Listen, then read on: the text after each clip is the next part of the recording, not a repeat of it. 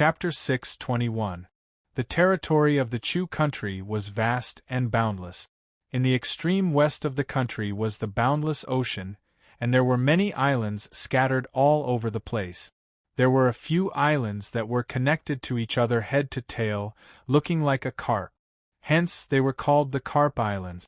In the middle of the archipelago, roughly at the place where the carp's eyes were, there was a small island that was a few kilometers in circumference. But surprisingly, this small island was actually covered in a forest of tall mountains. A few tens of mountains were densely piled together, and they charged desperately towards the sky, causing one to be unable to help but have the feeling that this small island would be overturned from the bottom of their hearts. Old Bastard, who was standing under the vines of an ancient tree, was frowning as he looked at the terrifying hole in front of him that led straight to the ground. A stone pillar had drilled out of it and was pointing straight to the heavens. Its rough surface was covered in traces of the passage of time. It was clear that it had existed for a very long time. On the indistinct lines on the stone pillar's surface, strands of blood-colored light extended upward and drilled into the top of the stone pillar. The skeleton was sitting cross-legged, and a layer of bloodline seemed to be interweaving on its deathly white bones. Because of this layer of bloodline, the skeleton gave people the feeling that it was still alive. It was as if it had been exposed to the world for countless years and had endured the attacks of wind and rain for some reason. The amount of divine blood is decreasing, Old Bastard muttered in a low voice. His eyes were cold, and there was a hint of unconcealable fear in the depths of his eyes. Fan Buyu had been killed, and the amount of divine blood continued to decrease. He could feel the smell of death once more, and it was so heavy that it made it hard for him to breathe. He turned around and left. Soon, the natives of the Carp Islands received a reminder from the Lord Priests that the evil god was about to escape. If they wanted to maintain the continuation and inheritance of their race, they had to start a large-scale sacrifice and use the power of their flesh and blood to suppress the evil god. All the tribes on the archipelago instantly lost their cheerful voices.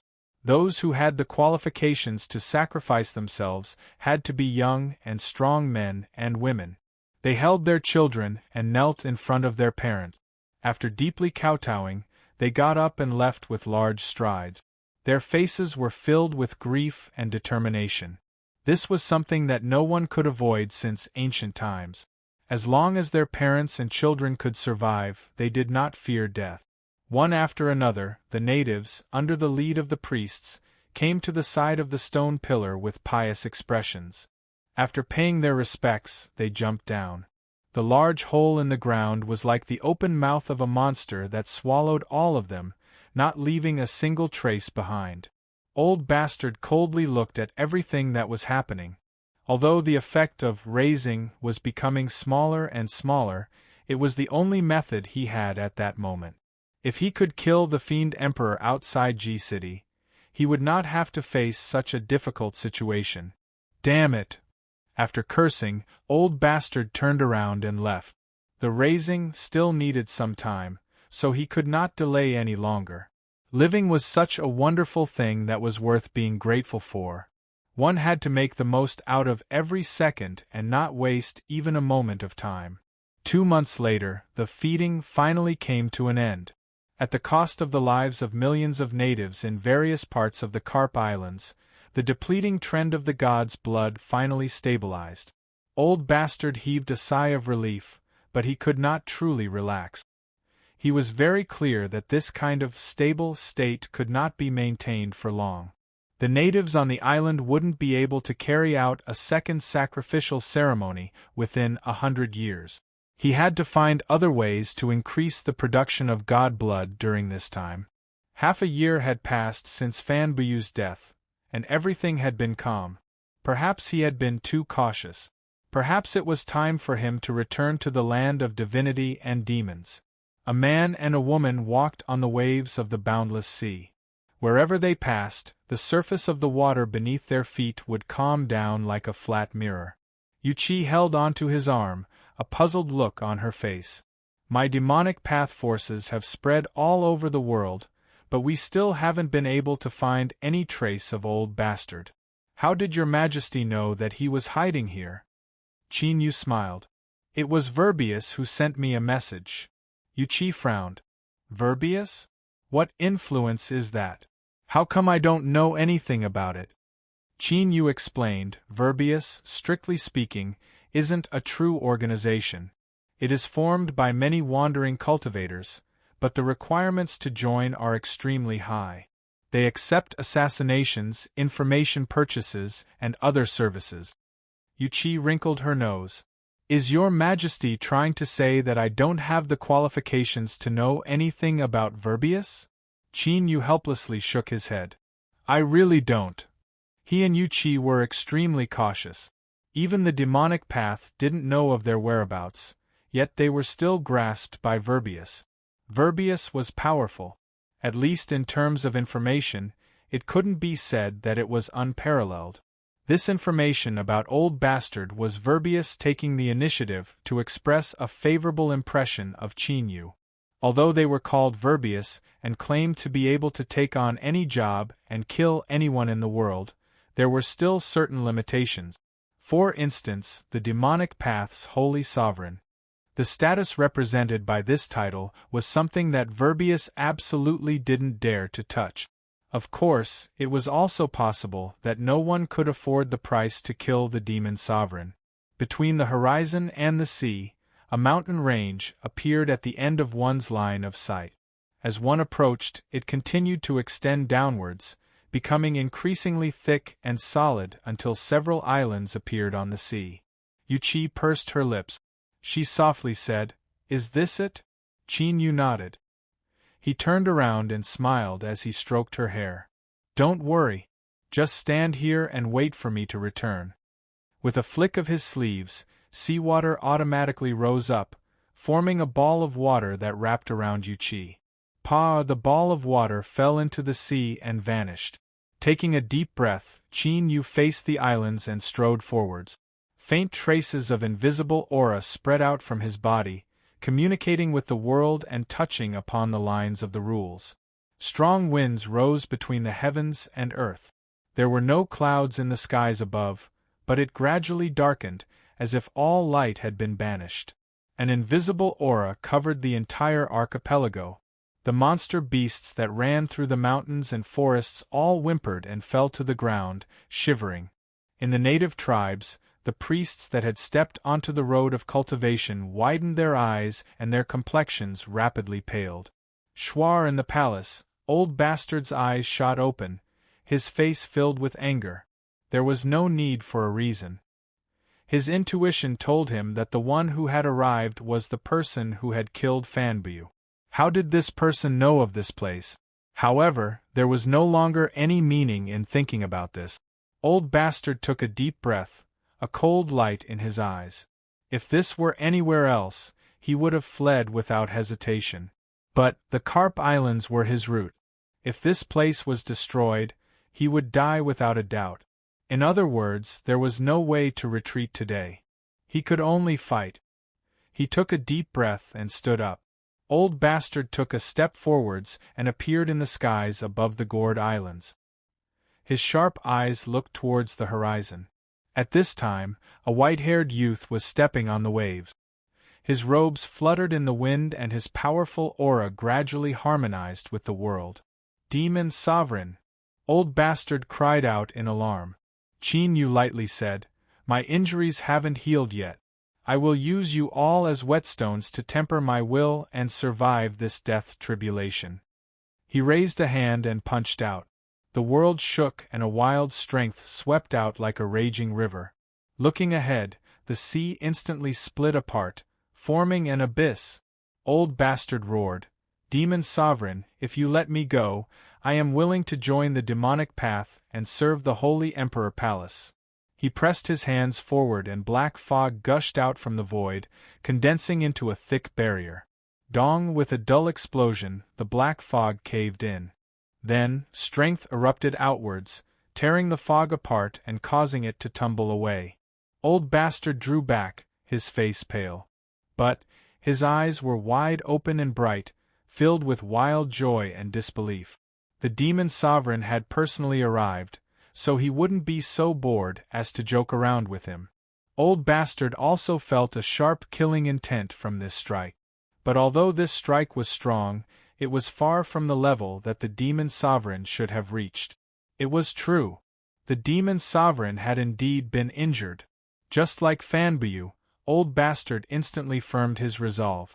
No matter what price he had to pay, he had to kill the demon sovereign today. This was the best chance in their lives to change their destiny. He turned and soared into the skies. Qin Yu frowned. He never thought that Old Bastard would have such a reaction. His feet moved and he chased after him. In the skies above the Carp archipelago, two explosive sounds rang out. The sound waves were like the roar of thunder. From the giant hole that had swallowed millions of natives, a suppressed and excited gasp suddenly came from it. At the top of the stone pillar, the skeleton with the bloodline entwined on its surface opened its mouth and emitted a silent howl. Old Bastard's approaching body exploded in midair, turning into a mass of scarlet blood energy that was instantly absorbed by the skeleton. Organs, flesh and blood, hair, the scene of the skeleton growing back into a living person was completed in several breaths of time. At this time, the one who appeared in front of them was a middle-aged man. His body was tall and strong, and slaughter energy rose from his eyes. He slightly bowed and placed a hand on his chest. "Please allow me to formally introduce myself. My name is Wei Zongyuan, a descendant of the Great Wei royal family. Unfortunately, I have lost the face of my ancestors these past years, so I had no choice but to conceal my name. Your Majesty should be the only person in this world that knows of my origins. If I am killed by your Majesty today, please erect a tombstone for me and leave behind my true name. Of course, if I am lucky enough to kill your Majesty, I will also collect your corpse." Qin Yu nodded. "I promise you." Wei Zongyuan stood up. "Your Majesty, I have offended you." He took a step forward. It was like 1,000,000 mountains had fallen down. The entire world trembled, emitting deep groans. Kacha or countless space cracks appeared. Then, they twisted and separated from space, condensing into a black saber in Wei Zongyuan's hand. Shwar, the saber cut down. Qin Yu stiffened. A numb feeling appeared between his eyebrows and rapidly spread outwards. What a terrifying saber strike! He lifted a hand and grasped forwards. Space shook and countless translucent lines appeared. They were pulled backwards by Qin Yu. Then, the phantom of a great bow appeared. The translucent lines released countless motes of light that condensed into an arrow. He released his hand and the arrow shot out. It was condensed from the killing intent of the world's rules and possessed an absolute attribute that could tear apart all.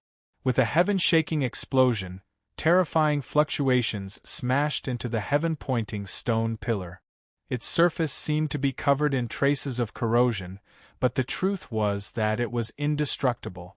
It hummed and trembled, releasing a formidable suppressive strength that controlled the fluctuations within a narrow range. Wei Zongyuan looked down at the bloody hole that had appeared in his chest, a look of admiration on his face. The Holy Emperor Palace's demon body cultivation method can temper the mortal body into a treasure that can communicate with the world and directly mobilize the strength of the rules. It is truly terrifying. It seems that I cannot kill your Majesty with my own strength. He looked up, a crazed look in his calm eyes.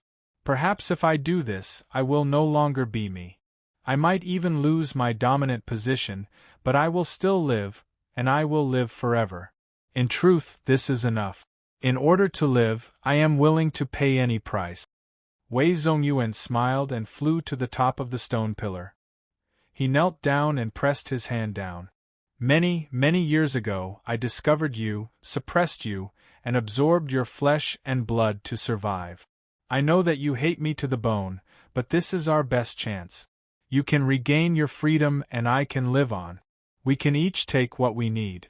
If you are willing, release your strength and become one with me.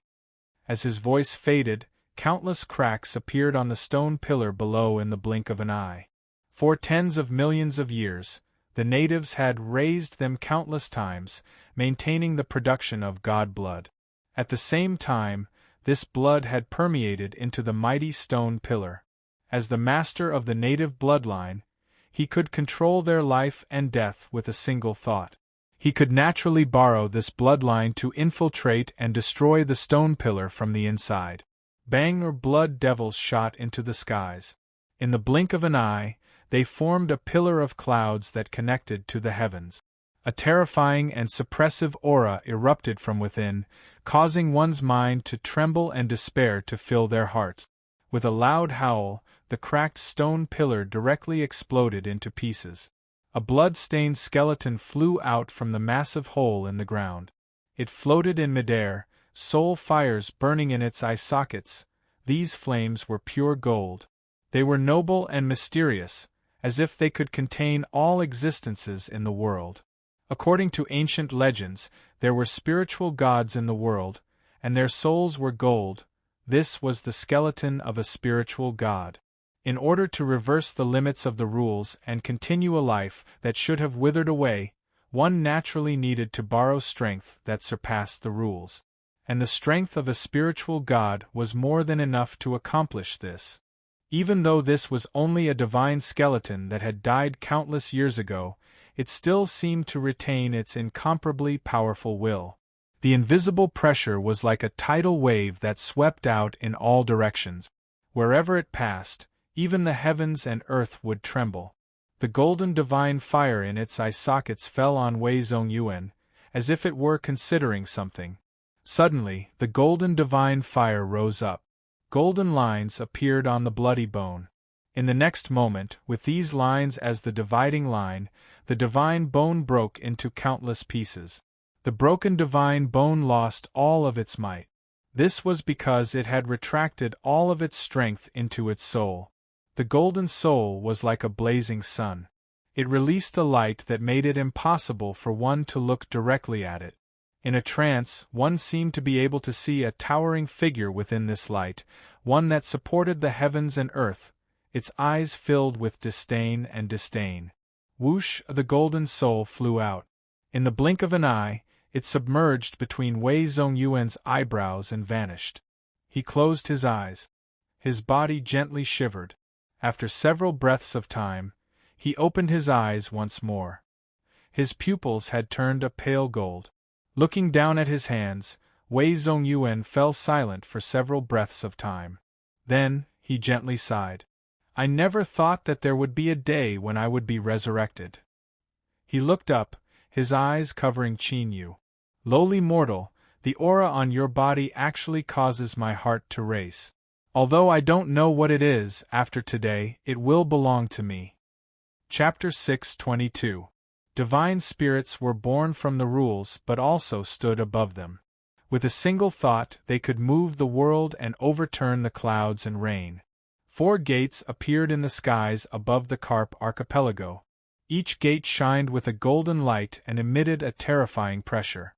With a deep rumble, the 4 gates slowly closed, isolating this part of the world from the outside world.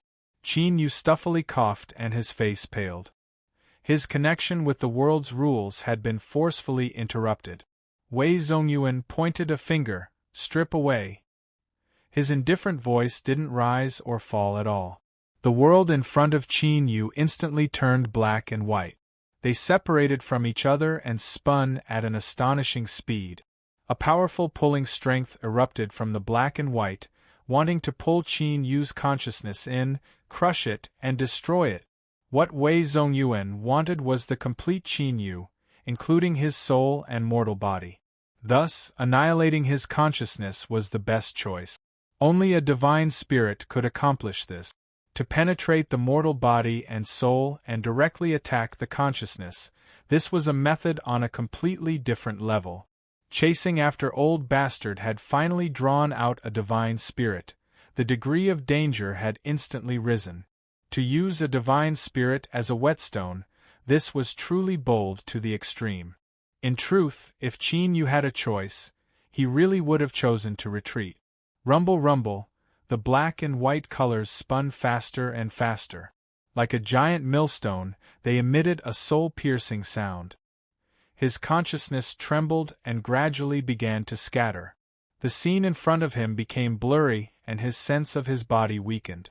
Qin Yu was well aware that if this continued, once his consciousness collapsed, he would die forever, even if his mortal body and soul still existed. I can't panic. I still have a chance. I need to calm my heart and wait for that flame to appear. If I detonate it, I will definitely be able to break through the power of a divine spirit. Turning back time to the day Qin Yu entered Clear Sun City, he was in the world replicated by the space-time lock and was covered by the curtain of darkness created by the soul prisoners. In the cold darkness, the aura of death became increasingly thick. Qin Yu bitterly persisted. After an unknown period of time, a weak flame suddenly appeared in his soul. Qin Yu's consciousness fused into this weak soul flame. In that moment, he felt as if he were the center of the world, an omnipotent divine spirit sitting high above the highest heavens. Thus, he tore open the curtain of darkness and caused Fan Buyu to suffer a backlash and die. Unfortunately, the soul flame only lasted for an extremely short period of time before vanishing. Afterwards, Qin Yu carefully looked through the materials and finally found some information about it. In truth, the so-called flame of the soul had a resounding name in ancient times. It was called the divine flame. When a cultivator stepped onto the road of cultivation, they would cultivate magic power, mortal body, and soul. In truth, these three aspects should be a progressive process. Mana came first, then the corporeal body, and finally the soul. That was why there was a saying in the world that cultivating techniques was easy, but cultivating the soul was the hardest.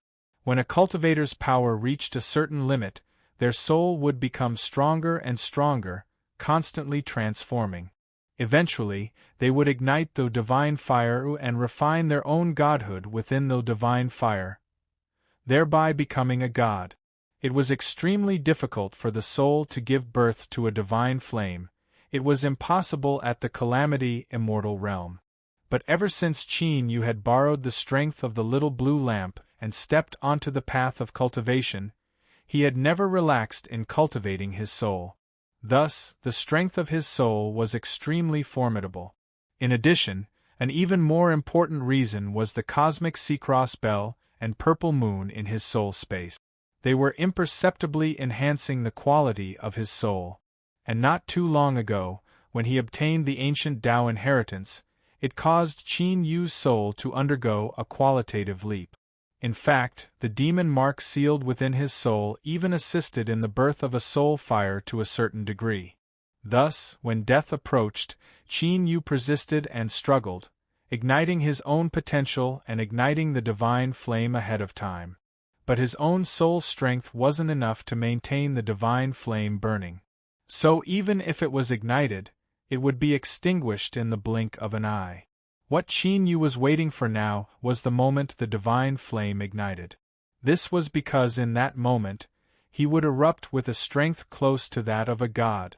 But this sort of waiting might not necessarily have a result. The divine flame had appeared once, but there might not be a second time. Even if it did appear, it would only be for a brief moment. If one's consciousness was on the verge of collapse, it would be difficult to grasp that momentary opportunity. Missing it meant death. Wei Zongyuan frowned. This lowly mortal in front of him was actually able to withstand it for so long. This was far beyond his expectations. Moreover, he didn't know why, but he could feel a faint threat. A bit of hesitation flashed in his eyes before it turned into a dense coldness. Wei Zongyuan lifted a hand and thrust out a second finger. Annihilation fluctuations erupted. He gave up the chance to completely obtain this mortal, and chose to destroy his soul. In the ancient Tao inheritance, it was unknown whether it was because of secrecy or some other reason, but the ancient had sealed away the cosmic sea-cross bell and purple moon. Even now, their seals still hadn't been opened. Thus, Qin Yu's soul was in a nearly defenseless state. Facing the obliteration of a god, he had no strength to resist. But in truth, there was still a will that, even in a deep slumber, instinctively didn't want Qin Yu's soul to be destroyed. Deep blue water light erupted. It was similar to the power of the Tao of water, but it far surpassed the current level of the Tao of water that Qin Yu possessed. This was because this was also the strength of a god, the divine spark fragment that had fused into Qin Yu's soul and could summon the sea map. Wei Zongyuan's eyes brightened. Divine spark. His Tao was different from that of others. He could plunder and swallow the strength of other gods. It was because of this that he was suppressed by the joint forces of others in the past and was trapped under the god seal pillar for tens of millions of years. Now that he had escaped, he seemed unparalleled in his divine might, but the truth was that he was incomparably weak. If he could swallow this formidable divine spark, he could rapidly restore his strength and truly occupy this mortal body. He wouldn't need to worry about a backlash from its original consciousness. Bang! Wei Zongyuan's pale golden eyes suddenly turned blood-red. He glared at Qin Yu, or to be more precise, at the divine spark fragment that had fused into his soul. He opened his mouth and emitted a sharp howl. The sound vibrated at an astonishing frequency, instantly shattering the world's rules and causing them to reform and regenerate. Thus, a blood-red and withered arm stretched out from nothingness, grasping at the point between Qin Yu's eyebrows. The divine spark fragment seemed to feel an incomparably intense threat. The sound of crashing waves rose up between the heavens and earth. Then, the phantom of a boundless sea wrapped around Qin Yu. The blood-red and withered arm fell onto the sea phantom. It violently trembled for several breaths of time before it squeezed in with difficulty. The divine spark's taste was wonderful. Its 5 fingers shivered in excitement as it slowly but surely moved forward. Shwa, the figure of a woman, appeared in the sea. As she looked at the approaching blood-red arm, she began to speak in rhythmic syllables. It was ancient, boundless, and exuded a transcendent dignity, as if she were the ruler of the world, controlling all life in this world. Within the sea phantom, sea beasts appeared one after another. Even though they were only phantoms, they still released a heaven-shaking aura. But as these sea beasts approached the blood-red arm, their bodies were like punctured balloons. They cried out in pain and rapidly shrank before bursting apart. This arm itself wasn't too strong, but it seemed to possess some unimaginable destructive attribute to the power of a spiritual god. It could easily destroy them. The woman in the sea phantom frowned, revealing a thoughtful expression. After several breaths of time, she gently sighed. The mortal she was residing in had grown at a speed that far surpassed her imagination. She really didn't want to help him. But now, if she didn't help him, she would vanish into thin air. The woman turned around and spat out a blue light. It was so pure and transparent that it left one lost in it. The blue light was like a waterfall. It flew between Qin Yu's eyebrows, entering his soul space and fusing into his soul. The birth of the divine flame was established upon a powerful foundation of the soul. This blue light was the same as providing Qin Yu with the spark to ignite the divine flame. Bang! That golden flame that Qin Yu had been waiting for was like a spark falling into a barrel of oil, instantly erupting. He opened his eyes. Golden light burst out, submerging into the void in front of him. He raised a fist and smashed it forwards. Bang! The sea phantom collapsed, vanishing as it tumbled about. The fist collided with the blood-red arm, causing it to emit pained and unwilling screams. Kacha! The arm broke into pieces, turning to powder. Wei Zongyuan drew back several steps, golden divine blood flowing out from the corners of his lips. He frowned, his eyes cold. He lifted his hands and the rules of the world wildly revolved. A giant python appeared out of thin air, opening its jaws and biting towards him. The irregularly broken divine spark constantly spun, releasing motes of blue light that were absorbed by Qin Yu's soul, allowing the divine flame to continue burning. During this process, Qin Yu's soul was like an iron ingot placed into a furnace. The impurities were burnt to ashes and the quality of his soul rose at an astonishing speed.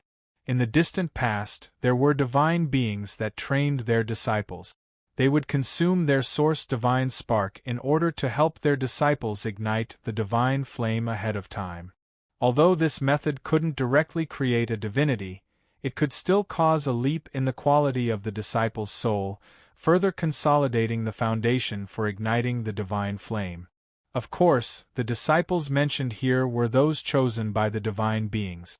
They were absolute direct descendants that would inherit the teachings of the divine beings.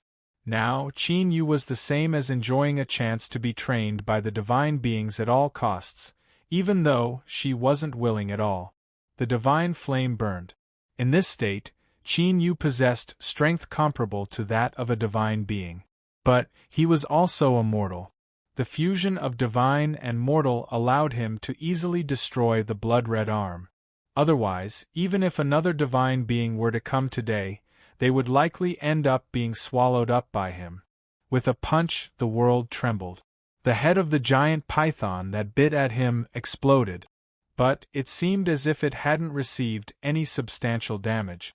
Its massive body wrapped around the space where Qin Yu was and began to wildly contract. A battle between divine beings could be seen as a competition between the two sides on the level of rules. In this aspect, Qin Yu was undoubtedly at a disadvantage.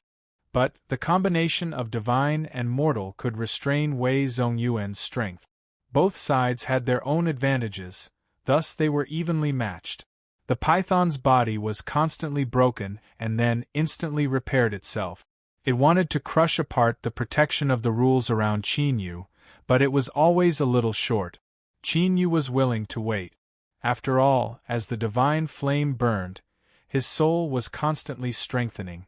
Wei Zongyuan seemed fine for a while, but besides them, there was one person who couldn't endure it any longer. An icy cold female voice sounded out in Qin Yu's soul space.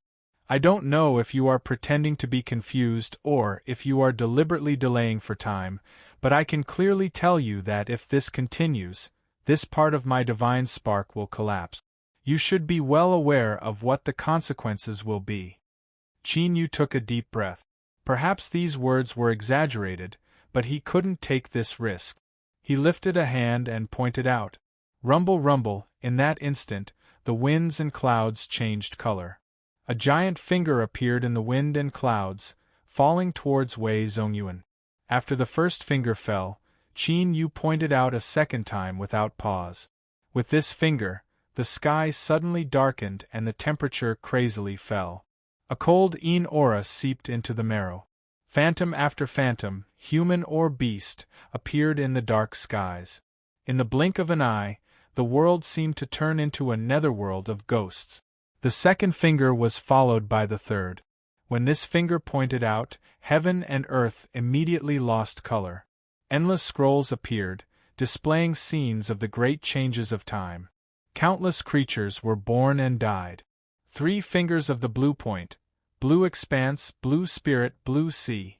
But at this time, Qin Yu, who was in a state of burning divine flame, paused for a moment before lifting his hand once more. His movements were extremely slow. Starting from the tip of his finger, it rapidly became transparent, like some sort of crystal that seemed to fuse with the world. The 4th finger of the blue point, blue heaven. The meaning was, a finger asks the blue heaven, who dares to contend with me? The name and meaning appeared in Qin Yu's mind as he pointed out his 4th finger. It was like a mark left behind by a branding iron that could no longer be erased. At this moment, Qin Yu even had a faint intuition that the 4th finger wasn't the end. There should be an even more terrifying power to come. But it was clear that this wasn't a level that Qin Yu could reach right now. Thus, he only remembered it in his heart before suppressing this thought. Wei Zongyuan's complexion changed. He flicked his sleeves and a golden wheel appeared behind him, releasing 1,000,000,000,000 beams of golden light. In the next moment, the 4 fingers of the blue point were like 4 arrows that crossed through space and time, smashing into the golden wheel. Rumble, rumble, there was a heaven-shaking explosion. Space instantly shattered, turning into chaos. Every time it tumbled, endless destruction would be released, swallowing up Wei Zongyuan. After several breaths of time, the burning golden divine flame on Qin Yu's soul suddenly faded away. He instantly fell from the feeling that he was the center of the world. His heart was filled with disappointment and emptiness. But in the next moment, he couldn't help but smile. The divine spark had taken back its strength. This meant that today's battle had come to an end. With a roar of despair, the python that was crazily tightening its body suddenly exploded into pieces. Wei Zongyuan walked out from the chaos. His expression was calm. He swept his eyes around, a deep reluctance in them. "Your Majesty, you have won in the end. I really am a person that deserves to die. I was willing to give up my will, but I still couldn't survive. Then, I will die here. I only hope that your Majesty can keep our promise and set up a stone tablet for me." Qin Yu nodded.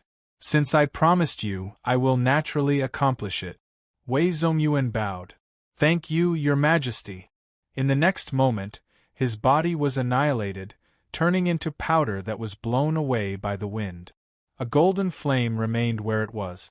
It was like a candle in the autumn wind, flickering as if it would be extinguished at any moment. This was the final remnant soul of that divine spirit. "Keep it. Don't let it scatter," Purple Moon's weak voice sounded out in his mind. Qin Yu's soul ignited the divine flame. As he burned and tempered himself, he also helped her undo the seal. Although he didn't know what Purple Moon's goal was, he still trusted her. After a moment of hesitation, he lifted a hand and grasped it. Shwa, a layer of dark purple moonlight flashed and the golden flames vanished from sight. After carefully sensing that there was nothing wrong, Qin Yu took a deep breath and smiled. When he killed Wei Zongyuan and encountered a divine spirit, although it was dangerous, the harvests were enormous. His soul had been tempered by the divine flame. In that state where he was the master of the world, his will had been sublimated. Not only that, but he had also inadvertently forced out the sea god's divine spark that had already awakened but remained hidden. Indeed, the risks one took were directly proportional to the harvest. Qin Yu lifted a hand and grasped forwards. The shattered islands and mountain peaks rapidly reformed. A great tomb appeared and a stone tablet broke through the earth. Qin Yu landed in front of the great tomb and cupped his hands together. The powder on the surface of the stone tablet constantly fell off and the words Great Wei Imperial Wei Zongyuan rapidly appeared. Since he had agreed to something, he naturally had to do it. Moreover, with Wei Zongyuan's cultivation, no matter what sort of person he was, he deserved the respect he deserved. The second kill had been completed. Qin Yu turned to leave, but he stopped in the next moment. He flew above the Carp Islands and his deep and low voice echoed through the world. "Starting today, the sacrificial ceremony will end forever. You can all rid yourself of this curse." Countless pale and panic-stricken natives heard this. They were stunned for a moment before they knelt down and kowtowed towards Qin Yu's back. It wasn't that the natives of the Carp Islands had never doubted whether or not the so-called demonic god really existed. But they didn't dare to, nor did they have the means to investigate. They could only sacrifice themselves, generation after generation, in order to exchange for the continuation of their families and tribes. Qin Yu flew out from the island. With a thought, a ball of water rose up. Yu Qi's face lit up with joy and she immediately threw herself at him. The 7 great empires of the land of divinity and demons occupied the entire world. But this didn't mean that every place was ruled. For instance, at the border of the Qin, Wei, and Han empires, there was a place called Flowing Abyss. The 3 empires had once tried to incorporate it into their territory, but ultimately gave up because of various accidents. Gradually, Flowing Abyss became a lawless zone. But as time passed, it gradually formed its own system. All sorts of vicious and evil cultivators or desperate cultivators fled from the three empires into flowing abyss. Thus, the living environment here became incomparably harsh. Of course, there were exceptions. Flowing abyss had three great cities. They were called Seeking Cauldron, Pursuing the Tao, and Seeking Existence. Behind these three great cities, there were extremely powerful influences that used bloody methods to maintain order. If anyone dared to cause trouble in these cities, they would be hunted down and their fates would be miserable. But this sort of order only existed within the city walls. Once one stepped out of the city gates, even if blood splashed in front of them, the guards wouldn't bat an eye. On this day, a man and a woman walked in from outside Seeking Cauldron City. Their clothes were clean and tidy and their steps were neither fast nor slow. Many eyes locked onto their figures in the dark. But no one dared to do anything. The reason was simple. These two people were far too calm. This sort of calm demeanor absolutely couldn't be fake. Chapter 6:23. Just as the man and woman were about to enter the city, there was a loud rumble of horse hooves behind them. Large black-scaled horses carried riders on their backs as they raced forwards. They were as fast as lightning, stirring up dust in their wake. Their momentum was monstrous. Those that were secretly itching to try immediately calmed down. They restrained their auras, not daring to leak any of it out. But soon, their eyes widened as if they had seen a ghost. The young man and woman on the road didn't seem to have any intention of dodging. They maintained their original rhythm as they moved towards the city gate. The sound of hooves behind them was like a thunderclap, carrying with it a wild aura that could tear apart one's heart and lungs. It covered the skies, as if it would crush all obstacles in its path. The guards at the city gates had dignified expressions. Some of them couldn't help but curse out loud, "Hurry up and fuck off. Do you want to die?" The sound of footsteps was light, but it was clearly heard by everyone. A man and a woman had already stepped into the city gates. The complexions of the guards changed. Looking at the roaring black flood, their leader clenched his teeth and roared, "Stop them!" As long as one entered the range of the city, they would receive the protection of Ask Tripod City. This was a bottom line that couldn't be changed, and it was also the foundation of the city's existence. As the two sides were about to collide, there was a loud whistle from the black flood. The riders pulled on their reins and the black-scaled horses stood up, forcefully stopping outside the city gates. The leader of the guards let out a long breath. He hurriedly bowed and stood up, his complexion icy cold. He looked at the young man and woman at the city gates and clenched his teeth. "Leave this place immediately." The eyes of the other side beneath the black robes caused his heart to tremble. He swallowed back the curses he was about to say. It was only when the man and woman vanished from his line of sight that the leader discovered that the clothes beneath his armor were soaked with sweat.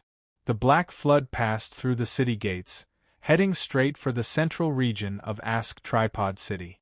There was a black speed car in the group that occasionally flashed with lightning. "Young master, subordinate has already ordered people to follow them.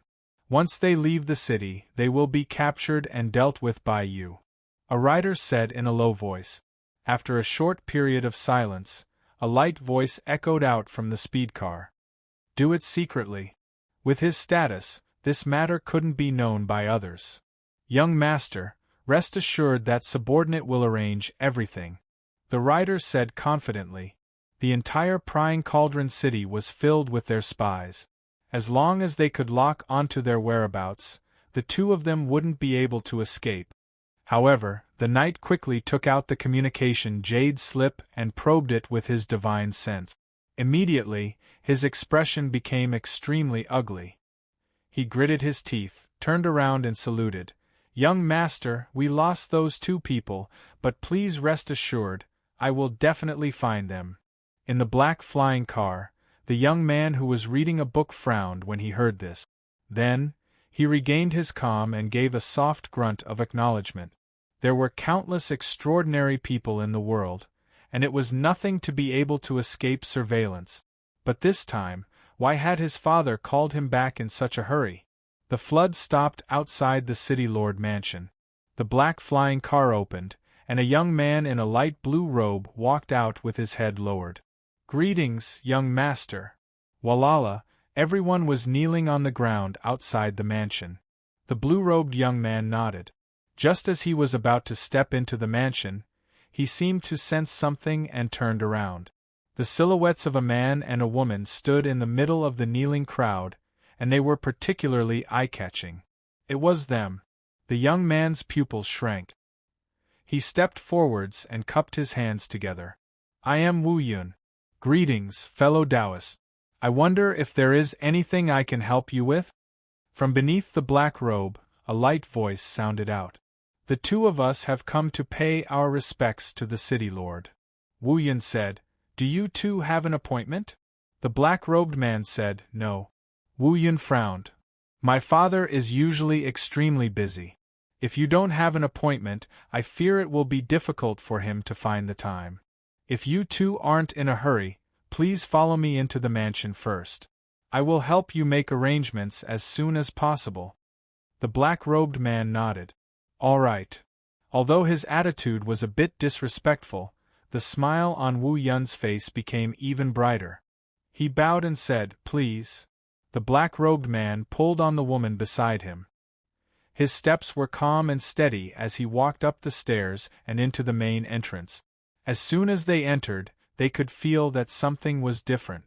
Their bodies seemed to sink into mud, and every step they took was particularly difficult. Dong dong, a deep and low bell rang out from deep within the mansion. As Wu Yun entered, his complexion changed. This sound should have come from his father's courtyard, from the great drum that couldn't be struck. This was also the first time he had heard it make a sound. Was there some problem? As he was thinking, Wu Yun's eyes widened. Space twisted in front of him, and a middle-aged cultivator stepped out. His temples were white and he was handsome. At this time, there was a smile on his face. "Honored guests have come from afar and I have failed to welcome you. I ask that you don't take offense." A voice sounded out from beneath the black robe. "City Lord, there is no need to be so polite. Your young master has already received us outside the city gates."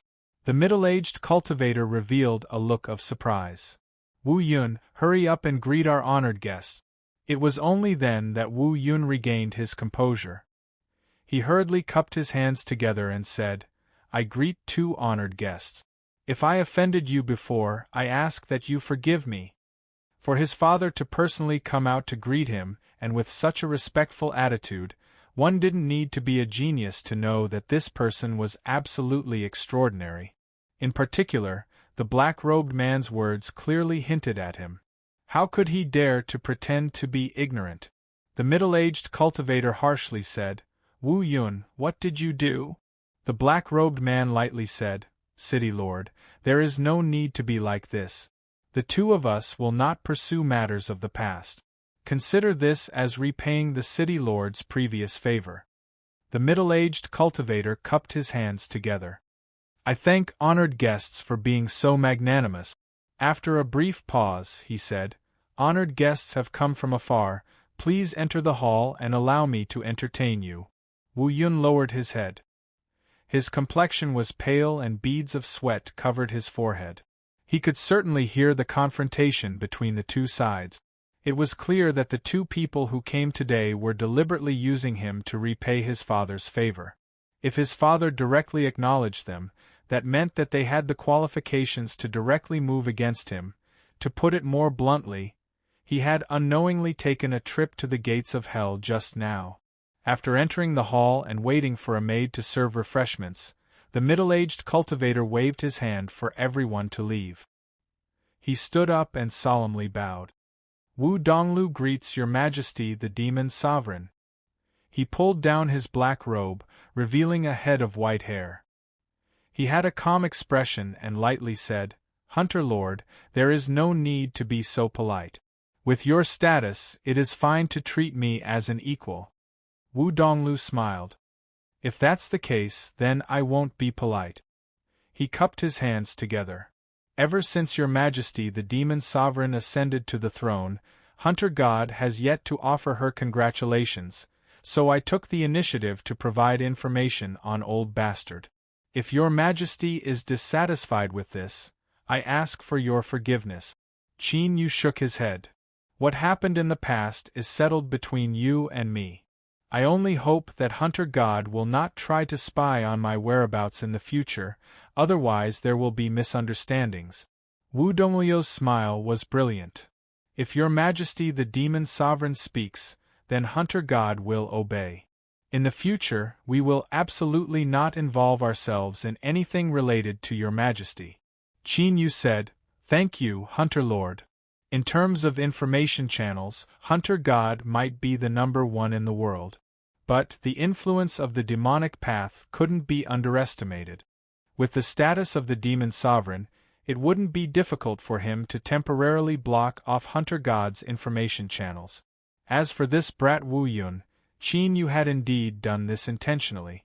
Removing the favor was only on the surface, but it was more to warn Hunter God not to try to influence him." Wu Donglu sat down. "The Demon Sovereign has come to Flowing Abyss. What orders do you have?" Qin Yu said, "Does Hunter Lord not know why I have come?"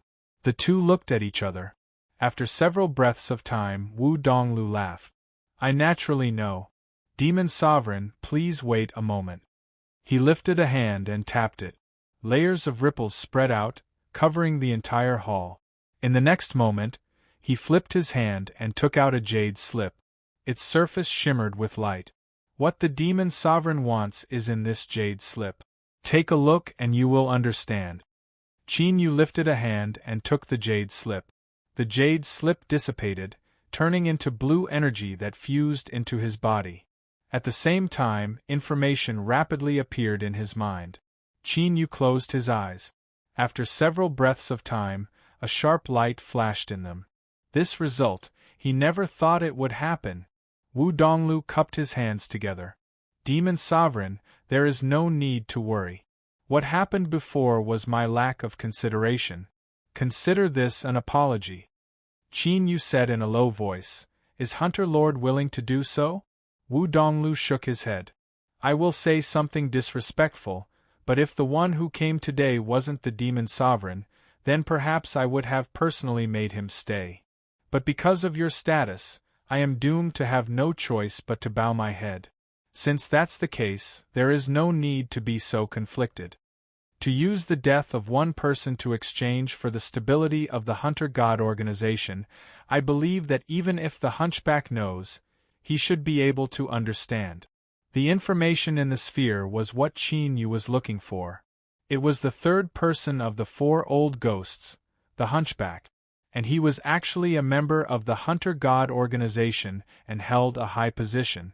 But at this time, he had been sold out by Wu Donglu. Qin Yu looked at Wu Donglu, who was calm and collected. He labeled him as a real villain in his heart. However, from the perspective of the entire God Hunter organization, his decision was undoubtedly the best choice. If that's the case, then I won't be polite with Hunter Lord's favor. Wu Donglu smiled. To be able to do a favor for your Majesty the Demon Sovereign is my honor, but, Qin Yu said, I understand. I won't make things difficult for Hunter Lord. As for killing people, I will do it myself. Wu Donglu stood up. 3 days from now, outside Yunchuan Valley. Qin Yu nodded. With a flick of his sleeves, the fluctuations that covered the hall dispersed. He reached out a hand to grab Yu Qi and disappeared from sight. The smile on Wu Donglio's face faded. He indifferently sat down, a chill lingering in his eyes. Hunter Lord, the matter of the Demon Sovereign being injured has already been confirmed. This is the best chance for us to complete the contract, so why don't you do anything? A face wriggled on the surface of a stone pillar in the hall. Although it was blurry, one could still feel its dissatisfaction. Wu Donglu sneered. Do you think I don't want to do anything? The aura on his body is terrifying. Even if you and I work together, we still might not succeed. The blurry face frowned. I don't believe you. What aura can make you feel such dread? Divine flame. Wu Donglu roared out loud. The face on the stone pillar immediately quieted down. Its eyes widened with shock. Wu Donglu would never lie about this sort of matter. But looking at the entire land of divinity and demons, there had never been a true great Tao realm existence, so how could someone possibly light their divine flame? Wu Donglu sucked in a deep breath. Don't ask me. I have no idea what happened either. It was no wonder that Fan Buyu and Wei Zongyuan, those two old fellows, had successively died at the hands of this severely wounded demon sovereign. He had actually lit his divine flame before. Even if he could only maintain it for a short period of time, in that 1 or 2 breaths of time, the strength he possessed was enough to sweep away the world. Betraying the hunchback was his final move. The most important reason why he didn't hesitate to throw it out was the aura of the divine flame on Qin Yu's body. The other reason was that Wu Donglu wanted to clearly investigate just how Qin Yu had lit his divine flame ahead of time. 3 days from now, the battle at Yunchuan Valley would be the best chance. Outside Ascension City, Qin Yu and Yu Qi quietly walked forwards. Countless eyes were filled with awe and fear. As a group that lived in the shadows, killing and plundering for a living, they had their own channels of information. Although they didn't know just what happened in the City Lord Mansion, just the fact that Wu Yun personally appeared and invited the two of them into the City Lord Mansion was enough to shock everyone. Yu Qi hesitated for a moment. She said in a soft voice, "Your Majesty, I always feel that beneath this Hunter Lord's smile, there is some ill intent hidden within." Qin Yu smiled. "Your feeling wasn't wrong. In the main hall just now, besides you, me, and Wu Donglu, there should have been another person." He narrowed his eyes and continued to say, "That person's aura was extremely formidable and filled with hostility. He had been vaguely locking onto us." Yu Qi's eyes widened. She never imagined that such a great danger would be hidden in that peaceful meeting just now. Qin Yu reached out and patted her back. "There's no need to worry. I still have a trace of the divine flame's aura that hasn't dissipated yet. Although it isn't powerful, it isn't a problem to scare people." Yu Qi bit her lips. "But 3 days from now," Qin Yu said, "don't worry, I won't give them a chance to kick me while I'm down." He suddenly turned. "Fellow Taoist Westgate, do you think I'm right?" Space quietly collapsed. Solitary Westgate stepped out, a helpless look on his face. "Qin Yu, if you continue like this, sooner or later you will bury your life." The strange 3-legged bird perched on his shoulder nodded again and again. "Brat, it isn't easy for a person to live. You must cherish your life." In these past days, it had witnessed with its own eyes how desperately Qin Yu had risked his life. Not only had he killed Fan Buyu and Wei Zongyuan, but he had also resisted the backlash of the demon mark in an exhausted and weak state. Many times he had nearly died. This bird lord had seen many people risk their lives in his life, but he was the first to treat this as a normal occurrence. Yu Qi revealed a happy expression. "Senior Westgate. With solitary Westgate here, even if there was an accident, there was still room to salvage the situation." She secretly pinched Qin Yu. Since he knew that solitary Westgate was here, why didn't he tell her earlier? He had left her worried all this time. Qin Yu bitterly smiled. When he killed Fan Buyu and Wei Zongyuan, solitary Westgate hadn't arrived yet. But he didn't have any intention of explaining. Letting Yu Qi think this was also good. Late at night, a bonfire burned in the wilderness, emitting light crackling sounds. Yu Qi leaned against Qin Yu, her eyes closed as she slept soundly. Qin Yu glanced at her face and turned his head. "I must thank fellow Taoist Westgate. After you came, she clearly felt much more at ease. In these past days, she slept the best tonight." Solitary Westgate waved his hand. "Don't push the blame onto me. The reason this girl slept so well was because she was leaning against you." After a pause, he flicked his finger and a barrier fell over Yu Qi, making it easier for the two to speak. "That's enough. Tell me, how are you right now?" Qin Yu said, "The demon mark is truly terrifying. It has fused together with my soul, and it is impossible to separate it. Either I fuse with it or I am swallowed by it. Solitary Westgate had a complex expression. I don't know whether I should praise you for your courage or mock you for being ignorant and fearless. Something like the demon mark is not something that even someone on my level would easily touch. Yet you actually dared to use it to suppress the netherworld lotus. Qin Yu shook his head. I had no other choice. I could only do this. He looked up. Fellow Taoist Westgate, I have always been under your care. I really shouldn't have made any more requests, but right now, the only one I can trust is you. The demon envoy's original actions had left Qin Yu disappointed. He no longer dared to entrust her to him. If I encounter any misfortune, I ask that you protect Yu Qi so that she can continue living in peace. I owe her far too much in this life, and I cannot continue dragging her down. Solitary Westgate frowned. Qin Yu, I can agree, but you should know that my help to you has always been with a purpose. So, if you want to protect her, your best choice is to survive this calamity and continue living. I have a premonition that as long as you can overcome this crisis, your future will be smooth sailing. No one will be able to stop your rise. Qin Yu smiled. I will do my best. 3 days quickly passed. Yunchuan Valley. Hunchback Old Man's figure appeared. He looked at the empty valley entrance and frowned. At this time, for some unknown reason, he felt an intense threat from the depths of his heart. It was as if this valley was a mouth that wanted to devour him. As he thought of this inexplicable arrangement, his heart skipped a beat. There was a problem. The hunchback old man turned around and left. He didn't hesitate in the slightest. However, as soon as he moved, the space behind him shattered, and a fist punched out. Bang! There was a heaven-shaking explosion. Hunchback Old Man was sent flying backwards. As he saw who it was that sneak attacked him, his complexion changed. Demon Sovereign! Qin Yu raised his hand and the space-time lock fused into the world. In the next moment, the two of them vanished from sight. Drifting Abyss was the headquarters of the Hunter God organization, so he had to be extra cautious. This place met the conditions to activate the spacetime lock, so Qin Yu couldn't just leave it there.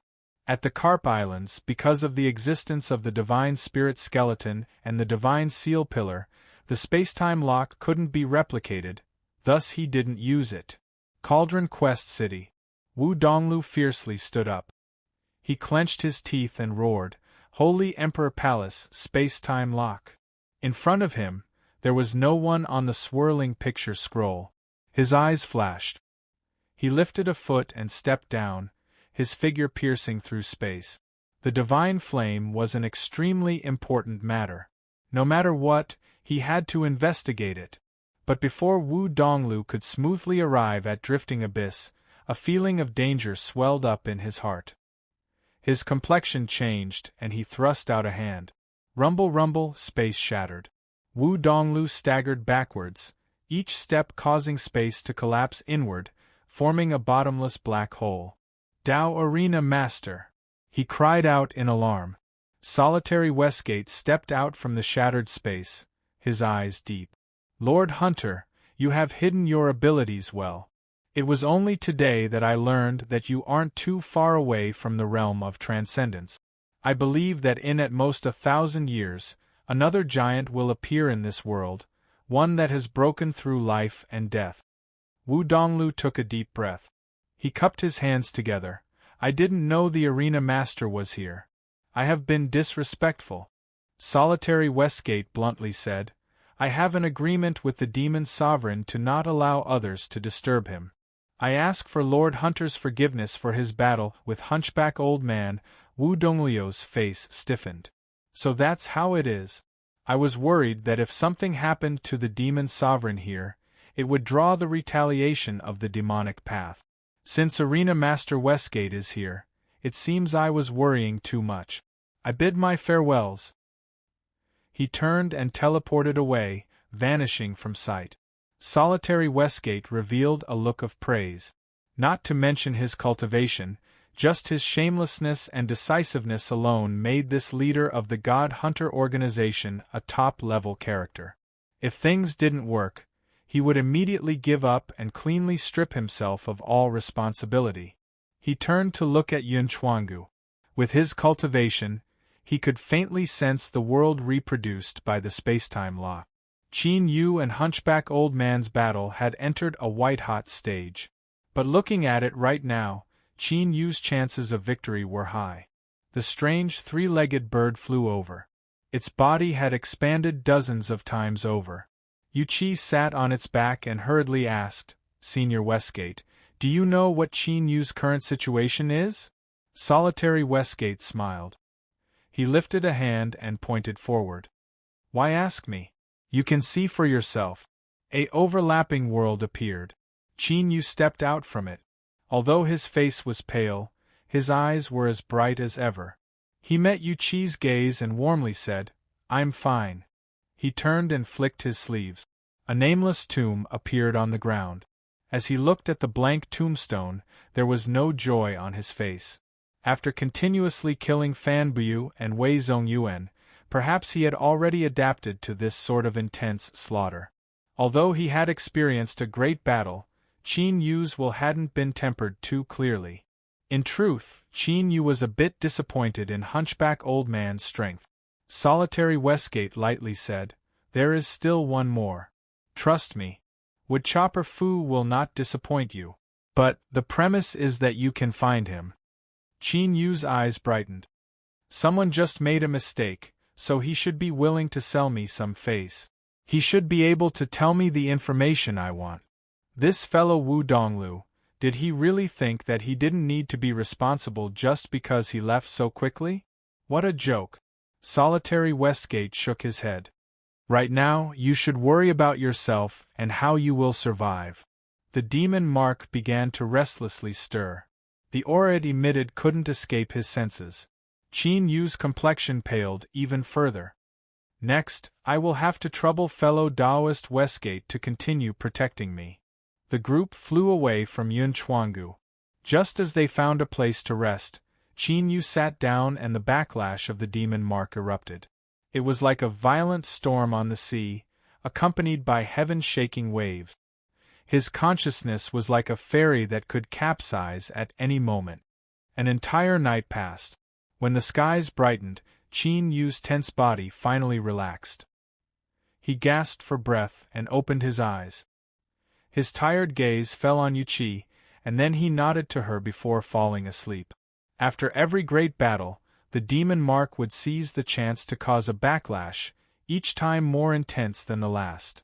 If it weren't for the tempering of his will from killing Fan Buyu and Wei Zongyuan, Qin Yu might not have been able to withstand it. 5 days later, Cauldron Quest City. Qin Yu visited the city lord mansion alone. Wu Donglu seemed to have already expected this. He cupped his hands together and apologized. "The demon sovereign is in flowing abyss. If anything were to happen to him, the entire hunting god would not be able to escape responsibility. In my anxiety, I acted rashly. I hope that the demon sovereign does not take offense." His tone was sincere and his face was full of remorse. Besides having thick skin, this Lord Hunter's acting skills were also top class. Qin Yu lightly said, "As long as Lord Hunter can tell me some information, I will believe you." These words couldn't be more direct. Wu Donglio's expression nearly collapsed. He coughed and said, "If the demon sovereign needs anything, please feel free to speak." Qin Yu said, "Woodchopper Fu." Wu Donglu shook his head. "I do not." Afraid that Qin Yu wouldn't believe him, he lifted a hand and pointed forward. Stars appeared in space, forming a vast starry sky. This was the legendary most powerful treasure of the hunting god organization, the illusory sea star chart. Each of the stars corresponded to an identity, and the god hunter organization had detailed records about him or her. The brighter the star, the higher the status, the higher the strength, and the more detailed the information. Wu Donglu took out a bright star.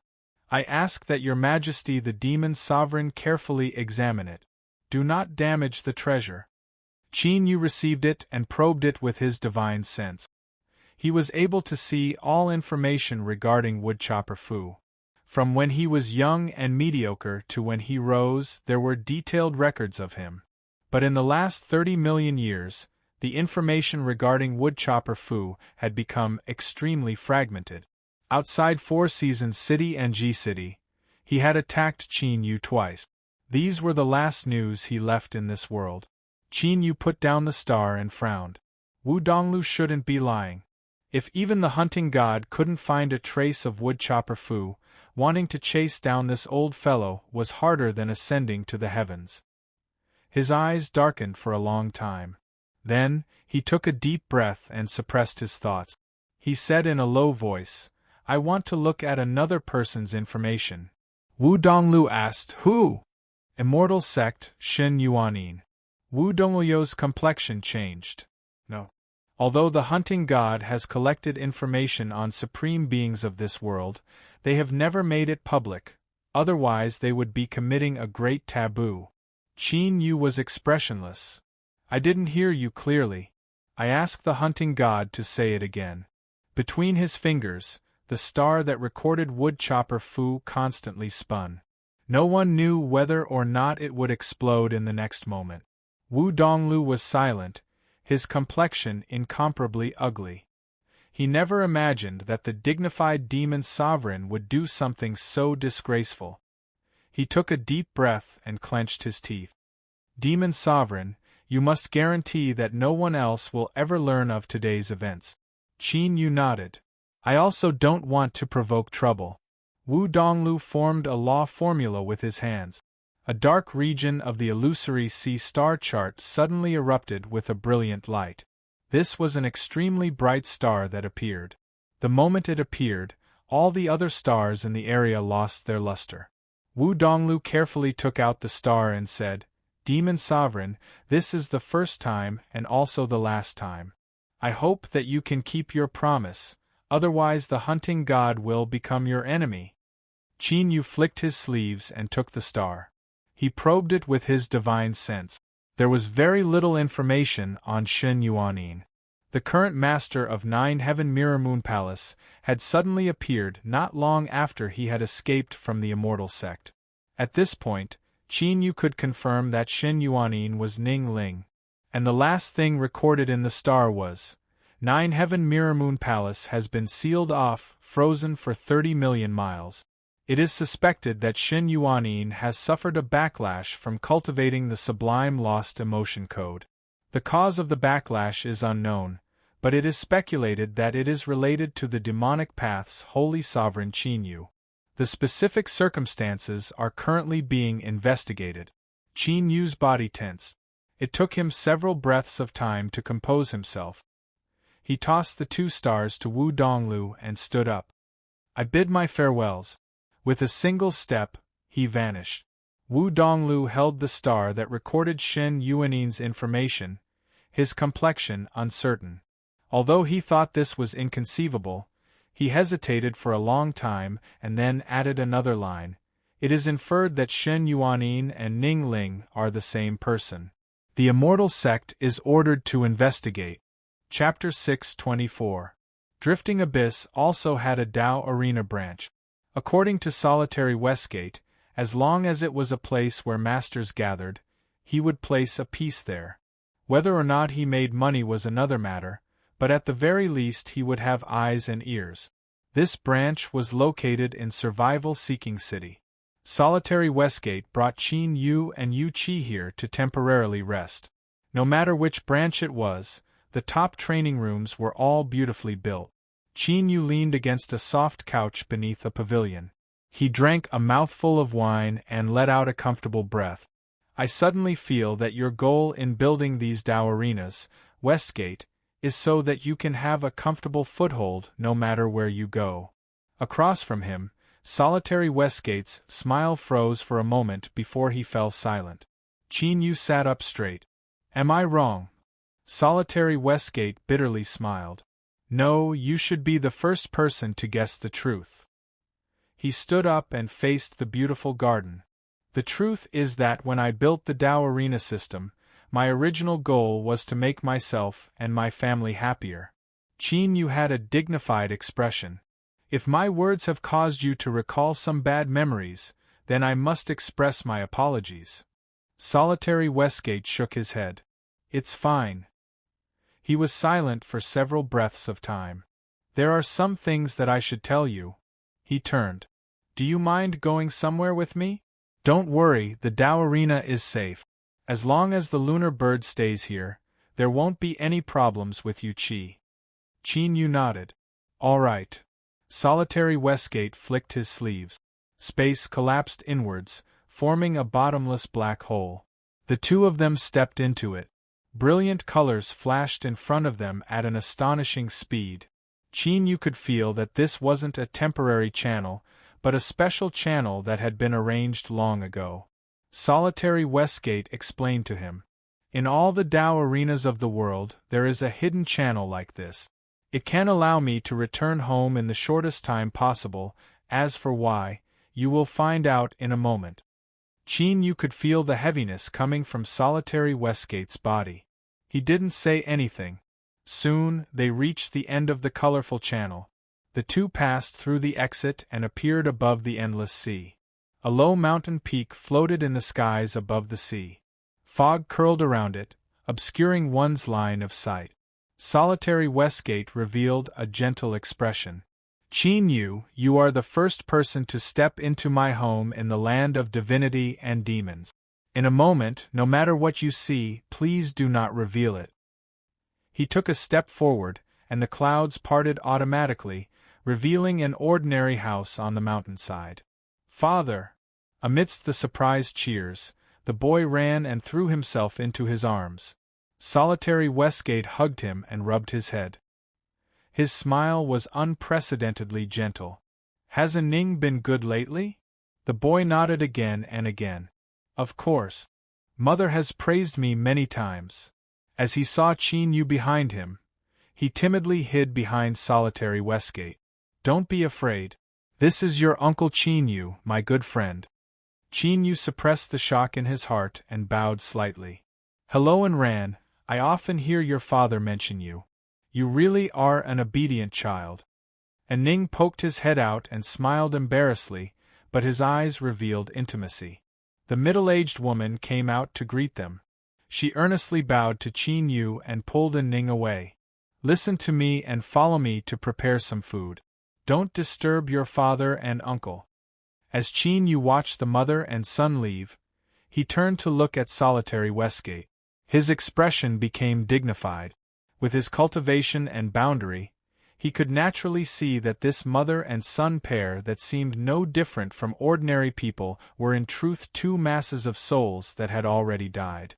It was just that a formidable strength of rules had molded their bodies and forcefully preserved their souls that should have dissipated a long time ago. Now you know everything, Solitary Westgate said in a low voice. I once said that there would be a matter in the future that I would need your help with, and that matter is to help me resurrect my dead wife and son. Qin Yu frowned. Westgate, I can help you, but the great terror of life and death is something that even calamity immortals find difficult to transcend. Moreover, what you need to do is bring them back from the dead. This matter has never been recorded in the demonic path. Are you sure you can do it?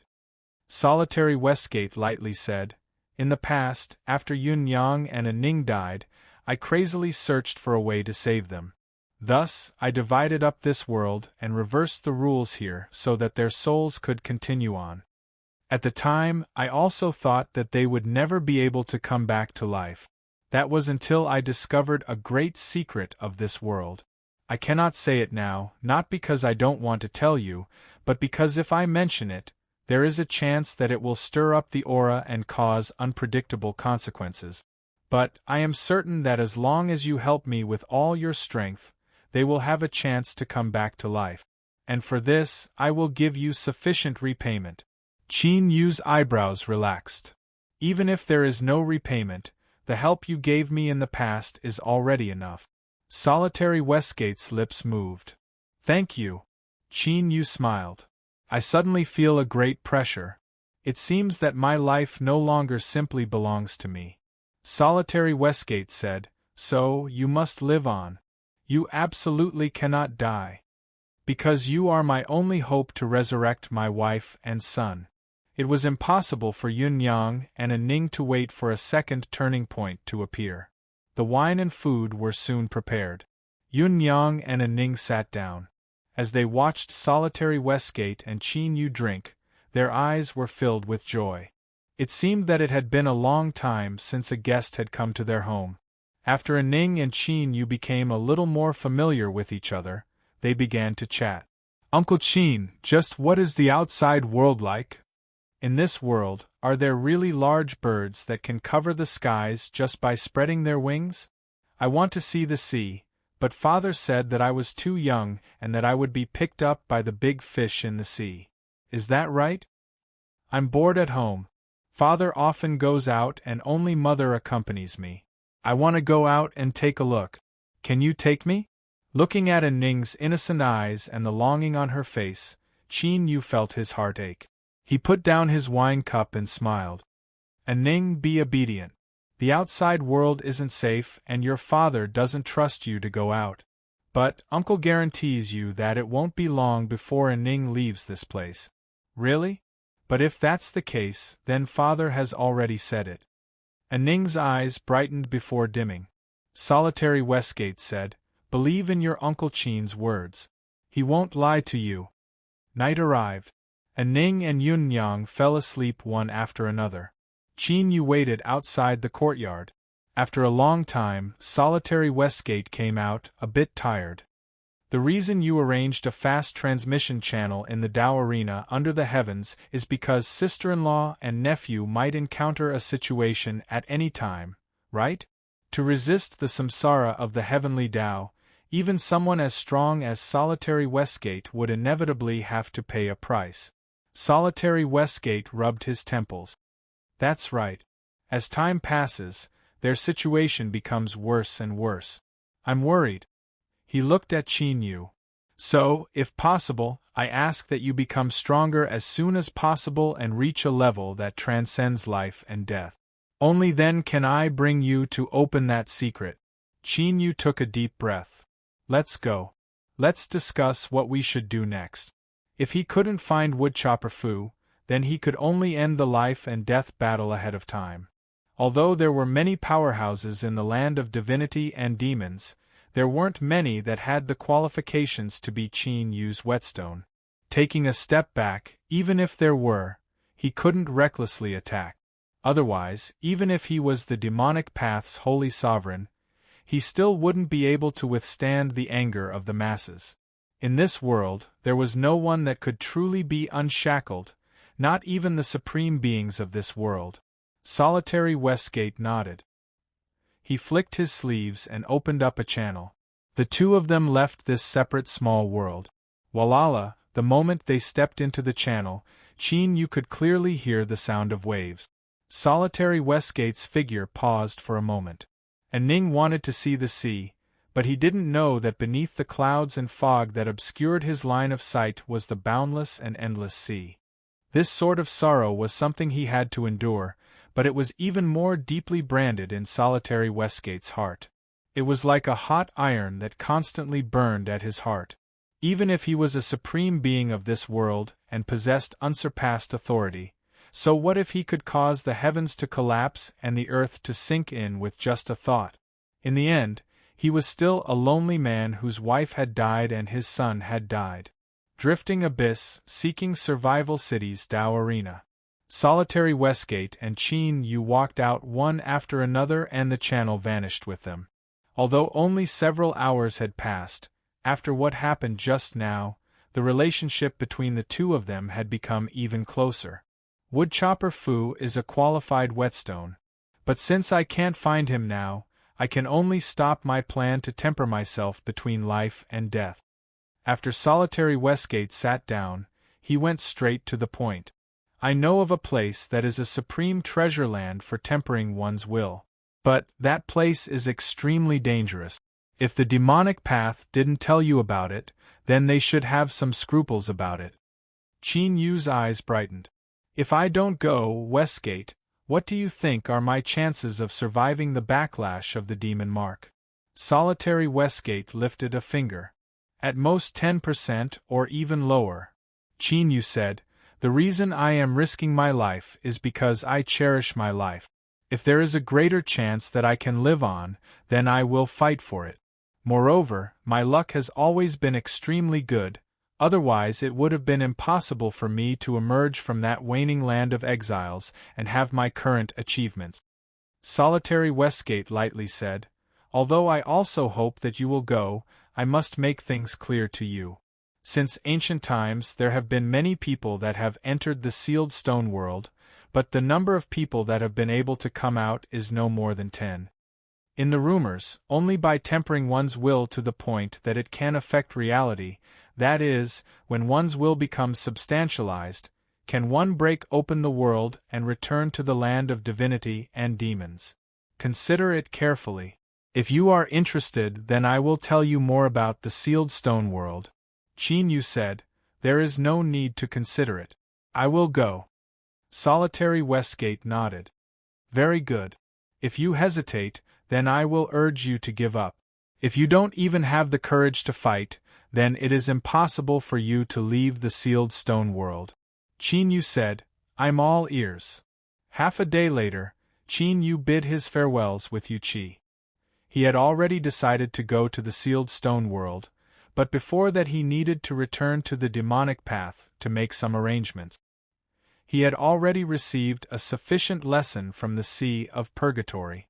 Before he left, he naturally had to make preparations to deal with any accident. If you dare to abandon me and vanish without a trace, I will immediately commit suicide.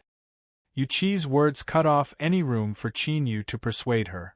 Her expression was earnest, without any hint of joking at all. Qin Yu hesitated again and again before finally swallowing his words. His heart was touched. Follow each other in life and death was a simple phrase. But how many people in this world could truly accomplish this? To encounter it was his life's greatest fortune. 10 days later, the demonic path's holy emperor palace was sealed off. The holy sovereign announced that he would be going into seclusion. Demonic energy billowed into the heavens. On the same day, Qin Yu looked at the demon envoy. He lightly said, I cannot be sure what the result will be. But I hope that you will not disappoint me again. He turned and floated away with Yu Qi, leaving behind the demon envoy. The demon envoy stood where he was, his complexion uncertain. After a long time, the demon envoy bowed. Your Majesty, rest assured that this subordinate will complete your orders no matter the cost. In truth, the sealed stone world was only a name given by the cultivator who first discovered it because of a half-broken stone tablet. Where did it come from? What background did it have?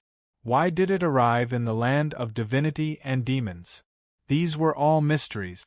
No one knew the answer to this day. But there was one thing that was certain. The sealed stone within the sealed stone world had a formidable tempering effect on a cultivator's will. 80 million years ago, the first cultivator to leave the sealed stone world was called Zhou Rui. He rose like a comet, sweeping through the world and establishing a transcendent empire. He became the first transcendent great emperor in history to unify the land of divinity and demons. Zhou Rui was the founding great emperor of the great Zhou Empire. In the Sea of Purgatory, he was a terrifying existence that had once appeared like a divine dragon. This founding great emperor's most terrifying method was the suppression of his will. His peak record was a single battle where he defeated 5 super powerhouses at the same level and killed 3 of them. He was known as the world's #1 powerhouse in the endless river of time for the last 100 million years. It was because of this that the sealed stone world was valued by the world. There was a time when a tide of people flocked to it. But as time passed, the cruel reality was gradually revealed.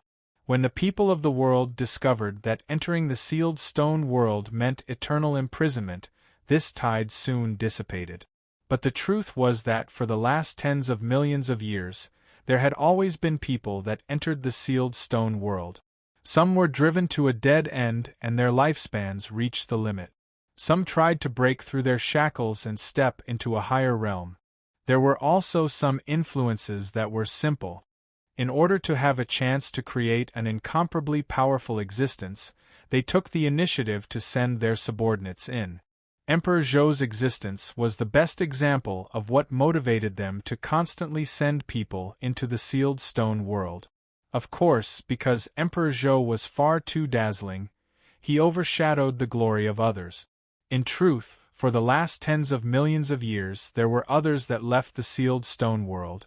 Each one of them was unparalleled in their generation, possessing the strength to suppress their entire era. And in order to enter the sealed stone world, one first needed to obtain a key. This key was a special stone bead, and there was only one place one could find it. As mentioned before, the 7 empires divided the endless territory of the land of divinity and demons. But there were always some places that they couldn't touch. For instance, Flowing Abyss. Or, for instance, Zhulu. It was located within the territory of the Han Empire. But since ancient times it had always been autonomous. This was because the one that ruled this land was the Stone Sealing Sect. And, in the entire world, the Stone Sealing Sect was the only influence that could take out the sealed stone world. Over the endless years, there were people that tried to take control of the entire Stone Sealing Sect. Some people even tried to steal the method to create the stone beads. But without exception, all of their attempts ended in failure. Perhaps it wasn't appropriate to say that they failed, because even though they had taken control of the Stone Sealing Sect and captured everyone in the sect, they couldn't find a method to create the stone bead. In fact, they couldn't even obtain an extra stone bead. Killing people was useless. No matter how heavy the casualties were, no one from the Stone Sealing Sect relented. In the end, in order to prevent the stone beads from going extinct, there were always influences that interfered and protected the inheritance of the Stone Sealing Sect. After this happened several times, no one dared to attack the Stone Sealing Sect again. If everyone wanted the stone beads, they would honestly participate in the Stone Sealing Sect's auction. Any influence that directly attacked the Stone Sealing Sect will not be able to obtain a single stone bead. If someone privately transfers a stone bead, they will also lose the qualifications to obtain a stone bead. Qin Yu softly said. He looked up at the common-looking building in front of him and said, "We've arrived." Yu Qi's eyes widened, a blank look on her face. She never imagined that the Stone Sealing Sect, which had such a legendary history, would auction off the stone beads in such a place. Qin Yu stepped forward and knocked on the door. After the person opened it, he handed over the jade archive. The stiff-faced young cultivator lowered his head and examined it. Then, he put away the jade archive and coldly said, "Please come in." The outside of the room wasn't remarkable and the inside was even more cramped. But, the young cultivator walked to a wooden cabinet in the corner and placed a hand on it.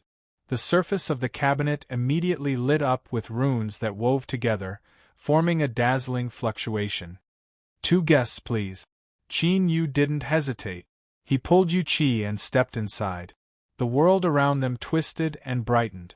The two of them had appeared in an extremely grand hall. In the center of the hall was a high platform. Stone chairs were arranged around the high platform, and over half of the stone chairs were already occupied by cultivators. Everyone was covered in a layer of light that concealed their appearances and auras. There was no need to worry that others would remember them. "2 guests, please take a seat. The auction will soon begin," a female Stone Sealing Sect cultivator respectfully said. But her expression was similarly cold. According to the directions, Qin Yu and Yu Qi soon sat down. After waiting for a moment, a white-eyebrowed old man stepped onto the high platform and announced the start of the auction. In today's auction, there are a total of 12 stone beads. Of these, 6 are low-grade, 4 are medium-grade, and 2 are high-grade. Perhaps there are some new fellow Taoists that might not be aware of the grading of stone bead. High, medium grade, and low grade stone beads can all be used to enter the sealed stone world. But low grade stone beads do not have the ability to resist.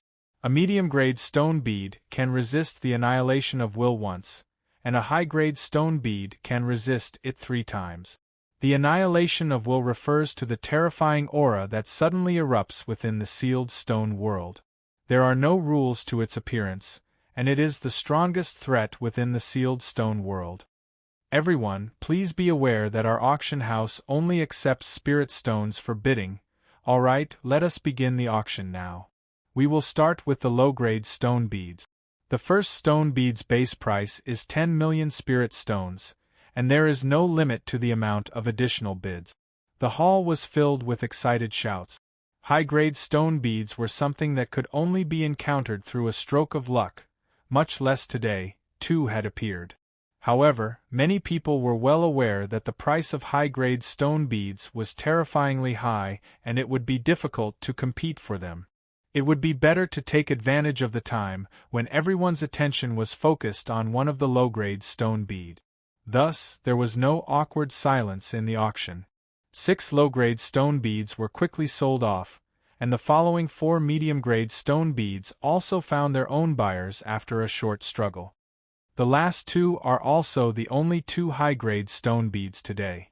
The base price is 100 million spirit stones, and there is no limit to the amount of additional bids. The first stone bead will be auctioned off. Chapter 6:25. The hall fell silent. Everyone's hearts shook. Many gloomy eyes gathered from all directions, each one of them emitting a hostile aura. There were many people competing for the 2 high-grade stone bead. Although everyone knew that the final price would be high, they still found it hard to accept Qin Yu's bidding method. Humph! 1 billion. A guest coldly sneered and shouted out a bid, a mocking look in his eyes. Calling out a high price to scare away other competitors was indeed a good method in an auction. But today it was useless. As expected, several more people continued to bid, pushing the price to 1.5 billion spirit stones. The ones competing now were all cultivators with great background. The reason they entered the sealed stone world was to constantly grow stronger so that one day they could leave. But they might not be willing to go. In order to appease them, the influences behind them would tolerate some of their insolence. For instance, spending spirit stones to buy a life-saving high-grade stone bead was tacitly agreed upon. Qin Yu lifted his hand. 3 billion. He directly doubled it. Many of the cultivators that came to bid for the stone beads immediately paled. Although they had large families and businesses, they still couldn't withstand such a terrifying price. It was reasonable to buy a life-saving stone bead for a subordinate, but that had to be limited to a reasonable range. 1 billion. The first guest shouted out once more. His voice was icy cold like a winter storm. 2 billion. 3 billion. There were only 3 competitors left. Qin Yu raised his hand for the 3rd time. 5 billion. The dust settled. His momentum of winning was displayed to the fullest. In particular, that careless attitude of his made others feel uncertain. Whatever, there was still the second high-grade stone bead. There was no need to pay such a great price for it. On the high platform, the old man from the sealed stone sect shouted out, 5 billion. If no other fellow Taoists increase the price, the stone bead will belong to this guest. After several breaths of time, the entire hall fell silent. The old man waved his hand and said, sold. Congratulations to this guest. Immediately, a sealed stone sect cultivator brought the stone bead over. Qin Yu took out his spirit stone card and soon completed the transaction, dispelling the last hopes of some people. The auction continued. The stone sealing sect elder said, the auction for the second high-grade stone bead will begin. Everyone, please grasp this opportunity. Perhaps there won't be another high-grade stone bead appearing for a very long time. The cultivator who bid right after Qin Yu hurriedly said, 8 billion. Obviously, He wanted to use the same method to tell those who were fighting over the stone bead that he must get it. However, it was obvious that no one wanted to give up. After a few consecutive bids, the price rose all the way to 2 billion, which was even more shocking than the first one. Jiang Zhoudao's face paled. He turned his head and whispered something to the person beside him. The latter hesitated a little and nodded. 4 billion. No one should even think about competing with him. Sure enough, his opponents fell into silence. Jiang Zhoudao revealed a smile at the corner of his mouth. However, before he could smile completely, a calm voice sounded.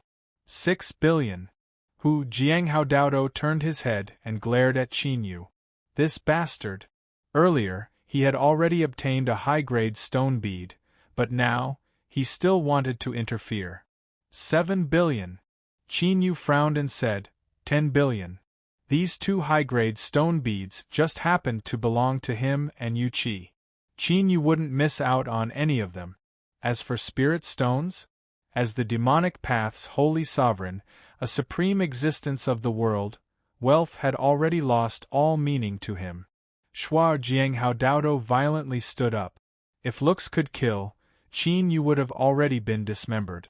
He was well aware that no matter how high his status was, the sect would never pay over 10 billion for a high-grade stone bead.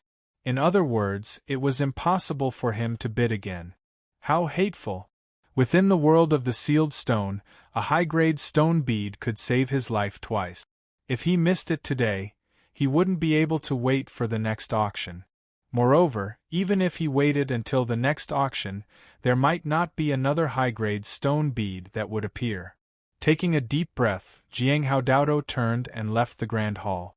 On the high platform, the old man from the sealed stone sect revealed a bit of surprise.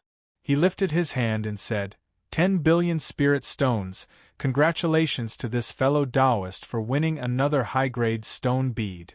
After the payment was completed and the second stone bead was taken, Qin Yu didn't stay. He pulled Yu Qi and left. Walala, within the grand hall, most of the cultivators participating in the auction had left. 2 high-grade stone beads had a total value of 15 billion spirit stones. This was more than enough to attract everyone's attention. Moreover, they were currently in Zhulu, a land of chaos where there was no order.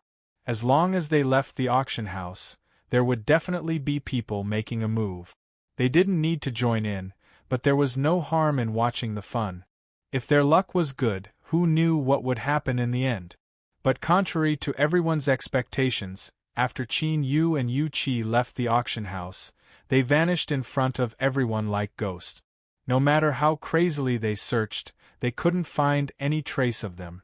Finally, they could only helplessly disperse. In the folded space, Qin Yu had a calm expression.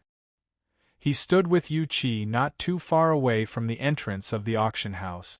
As he saw those people leave, the excitement on his face gradually turned to disappointment. Let's go. Qin Yu pulled Yu Qi and left.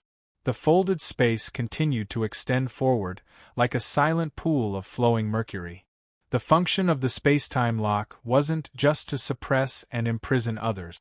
It could also create a space that overlapped with the main world and serve as a temporary shelter. Unless one's cultivation reached a boundary that transcended life and death like solitary Westgates, it would be difficult to sense the traces of the space-time lock. After entering the sealed stone world, he could encounter dangers at any time. The space-time lock was the only way for Qin Yu to rest and resist the backlash of the demon mark. 3 days after the auction ended, in a cave in the wilderness of Zhulu, Qin Yu and Yu Qi stood side by side, holding hands. The stone beads in their hands lit up at the same time. A fluctuation erupted. Like a disturbed surface of water, the two figures were swallowed up from sight. In the void, countless stones of different shapes and sizes quietly floated in the air, spinning at a fixed speed like a boundless nebula. Suddenly, the void twisted and 2 figures rushed out. The woman bent over and violently coughed. The man hugged her and gently patted her back. It was only after a long time that she recovered and shook her head, indicating that she was much better. These two people were Qin Yu and Yu Qi, who had been transmitted into the sealed stone world through the stone bead. The transmission just now could be said to have been a dizzying, tumbling world. Even with Qin Yu's cultivation, he still felt short of breath. As for Yu Qi, if it weren't for him protecting her, the crushing strength of the transmission would have been enough to crush her to pieces. "This is the sealed stone world?" Yu Qi mumbled. She looked at the endless stone kingdom in front of her. Qin Yu nodded, a dignified look on his face. In his eyes, every stone contained a formidable aura. It was like the passage of billions of years, the countless calamities and tribulations they had experienced, yet none of them were able to destroy them in the slightest. This was a kind of eternal and immortal will.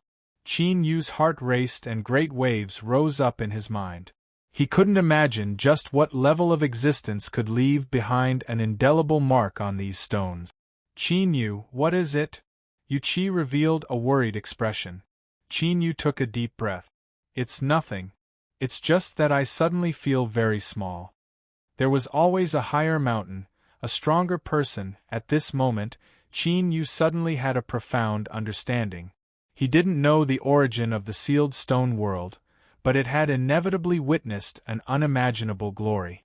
That was a level that Qin Yu couldn't touch at his current realm. The difference was like the heavens and earth. Yu Qi had a thoughtful look. "These stones, are they amazing?" Qin Yu nodded. "Yes, they are very, very amazing." He casually pointed a finger. "If I can reach a tenth of the level of the remnant will on these stones, then the problem of the demon mark backlash will be easily solved." Yu Qi cried out in alarm. She finally understood why Qin Yu had sighed with emotion. She immediately revealed a happy expression. "Then, these stones will be of great help to you?" Qin Yu said, "I don't know right now, but I'm preparing to give it a try." He glanced at the endless void behind him.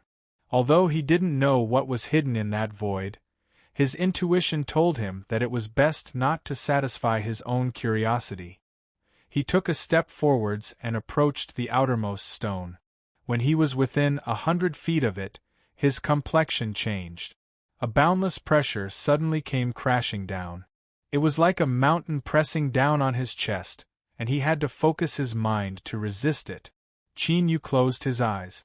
After sensing for a long time, he smiled. Yes, this was the place he needed.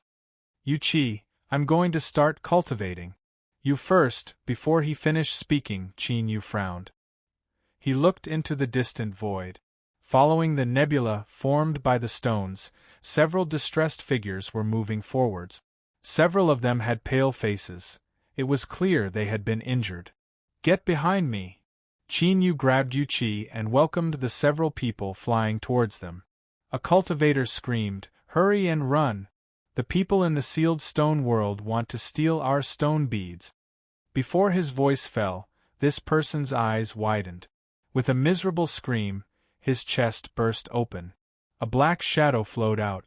It stretched out and turned into a cultivator. His 5 fingers held onto the still boiling hot and beating heart. He laughed in an incomparably cheerful manner. "I don't like killing people, but little fellows, why can't you be obedient and listen to me?" Schwa schwa, several black-clothed cultivators caught up, surrounding the group. The heart was crushed and blood splashed onto the corners of the cultivator's lip. He licked it and revealed an expression of enjoyment. He almost moaned, "I'll give you one last chance. Honestly, cut off all ties with me and hand over the stone bead. Otherwise, after I catch you, I won't mind steaming half of you and frying the other half." To say such words in such a tone was especially cold and sinister, like a viper coiling around their neck. The several people that were surrounded instantly lost all color. Suddenly, a cultivator shouted out, "Senior, I know a place where you can find high-grade stone beads. As long as you let me go, I will immediately tell you." "High-grade stone beads?" The blood-sucking cultivator's eyes brightened. "You should know that if you lie to me, your fate will be miserable, right?" Jiangzhou Island suppressed his fear and nodded. "This junior guarantees that as long as you agree, I will soon find the stone beads. The blood-sucking cultivator nodded. Very good, you've successfully moved me. I will give you the promise you want. You can speak now. Jiangzhou Island pointed a finger. Those two people each have a high-grade stone bead on them. Qin Yu flicked his sleeves and Yu Qi's figure vanished. He looked up at Jiangzhou Island, his expression calm. When this person spoke, he had already expected it. Now, he was only confirming it. The blood-sucking cultivator's pupils shrank. He chuckled. Interesting, very interesting. He looked at Qin Yu. After several breaths of silence, he suddenly said, Hand over 2 high-grade stone beads and I will let you go. Qin Yu shook his head. The blood-sucking cultivator's eyes turned. He pointed at Jiangzhou Island and said, How about adding his life? As long as you agree, I will immediately kill him. Jiangzhou Island's face filled with anger. Senior, you promised me. The blood-sucking cultivator coldly sneered. Promise? That sort of thing can only deceive you newbies that have just arrived in the sealed stone world. He looked at Qin Yu. I am very sincere. How about it? Qin Yu lightly said. His life isn't worth anything. The blood-sucking cultivator shook his head. Then there's nothing else I can do. It looks like I will have to do it myself. I hope that your strength is proportional to your confidence. Bang! A tyrannical strength broke out from his body, accompanied by a disdainful aura. Qin Yu stuffily coughed and his face paled. Chapter 6:26. The world of the sealed stone was broken and incomplete.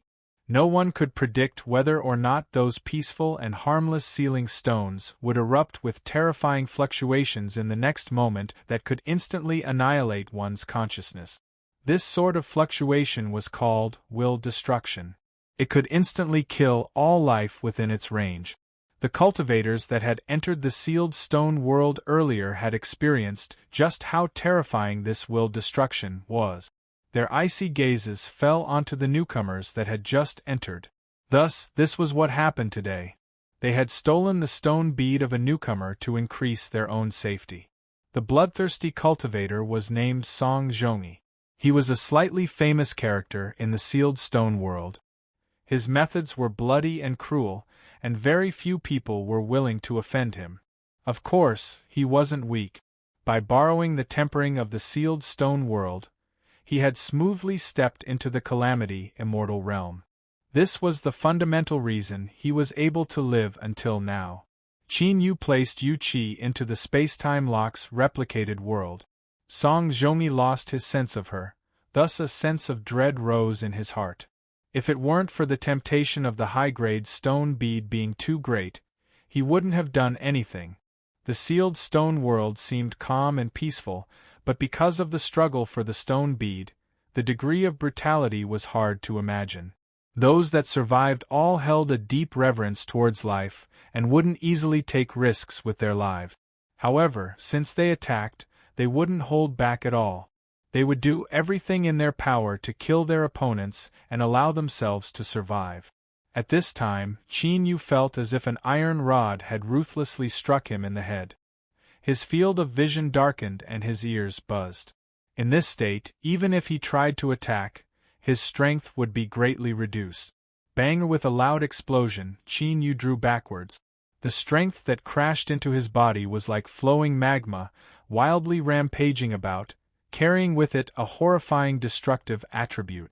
Wherever it went, his flesh and blood cracked apart. In just the blink of an eye, Qin Yu had turned into a burnt doll. His skin was covered in cracks, but not a single drop of blood flowed out from these cracks. At this moment, the strength of a saint's step-demon body was fully displayed. His heart wildly beat and his rich blood energy erupted with it. The wounds on his skin rapidly healed, and healed at a speed visible to the naked eye. As long as it wasn't a fatal injury, he could recover in a short period of time. Song Zhongyi smiled. No matter how strong your mortal body is, there will come a time when it can't withstand it. It seems that your self-confidence will ultimately kill you. The power of words could also place a powerful psychological pressure on an opponent. Unfortunately, this wasn't of any use to Qin Yu.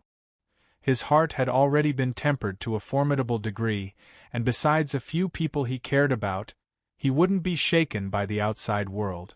The suppression of will still existed, but after the initial shock, Qin Yu gradually adapted to it.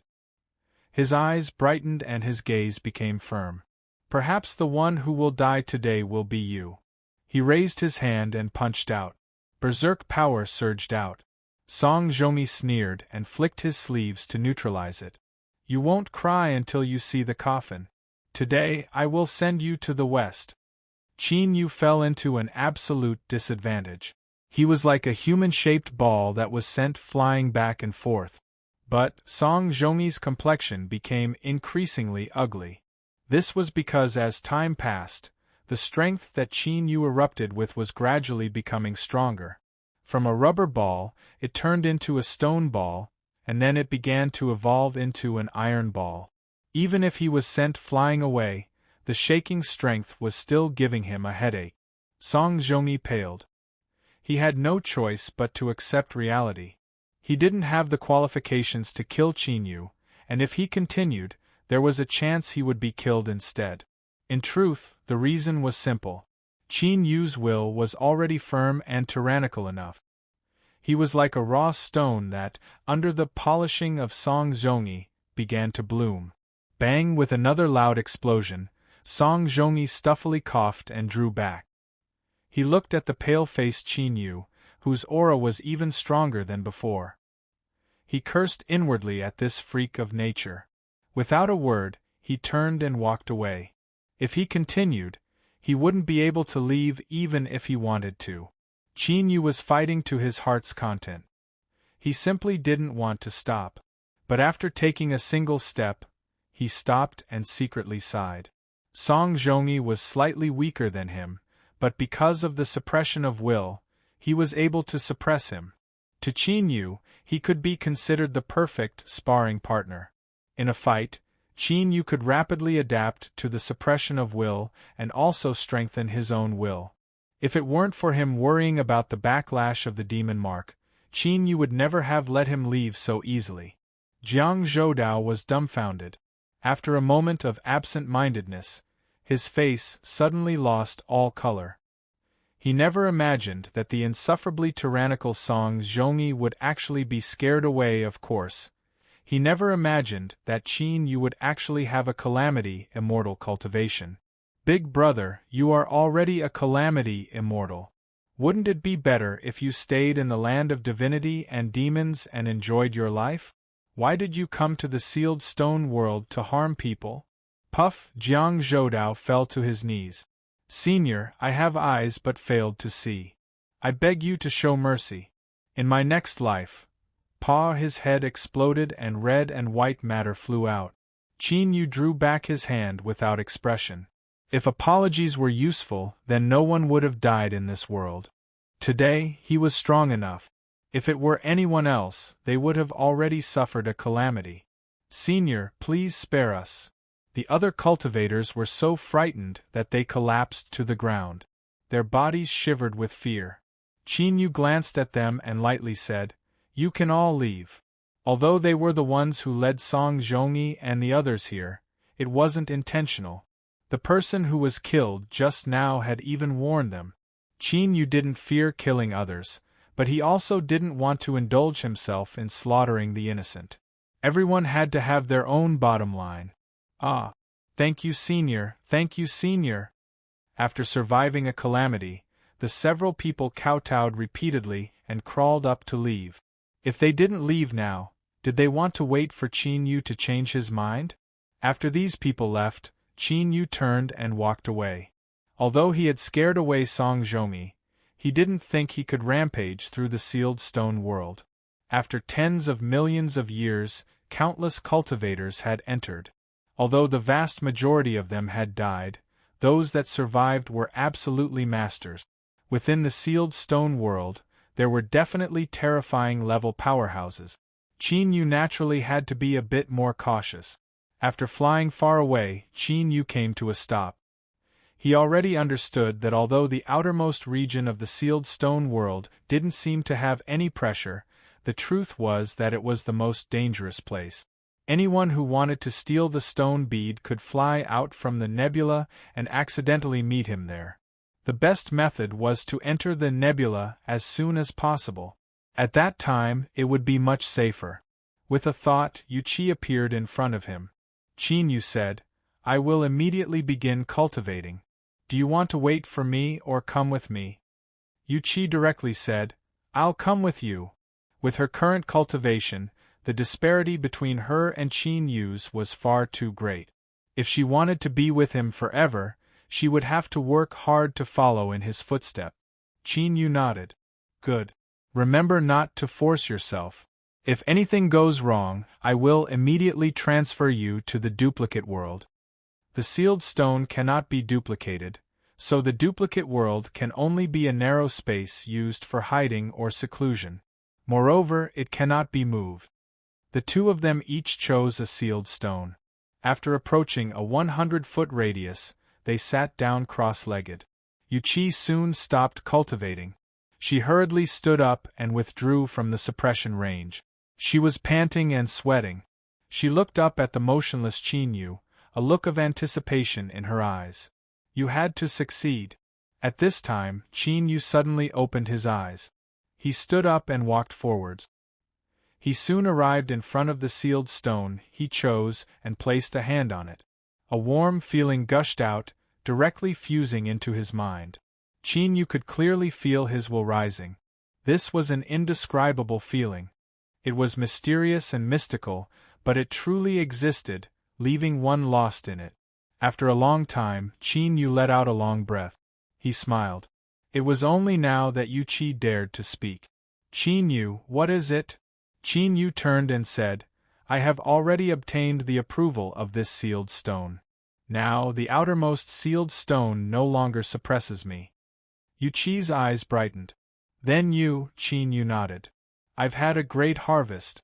Not only can the suppression of the sealed stone sharpen my will, but after obtaining its approval, I can also obtain a gift. That should be that if I place the aura of the person with the undying will on these sealed stones, it can directly increase the intensity of my will." He looked at the nebula formed by endless stones, sealed stones, in front of him, and a warm current surged in his chest.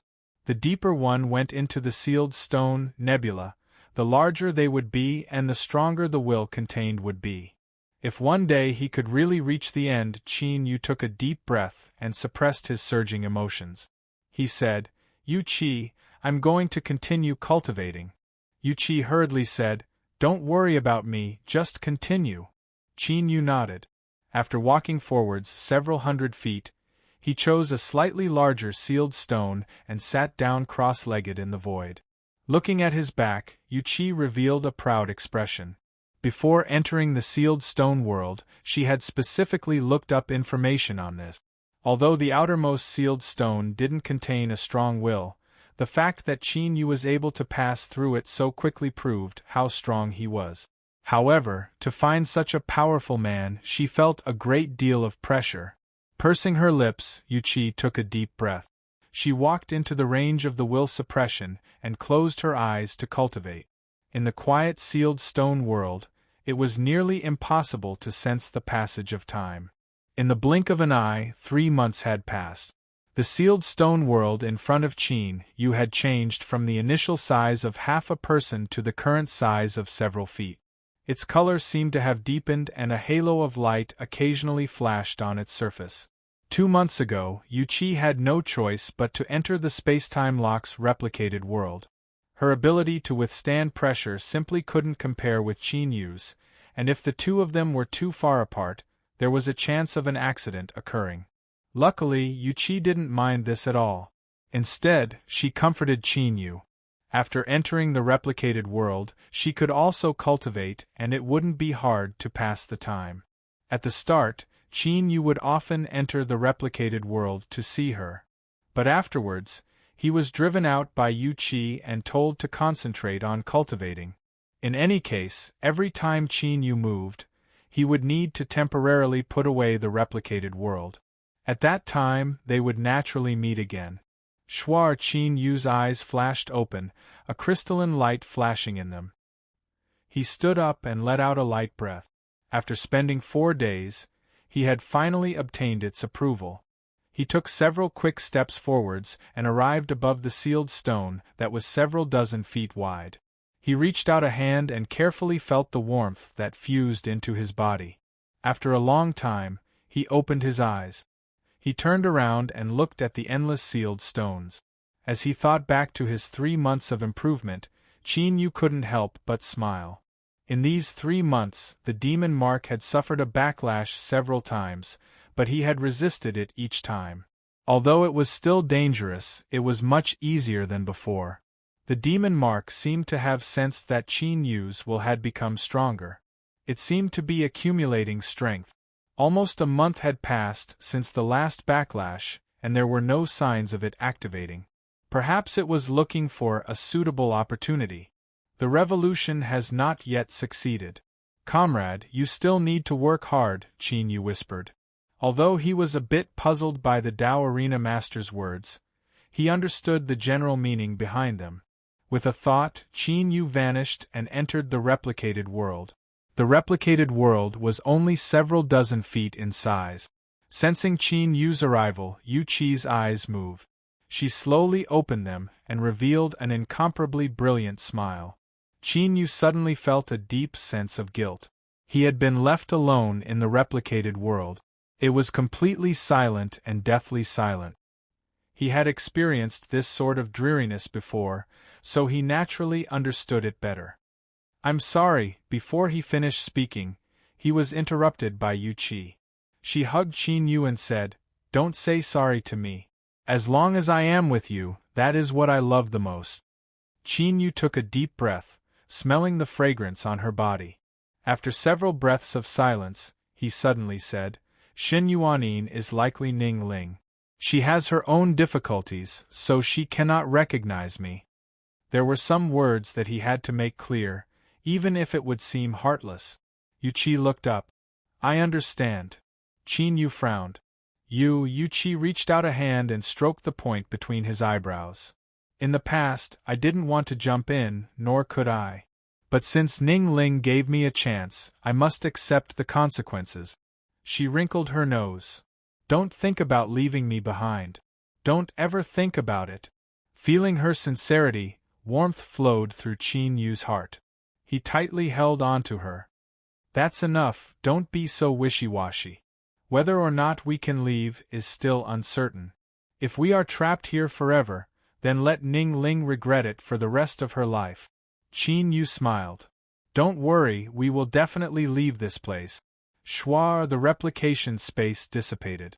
Qin Yu appeared holding Yu Qi, resisting the crushing will around him. "We should continue." At this time, Qin Yu's complexion changed.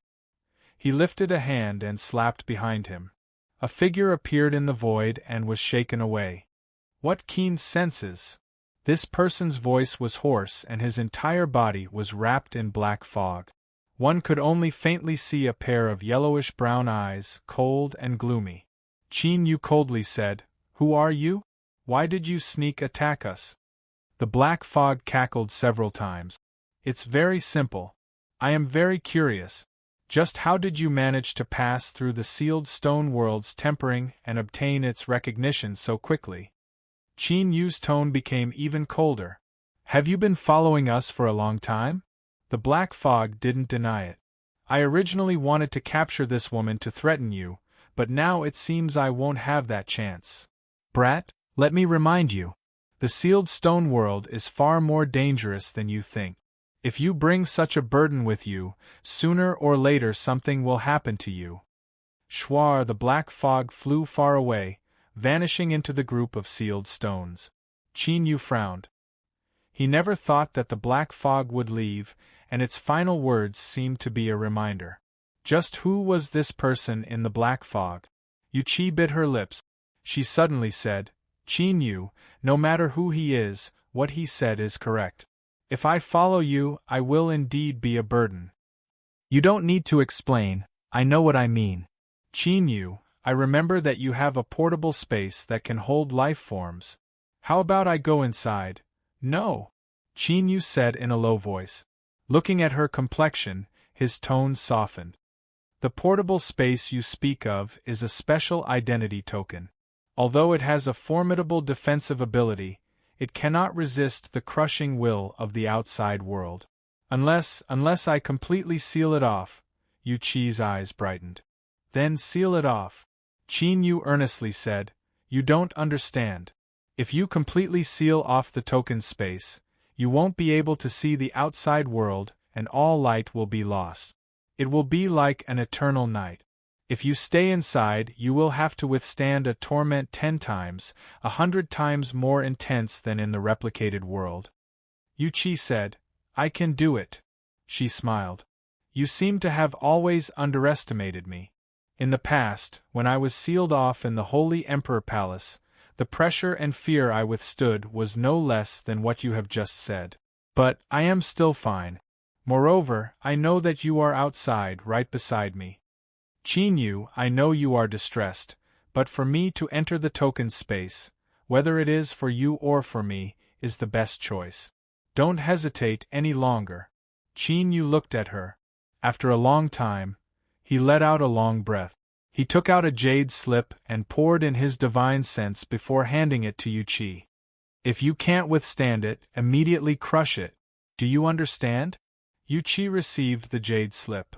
Don't worry, I will listen to you. Now, send me in. Qin Yu flicked his sleeves and Yu Qi vanished. The space that came with the Saint Sun token was like a slowly closing window, finally isolating all light. In the pitch-black darkness, Yu Qi took a deep breath. As the future mistress of the Holy Emperor Palace, how could I fear the darkness? This is the best chance for me to overcome my psychological flaws. You can do it, you can do it. The figure wrapped in black fog stopped after it was far away from Qin Yu. Then, like a bubble beneath the sunlight, it suddenly burst and vanished from sight. A faint voice passed through the air. It's been a long time since I've seen such a talented junior. I only gave him a little reminder. It shouldn't be against the rules, right? It definitely isn't. At the end of the voice, there was a hint of relaxed joy, as if it had put down a heavy psychological burden. The deeper one went into the world of the sealed stone, the more spacious it became. This was because the volume of the sealed stone was constantly expanding. It gradually grew from several dozen feet, hundreds of feet, to several thousand feet. 1 year later, Qin Yu sat down cross-legged. Across from him was a giant sealed stone the size of a hill. His mind was completely focused on resisting the formidable will that seemed to contain the might of the heavens and earth. He closed his eyes and a blurry and distorted figure appeared in his mind. Even so, it was enough to shock the heart. Looking at this figure, it was like there was nothing else in the world, and his entire mind was filled with this figure. Disdainful, powerful, invincible. Qin Yu's intuition told him that this figure was the one who had bestowed the undying will upon the sealed stones. He had already stayed in front of this sealed stone for over 20 days. Even so, he didn't feel anxious at all. This was because he was well aware that the sealed stone's will had been tempered to a new level. Once he obtained its approval, there would surely be great harvest. What he needed to do now was to work hard bit by bit to enhance his own will so that he could obtain the approval of the sealed stone. Suddenly, Qin Yu frowned. He stood up and stepped backwards, leaving the range of the will suppression. With a thought, he entered the spacetime lock world. Several breaths of time after he left, 5 figures howled over. The person in the front was clearly running away as he was being chased by the 4 behind him. Lei Jin, it's impossible for you to escape. Hand over the stone bead. Cultivator roared out from behind. The person being chased clenched his teeth and cursed out loud. We agreed that everyone would use their own methods to search. It was my luck that I found the high-grade stone bead, so don't go too far. Cut the crap. I'm just asking you, are you going to hand it over or not? Don't even think about it. Lei Jin cursed out loud. Of the 4 cultivators chasing him, one of them suddenly said, "We've locked onto you." He revealed a charming smile, and a yellow paper man appeared between his fingers. With his other hand, he picked up a wooden needle and pierced it through the paper man's chest. Lejeune cried out miserably. He clutched his chest and staggered backwards. From the yellow paper man's pierced chest, a dark red color spread out like blood. The cultivator took out a second wooden needle. "Lejeune, why don't you keep running?" Puff! One of the paper man's thighs was pierced through. Lejeune was shocked. He roared out in anger, "Impossible, you didn't have the chance to place a curse on me, so how could I have been locked onto?" As long as a person lives in this world, they will always encounter all sorts of unbelievable things. Luckily, you will soon be able to escape from this helpless situation. Another cultivator spoke up, his expression grim. Lejeune paled. "We have been friends for many years. Don't kill me, I am willing to hand over the stone bead to you. It's already too late.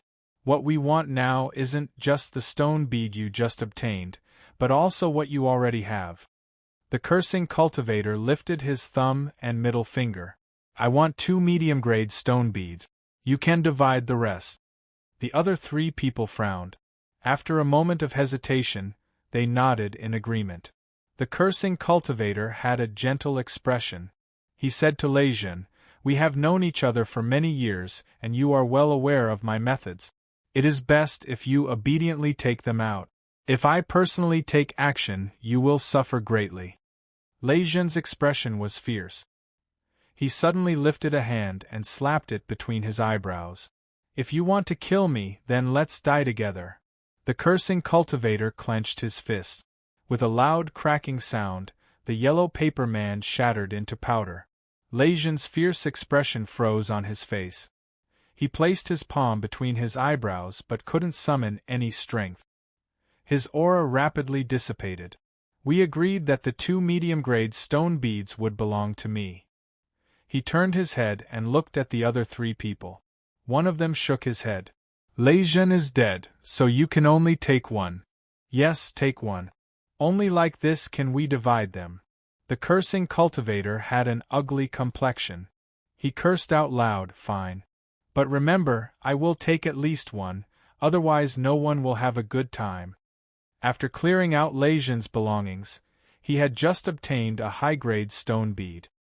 He hadn't had time to recognize it as its master yet, so he naturally kept it in perfect condition. In addition, there was also a medium-grade stone bead, 2 low-grade stone beads, and some other treasures. The 4 people relaxed. Luckily, there was enough for everyone to divide. "I will take the medium-grade stone bead first. You can divide the rest," the cursing cultivator said. He reached out a hand to take the stone bead. But at this time, his eyes widened, revealing shock and anger. A layer of black light erupted, condensing into a powerful protective barrier behind him. But this wasn't able to block the fist that came at him from behind. It didn't stop at all.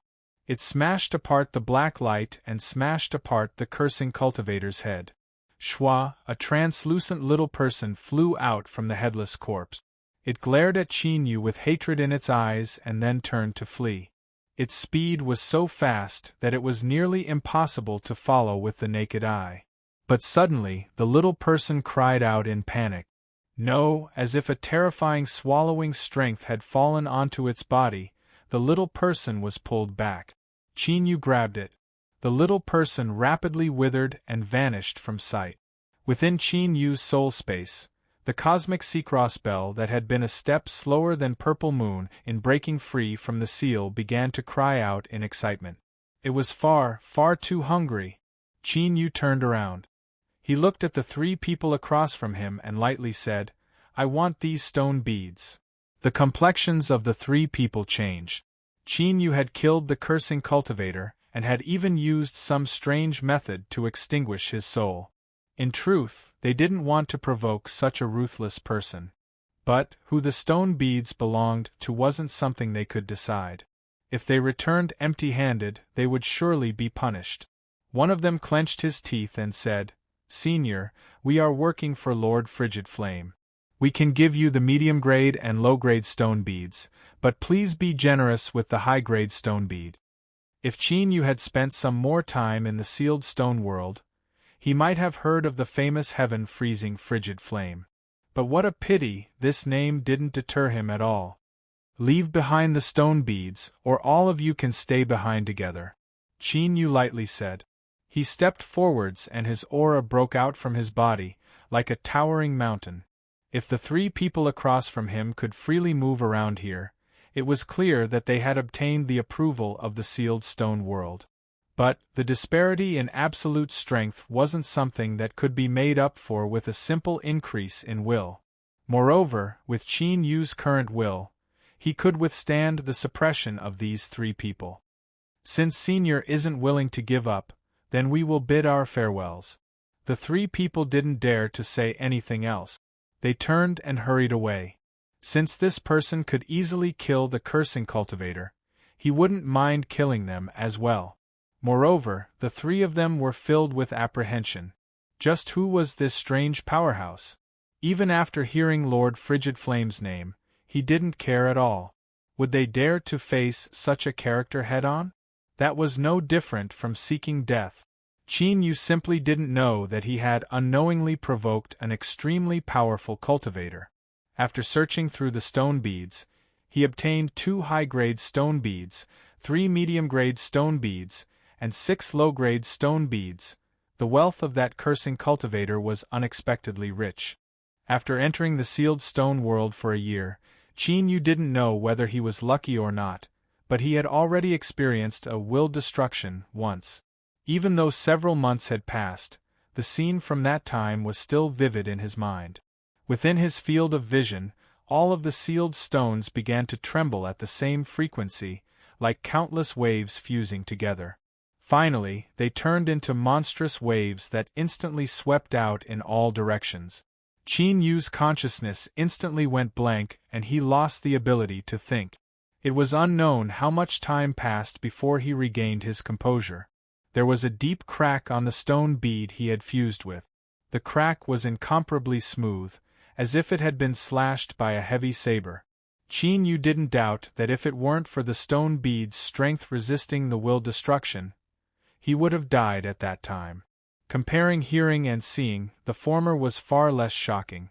After personally experiencing the baptism of the will destruction, Qin Yu's eagerness to obtain the stone beads became even more intense. Walking all the way here, including today's harvests, he had a total of 3 high-grade stone beads, 6 medium-grade stone beads, and 15 low-grade stone bead.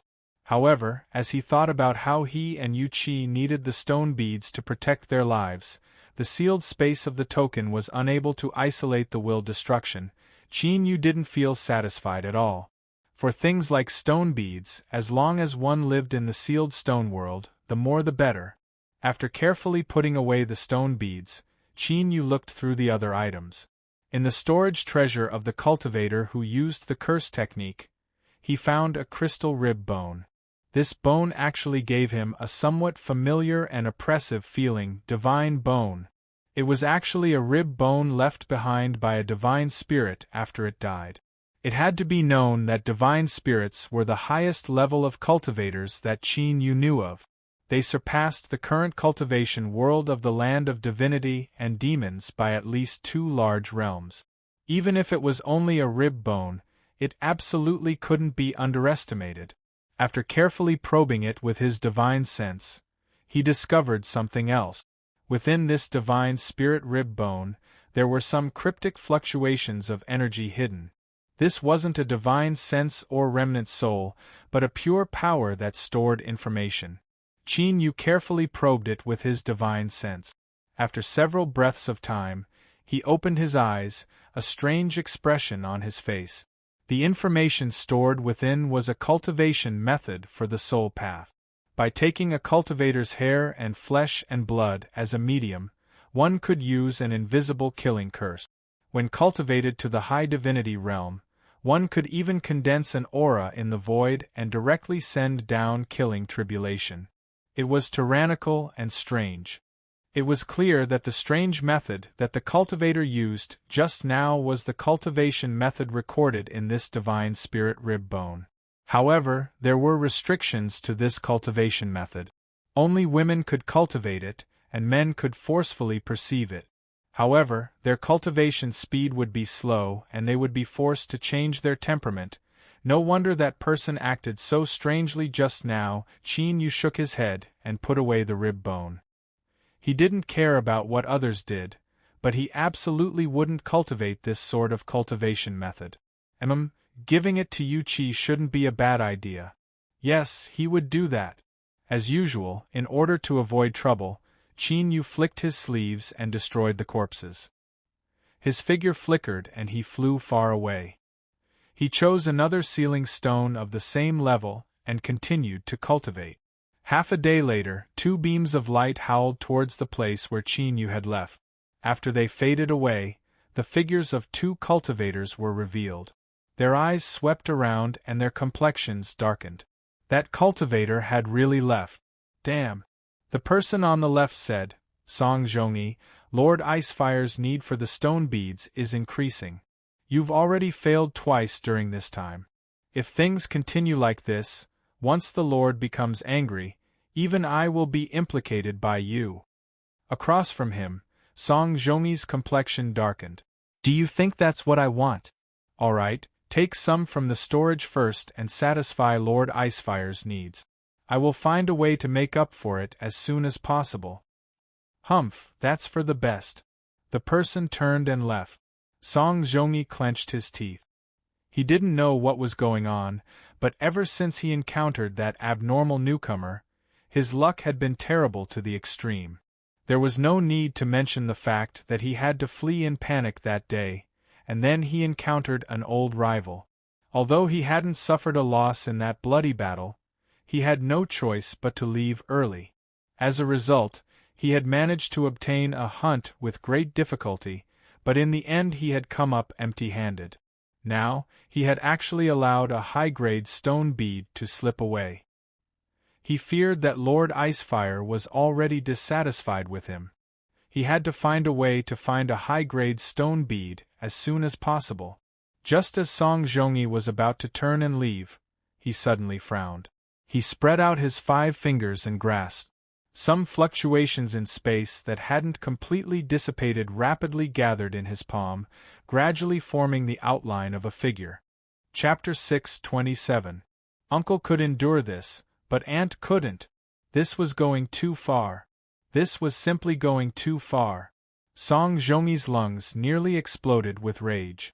At this time, there was only one thought in his mind, and that was to capture that bastard and cut him to pieces.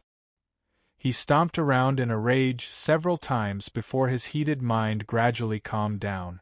He thought about how long it had been since they first met and then thought about his current position. Song Zhongyi immediately turned into a frosted eggplant. This bastard was truly a freak. In less than a year, he had managed to rush all the way from the outermost periphery of the sealed stone to here. The intensity of his will had definitely risen by an astonishing degree. Song Zhongyi couldn't help but admit that if he fought with Qin Yu today, he feared he wouldn't be able to escape. His face was cloudy and uncertain. After a long time, he clenched his teeth and a cruel light surged in his eyes. If he killed him, not only would he be able to take revenge for his old grievances, but he would also be able to obtain at least 3 high-grade stone beads, perhaps even more. That's right, he wasn't Qin Yu's match. But this was the sealed stone world. There was no such thing as fairness or morality. As long as he put out enough benefits, killing someone was simple.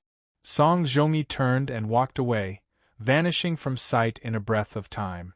Qin Yu didn't know that a storm was about to descend upon him. As time passed, that blurry figure in his mind became increasingly clear. His intuition told him that when he could see this figure, he would obtain the approval of the sealed stone.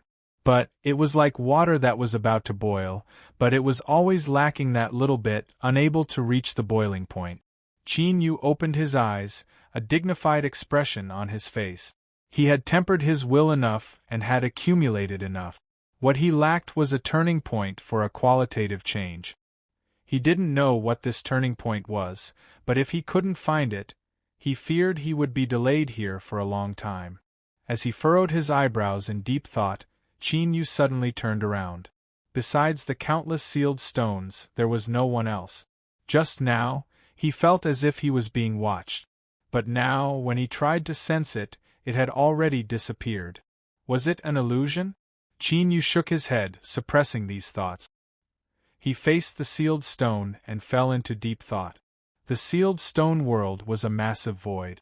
Floating in the void were countless large and small sealed stones. These sealing stones were arranged in a circle. The outermost small sealing stone was the first circle, followed by the slightly larger sealing stone, forming the second circle, and then the even larger sealing stone, forming the third circle. Sealing stones of the same level were relatively fixed in position. Thus, after Song Zhongyi vowed to kill Qin Yu, all he needed to do was follow the same circular trajectory and search from the location of the incident to the two sides. There was a high chance he would be able to find his position. As it turned out, Song Zhongyi's considerations were correct. "Brother Song, I found him." 4 figures were sitting cross-legged on a sealing stone that was 10,000 feet wide. One of them suddenly opened his eyes and revealed a smile. If he found the person, he would be able to obtain a mid-grade stone bead. This was an additional reward. After he killed the person, he would receive another reward. However, that person's perception was indeed astonishingly sharp. His divine ability could be said to be invisible and traceless, and he was actually almost discovered. However, looking at the 3 people beside him, Ji Yun quickly suppressed the restlessness in his heart. If the 4 of them joined forces, besides some heaven-defying characters, they would be able to rampage through the sealed stone world. Killing someone with a lower level of will would be easy. Moreover, he had no idea what benefits the Song Zhongyi had promised them to pull in that crazy woman, Mei Ruyu. With her help, it would be even safer. Song Zhongyi's eyes brightened. He said, "Brother Ji, please lead the way." Ji Yun nodded. "All right." Whoosh, whoosh, 4 figures shot out like arrows from a bow. They left the sealed stone and shot into the void, heading straight for Qin Yu. With a calamity immortal realm cultivation, even if they couldn't use teleportation, their speed was still astonishing. Around 2 hours later, Ji Yun said from the front, "He's up ahead." Song Zhongyi's aura suddenly rose and his speed increased. A figure soon appeared at the end of his line of sight. It was him. That bastard, he had ruined his plans time and time again. Today, he would let him know just how the word death was written. Qin Yu frowned. As he looked at the 4 aggressive figures, a cold light flashed in his eyes. He had immediately recognized Song Zhongyi. He naturally understood that he wouldn't be able to live peacefully today. "Fellow Taoist, I never thought we would meet again today." Song Zhongyi coldly smiled. "I want to see whether or not you can escape from the hands of the 4 of us." He turned around. "Fellow Taoist Mei, I'll have to trouble you." The only female cultivator among the 4 of them was exceptionally beautiful. When she heard this, she took a step forward. A powerful will erupted from her body, releasing madness, ruthlessness, and destruction. This was no longer a simple suppression, but a direct attack on the level of will, an incomparably powerful attack. It was hard to imagine that beneath such beautiful skin was a soul that wished to destroy the entire world. Qin Yu's complexion changed, as if he had fallen into a swamp. His thoughts slowed down and he found it hard to summon the strength in his body. "Kill!" Song Zhongyi roared out loud and was the first to attack. He lifted a hand and pointed forwards. Motes of crystal light appeared, condensing into an ice sword. Like a bolt of thunder, the ice sword pierced through space, leaving behind a series of afterimages as it stabbed towards Qin Yu's chest. Ji Yun formed law seals with his hands. Faint traces of gray energy appeared, rapidly weaving together into the phantom of a small altar. He lifted his hand and tossed it upwards. The altar phantom vanished from sight. In the next moment, there was a loud rumbling sound above Qin Yu's head. An incomparably majestic altar projection with a dreadful momentum descended from nothingness. It was so thick that it seemed tangible and emitted a terrifying aura. The suppressive strength was like a million mountains falling onto Qin Yu's body. The last of the four people was a cultivator with a baby face and a youthful appearance. At this time, he faintly smiled and took out a flute, placing it to his lips and blowing into it. There was no sound of the flute, but his expression was one of infatuation. His eyes closed, as if he had fallen into a temple of music. In Qin Yu's mind, the sounds of swords, spears, and halberds colliding rang out. Countless lights superimposed on each other, as if he were personally on the battlefield. A vast and endless killing aura turned into a deep roar that constantly impacted his mind, wanting to collapse his consciousness. It had to be said that in order to smoothly kill Qin Yu, Song Zhongyi had spent a great deal of time and effort. The three helpers he chose might not be the strongest, but when they cooperated with him, they could erupt with the most terrifying killing power. Mei Ruoyu's suppressive will made it so that he couldn't fully display his strength. Ji Yun formed an altar to suppress him, and the baby-faced cultivator attacked his mind to disintegrate his consciousness. With these three combined attacks, it was enough to weaken Qin Yu's strength by at least 50% or more. And he would complete the final strike. The seemingly common-looking ice sword was a reward that Lord Arctic Flame had bestowed upon him after he had performed a great merit. It contained a faint killing intent. As long as it pierced into flesh and blood, it could instantly destroy the soul. Puff, as the ice sword pierced through his chest, Song Zhongyi revealed a look of joy. Indeed, he hadn't let down his expectations. All of his painstaking preparations had caught him off guard, and he was able to completely crush this person to death. With a thought, the ice sword instantly dispersed. A terrifying chill spread throughout Qin Yu's body.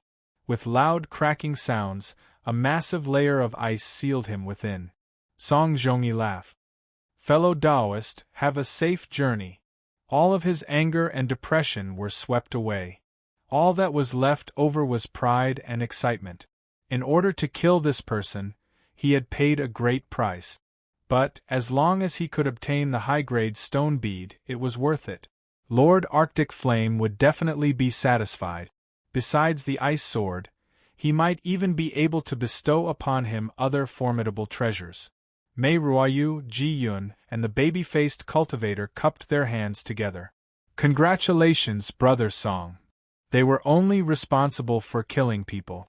As for who they killed, why they killed, and whether they deserved to be killed, they didn't care at all. Song Zhongyi bowed in return. You three can rest assured that I will immediately give you the reward I promised. But before that, I need to take him away first. With a wave of his hand, the frozen corpse flew over. But soon, Song Zhongyi's complexion changed. This was because his storage treasure couldn't absorb it. This was bad. Song Zhongyi's heart skipped a beat. He wanted to run away, but before he could respond, the ice in front of him exploded. Every piece of ice carried with it a terrifying strength. They tore through the air, emitting shrill whistling sounds as they smashed into the four people. A fist followed closely behind. In the blink of an eye, it smashed into Song Zhongyi's chest. Qin Yu's icy cold voice echoed out. The power of ice annihilation. I once saw someone far stronger than you. Bang! With a loud explosion, Song Zhongyi's chest caved in. The sound of bones breaking caused one's scalp to tingle.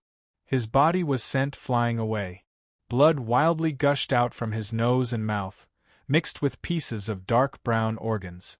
Qin Yu's all-out punch had thoroughly destroyed his mortal body. Wild strength swept out. Bones, flesh, organs, and everything else began to rapidly wither and wither like flowers in midwinter. Qin Yu took a step forwards, catching up to Song Zhongyi's collapsing body in midair. He lifted a hand and thrust a finger between Song Zhongyi's eyebrows. Ah! A pained soul howled in everyone's hearts. As Qin Yu drew back his finger, a translucent soul phantom that had been pierced through by his fingertip was forcefully pulled out from between Song Zhongyi's eyebrows. This was a miniature version of Song Zhongyi. With a calamity immortal realm cultivation and a formidable will, his soul was able to condense into a semi-tangible state. Even if his mortal body died, as long as his soul was intact, he could quickly seize a new body and complete his resurrection. But now, Song Zhongyi no longer had this chance. Since Qin Yu had decided to kill him, he wouldn't leave any room for mercy. "Forgive me! Forgive me!" Song Zhongyi's soul pitifully begged. But as he saw Qin Yu's icy cold face not soften at all, his expression soon became fierce. "I am Lord Arctic Fire's subordinate and I am sheltered by Lord Arctic Fire. If you kill me, you will inevitably suffer Lord Arctic Fire's revenge."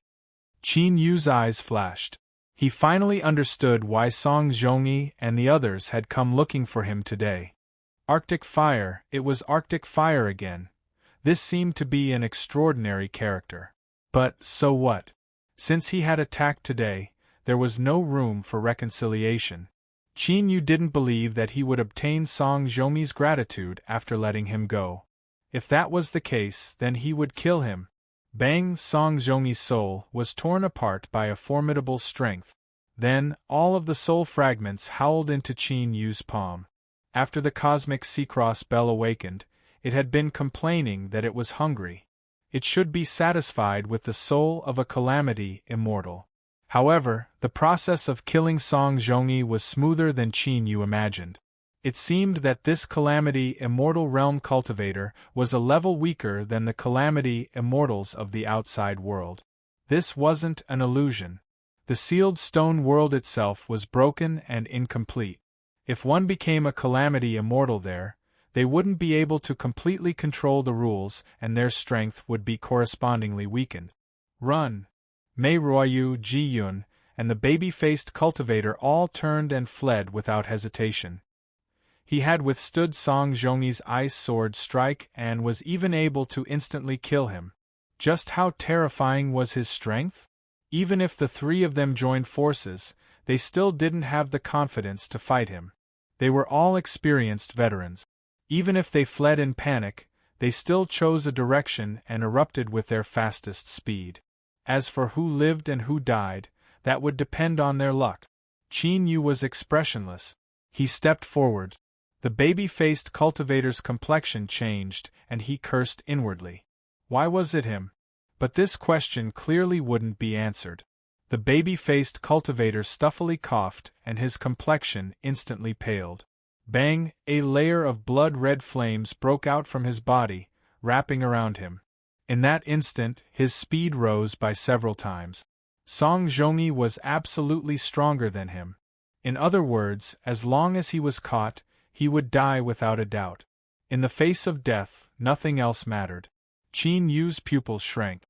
He shouted out, "Me!" Within his soul space, the cosmic sea-cross bell flashed with light and the beautiful figure of a little girl appeared. Between her chubby hands was a round bead. "It's here." She raised her hand and bit her lip. "Qin Yu, you absolutely cannot fail.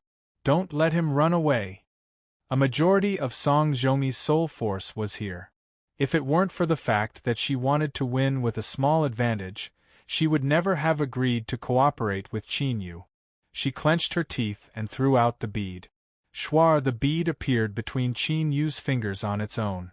Without hesitation, he gripped it tightly. With a loud cracking sound like a broken egg, a horrifying soul attack instantly erupted.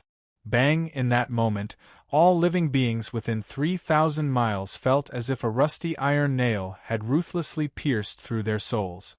The baby-faced cultivator in the blood-red light, as well as Mei Ruoyu and Ji Yun in the other two directions, all cried out in pain. Their fleeing bodies froze and they plummeted to the ground like birds that had been shot. Qin Yu's figure instantly moved.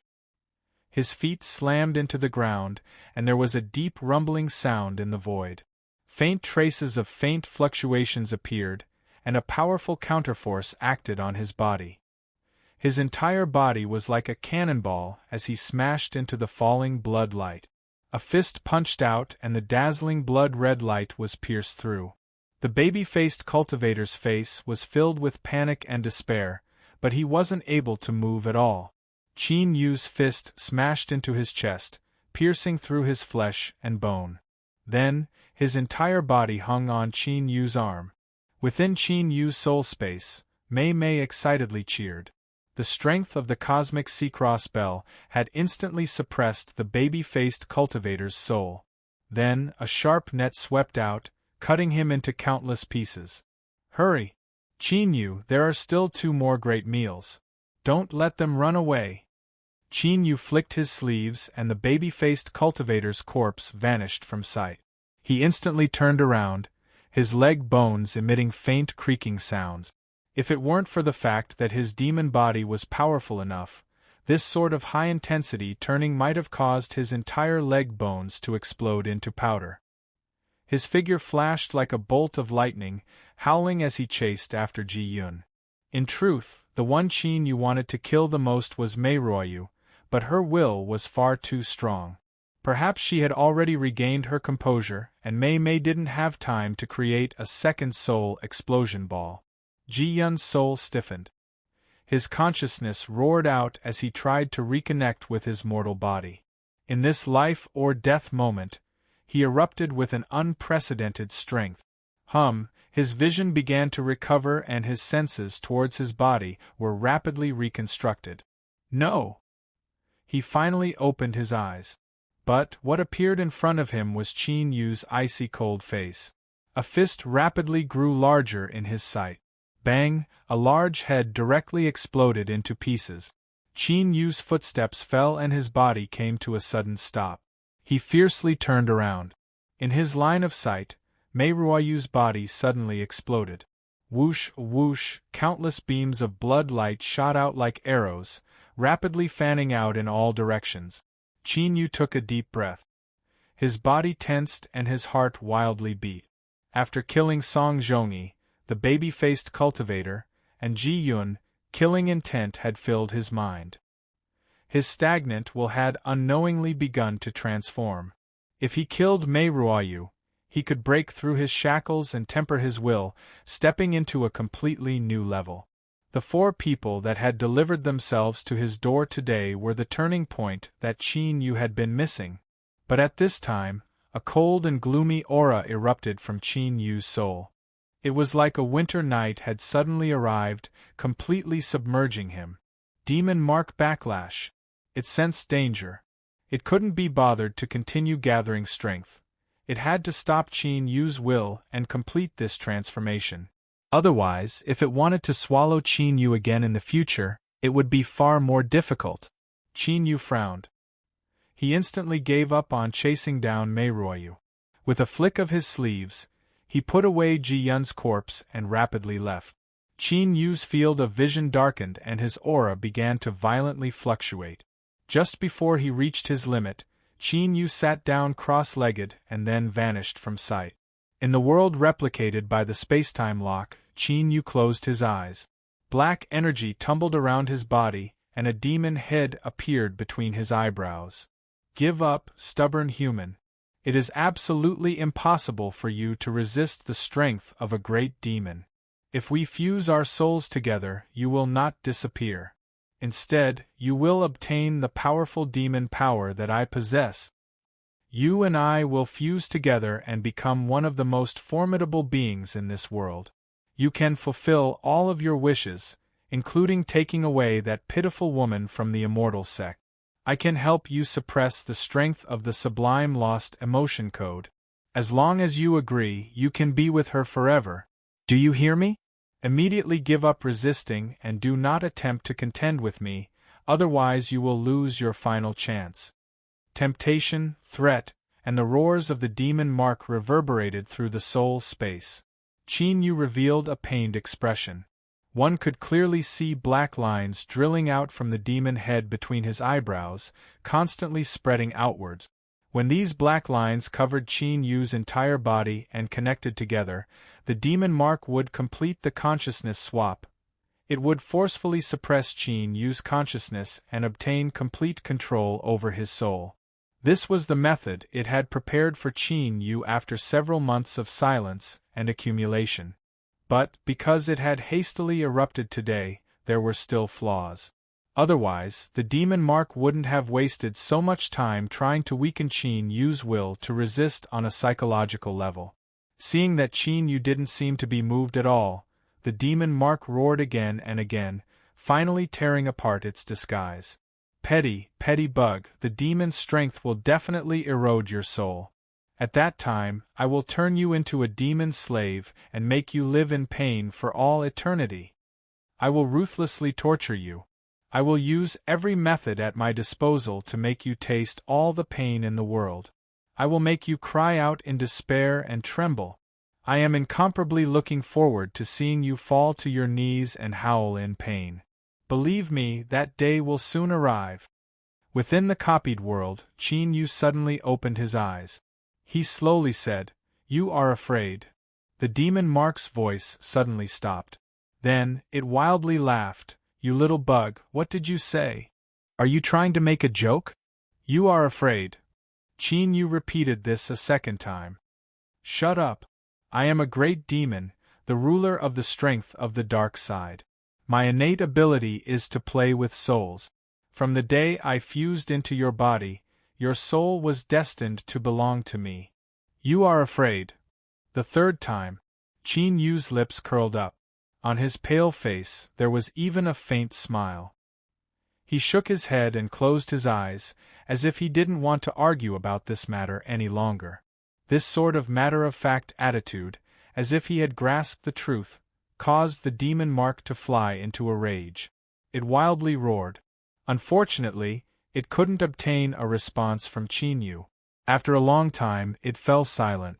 But between Qin Yu's eyebrows, the black lines that drilled out from the demon head began to grow even faster. It used its actions to respond. But in the end, after a day and night of stalemate, the demon mark exhausted all of its strength. On the surface of Qin Yu's body, the black lines retreated like a tide. They shrank back into the demon head and then vanished from sight. His black robes were soaked with sweat. Qin Yu opened his eyes.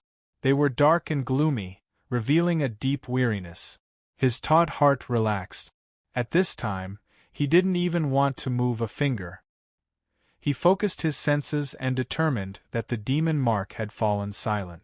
Then, he fell backwards, falling into a deep sleep before he even touched the ground. This was the strongest backlash the demon mark had experienced so far. But this absolutely wasn't its limit. An even greater challenge was waiting for Qin Yu. However, as he slept, Qin Yu's body was undergoing some marvelous changes. His aura didn't change, but if one carefully sensed him, they would discover that he was becoming different. After killing 3 people in a row, his will had undergone a transformation. After a day and night of struggling with the backlash, he had smoothly completed the final step. If the demon mark knew that it had helped Qin Yu gather this precious turning point, it would likely commit suicide in regret. A sin caused by the heavens could be forgiven, but a sin brought upon oneself could not be avoided. Perhaps today, the demon mark's final fate had already been decided. Song Zhongyi had died. As one of Cold Flame's agents in the sealed stone world, once this news spread out, it caused a considerable stir. Towards the killer, everyone felt great admiration and also couldn't help but sympathize. No matter what the reason was, since Song Zhongyi had died, Cold Flame would definitely take action. If so, then the killer's fate had already been decided. Chapter 628. The sealing stone was supported by an immortal will and couldn't be destroyed. But by borrowing its original form and carefully arranging it, one could also obtain a relatively safe place to live. For instance, this 40 to 50 foot wide sealing stone had a crack near the end. It was less than 2 fingers wide and seemed inconspicuous. If one didn't look carefully, it would be nearly impossible to discover. But if someone approached this crack and looked inside, they would discover that after it extended 3 or 4 feet in, it began to expand outward. Finally, it formed a 20-foot wide space within the ceiling stone. Standing required one to bow, but to find such a safe place within the world of the ceiling stone, one really couldn't ask for more. Now, in the middle of the ceiling stone, a mass of blood light flashed, as if it were a blood egg gestating something. Suddenly, the blood light brightened. On the walls of the ceiling stone, an isolating strength activated, covering up the blood light. There was a sound like an eggshell shattering. The figure of a naked woman appeared. Her slender and perfect body was completely exposed to the air, her skin shimmering with an ivory luster. She reached out a hand and the shattered shell of blood light condensed into a dress, covering her alluring body. She looked up, revealing Mei Ruoyu's pale face. She pursed her lips, her heart filled with fear. Just who was that cultivator? If the 4 of them joined forces, even if they faced a true supreme being, they would still be able to escape unscathed. But now, 3 of them had died and 1 was injured. If it weren't for her having the strongest will and being the first to break free, and if it weren't for the fact that she didn't hesitate to use the blood-soul explosion art, she feared she wouldn't have been able to escape. It was too terrifying. Mei Ruoyu didn't dare to provoke such an existence again. She just needed to recuperate from her wounds and let the storms of the outside world go. Once she avoided the limelight, she could go out again. Dreams were plentiful, but reality always liked to play a cruel joke on people. On the second day of Mei Ruoyu's seclusion, a black-clothed old man arrived outside the ceiling stone. His face was lined with wrinkles, but his back was straight. He didn't seem old or decayed at all. Rather, he exuded a vast and boundless vitality. Within the sealed stone, Mei Ruoyu, who was recuperating in seclusion, suddenly opened her eyes. She saw a layer of white frost rapidly spreading within the sealed stone. The absolute coldness it contained caused her heart to tremble. In an instant, she guessed the identity of this person, the heaven-freezing polar flame, one of the supreme existences that stood at the peak of the sealed stone world. Mei Ruoyu didn't have time to be upset about how her hiding place was found. If she didn't get out, she would be frozen to death in this sealed stone. Mei Ruoyu stood up and transformed into a beam of blood-red light that flew out through the crack. She immediately bowed and said, "Junior greets Lord Icy Flame." Heaven-freezing frigid fire was a nickname given to him by others because they feared his power. His real name was Wen Tsonggong, a very warm name.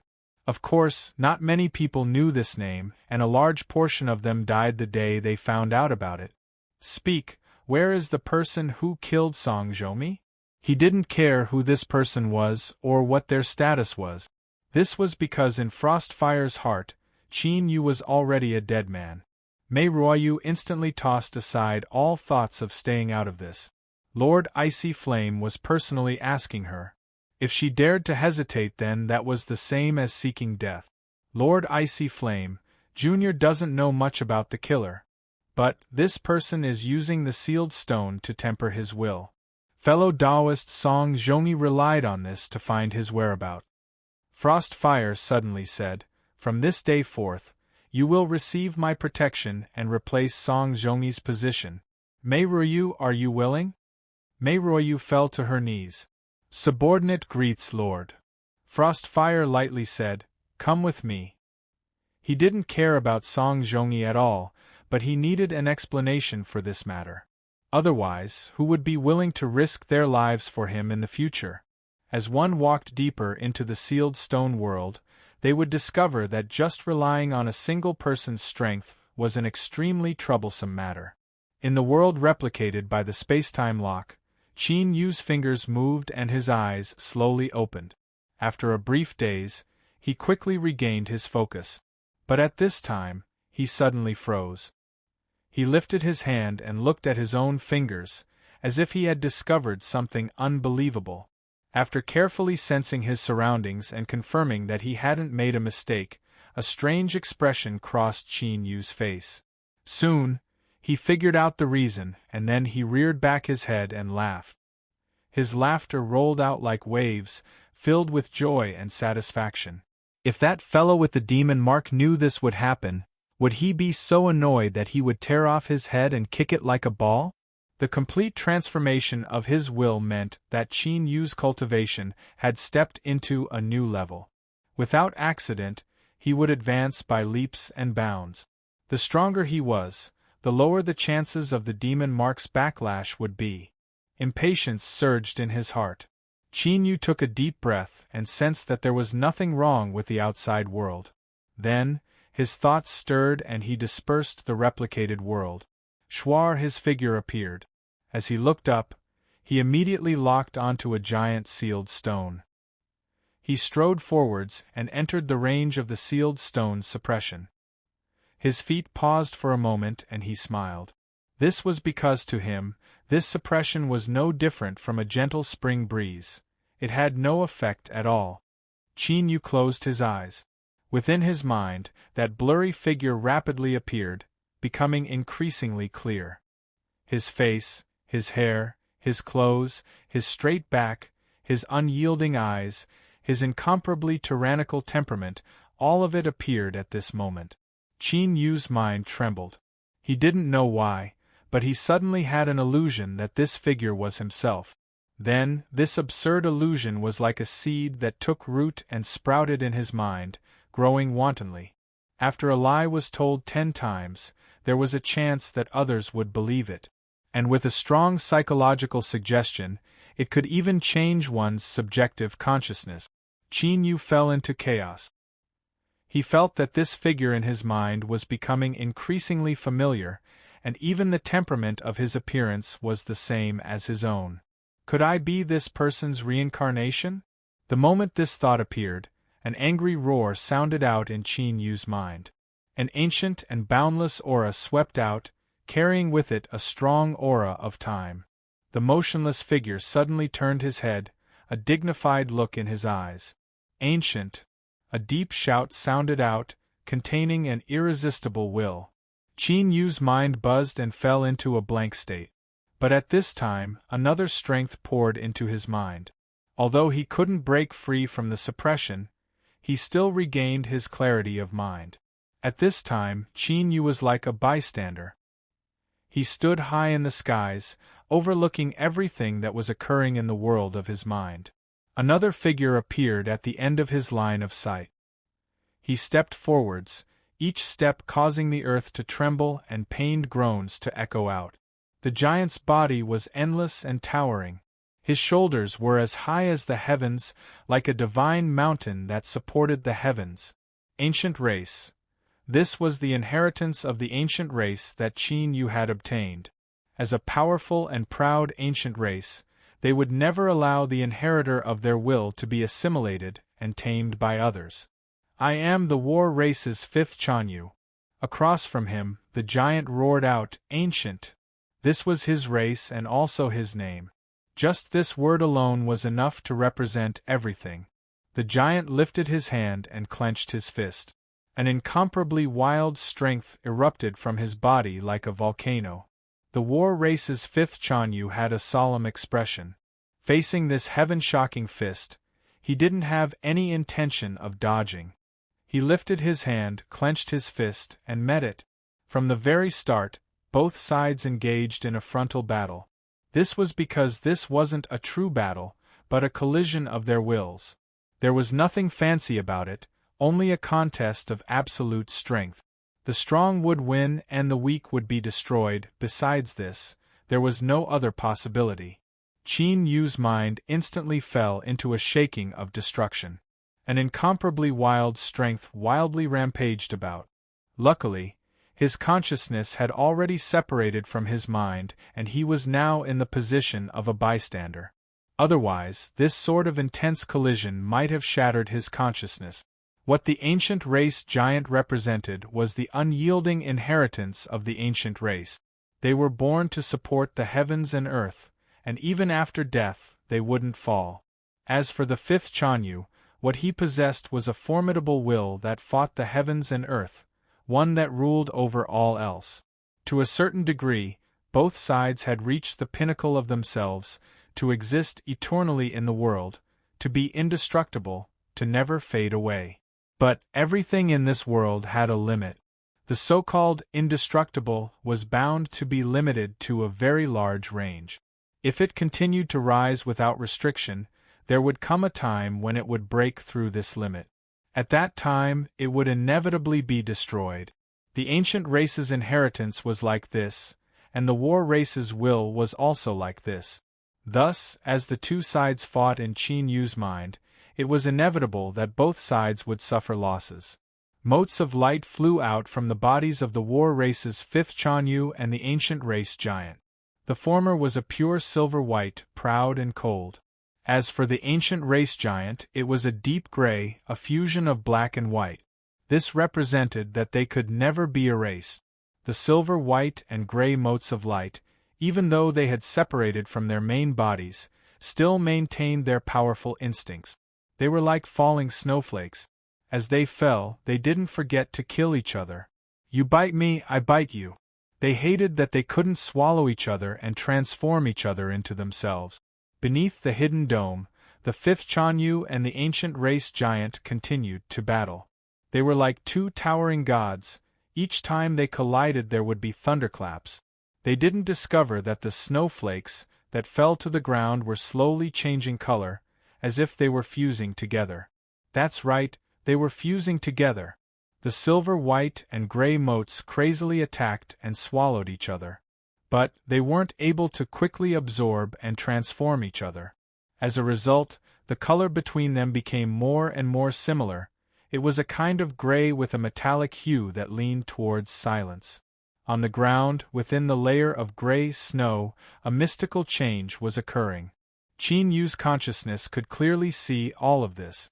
Even though he had lost connection to his body, he still felt his mouth go dry.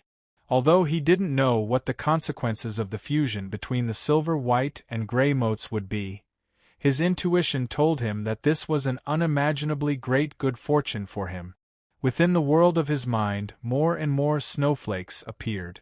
The figures of the war race's fifth Chanyu and the ancient race giant became blurry. Suddenly, the gray snow on the ground seemed to come alive.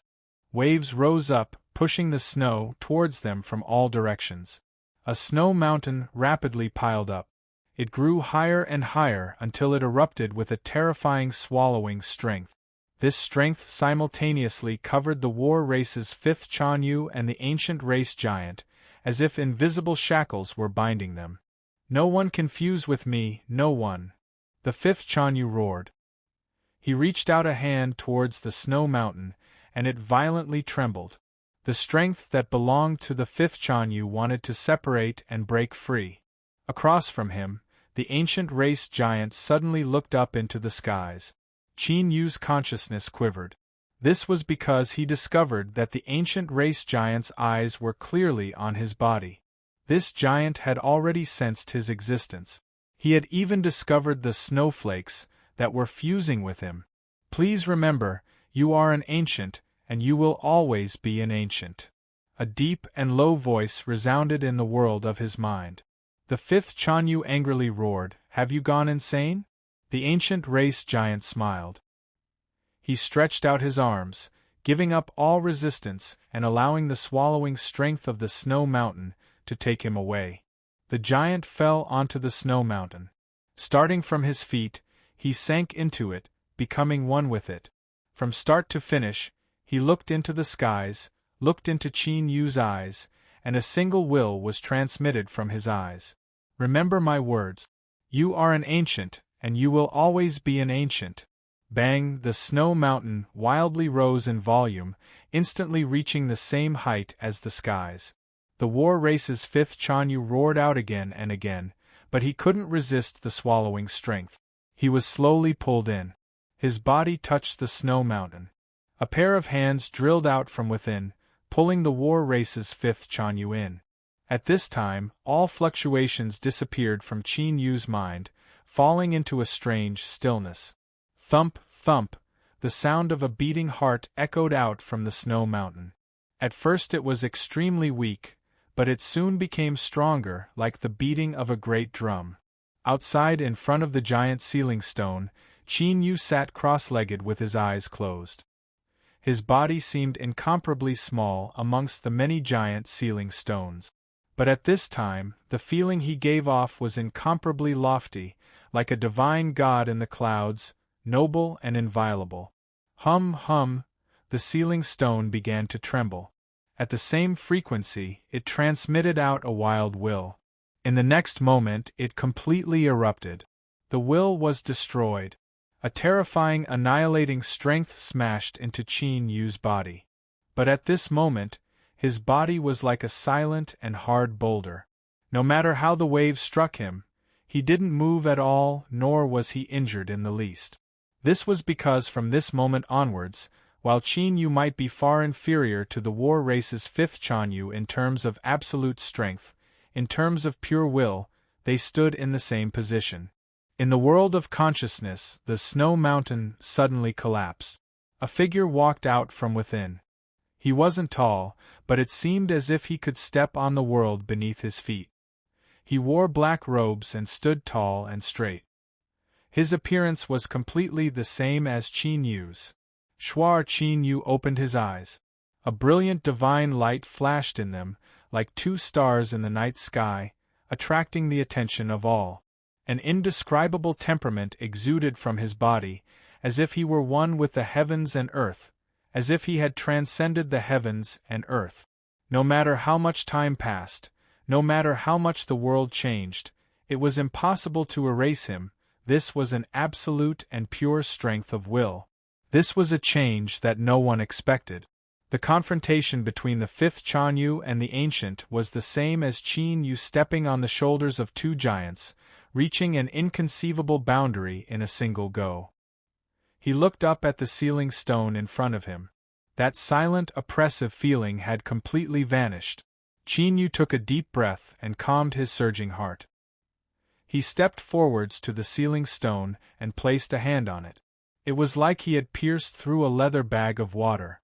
A warm current gushed out from the ceiling stone, fusing into Qin Yu's body and being absorbed by him. Kacha, cracks rapidly spread out like a spider web, finally covering every inch of the ceiling stone. Then, the supposedly indestructible ceiling stone shattered in front of Qin Yu. It didn't break into pieces, but dissipated into powder, vanishing without a trace. Thus, the ceiling stone nebula, that had existed for 1 trillion years and had never changed in the least, suddenly lost a piece on this day. Qin Yu looked at the emptiness in front of him, his complexion dignified. His first thought was that he absolutely could not allow anyone to see this, otherwise he would immediately become the public enemy of all living beings in the ceiling stone world. The reason was simple. All living beings that entered the ceiling stone world did so in order to use the ceiling stone to temper their will and constantly strengthen themselves. But Qin Yu's appearance was a complete and utter disaster for them. If the ceiling stone was destroyed, wouldn't there be no meaning in staying here? Over the endless years, there had been less than 10 living beings that had been able to leave the ceiling stone world. But the difference between having a trace of hope and utter despair was like the difference between the heavens and earth. No, it wasn't that he couldn't be seen by others, but that he couldn't directly destroy the ceiling stone in the future. Otherwise, if this sort of emptiness appeared too often, it would inevitably be discovered by others. Qin Yu took a deep breath. He turned and flew to another ceiling stone. After preparing for several breaths of time, he slowly reached out a hand and pressed it down. In the next moment, a flow of heat gushed out once more. He roared out in his heart, "Stop!" The flow of heat that gushed out came to a sudden stop. The ceiling stone trembled several times before finally preserving itself. Qin Yu compared the heat flow that had been absorbed. There was only 20 to 30% of it left. Although the ceiling stone was intact, the will suppression it possessed was only 20 to 30% of what it originally was. He relaxed a little. It was fine as long as the ceiling stone could be preserved. Even if someone discovered that the will contained within it had weakened, it should be able to delay for some time. He hoped that this period of time would last as long as possible. Every day that passed, Qin Yu's strength would clearly rise. This was because to him, the sealing stone world was a hunting ground filled with food. As long as he could digest it, he could eat to his heart's content. Looking at the endless sealing stone, Qin Yu's eyes blazed with anticipation. Time was precious and he couldn't waste it. Then, let's begin. The sealing stone was like a mountain and the palace was built atop it. At this time, this massive palace was covered by an invisible pressure and deathly silence. Mei Ruoyu stood behind Frostflame, her complexion becoming increasingly pale. 5 days had passed. Countless cultivators had flocked to search for Qin Yu, but even now they hadn't been able to find any trace of him. He was like a mass of fog that had evaporated from sight. In particular, during these 5 days, for some unknown reason, several regional willpower destruction had erupted. Frostflame's group of cultivators had terrible luck, and they had suffered heavy losses twice. Although Frostflame didn't speak, his aura became increasingly heavy, as if he would erupt at any moment. This shouldn't be the case. Where could he have escaped to? Could it be that there's someone behind this, and there's a hidden conspiracy behind this? Mei Ruoyu's thoughts raced. Although she had a dark and gloomy soul that wished to destroy the world, she still cherished her own life.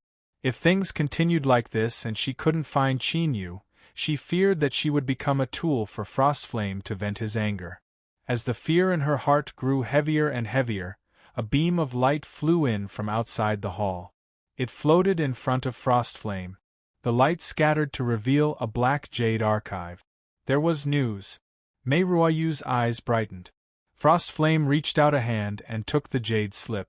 In the next moment his eyes flashed open and he said, "Mei Ruoyu, are you sure that the place where you fought with that person that day was correct?"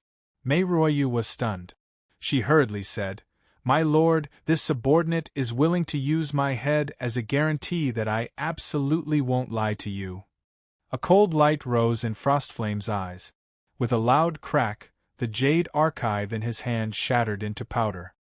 He stood up, his voice low and horrifying. "Interesting. I'm really interested to know which old friend is scheming against me." Qin Yu's whereabouts had been discovered. He had gone 1,000 miles deeper than the place Mei Ruoyu had mentioned. It seemed like an unremarkable distance, but this was the sealed stone world. Every step towards the center required a tremendous amount of effort. In a short 6 days, no one had been able to accomplish this. Then there was only one explanation. The person who killed Song Zhongyi had emerged from the depths of the sealed stone world. With a flick of his sleeves, Frostflame wrapped Mei Ruoyu up and stepped forwards. His figure was like a bolt of lightning, his speed beyond imagination. No matter who his opponent was, he had the confidence to face them. If he didn't even have this much confidence, then he wouldn't be worthy of being called the heaven-freezing frigid flame. Perhaps he had been too quiet these past years, and some people had already forgotten the strength and might he possessed. Then, he would take advantage of this chance to let everyone clearly see that he, the heaven-freezing frigid flame Wen Songgong, hadn't aged yet. Qin Yu was expressionless. He looked at the 2 shivering cultivators kneeling in front of him, his eyes cold. "You've been spying on me for a long time. Are you here for me?" He paused for a moment and then continued, "Heaven-freezing frigid flame?" Seeing the 2 people stiffen, Qin Yu nodded. It really is him. He and this great figure he had never met before actually had some sort of relationship. As soon as he entered the sealed stone world, he encountered his subordinates trying to steal the stone bead. After that, the several conflicts that occurred were mostly related to this person. Now, this person had come to find him. Without saying anything, it was obvious that it was because of the death of Song Zhongyi and the others. Not to mention right or wrong, one had to bear the consequences of killing someone. Rather than being entangled in this mess, it was better to settle everything once and for all. If he could kill Frostflame, then no one would disturb him for a long time. Time was precious to the current Qin Yu. He didn't want to waste any energy on something like this. Taking a step back, even if he couldn't kill Frostflame, this battle would be the best chance to test his current strength. He wanted to see just how strong he was compared to the peak great figures in the sealed stone world. Qin Yu's eyes flashed. He lightly said, "Send a message to Frostflame that I don't have much time. Have him hurry." The two terrified cultivators were stunned. They had lived for so many years, and this was the first time they had seen such an arrogant character. Did he really not know just how terrifying Lord Frostflame was? Although they were fish on the chopping block right now, in their hearts, they simultaneously sentenced Qin Yu to death. Lord Frostflame would absolutely make him despair. The rapidly moving Frostflame suddenly stopped. He lifted a hand and grasped the jade archive that was howling towards him. Probing it with his divine sense, he could clearly see that Frostflame's breathing had deepened. He instantly emitted a terrifying aura. "Good, very good. It's been many years since anyone has dared to anger me like this." Every word Frostflame spat out emitted a dense aura. "Since you are so sincere, I will not disappoint you." Bang! A dreadful aura erupted. His speed instantly rose. Wherever he went, frost fell from the void and thick ice formed on the surface of the sealed stone. Chapter 629.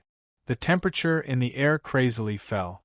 Snowflakes appeared out of thin air, filling every corner of one's vision in the time it took to breathe. Every snowflake contained the power of absolute frost. Once it came into contact with any external object, it would instantly explode. The two cultivators kneeling on the sealing stone had just revealed a look of joy on their faces when it turned into deep fear and despair. As the snowflakes fell on their bodies, the icy cold aura instantly destroyed all of their vitality.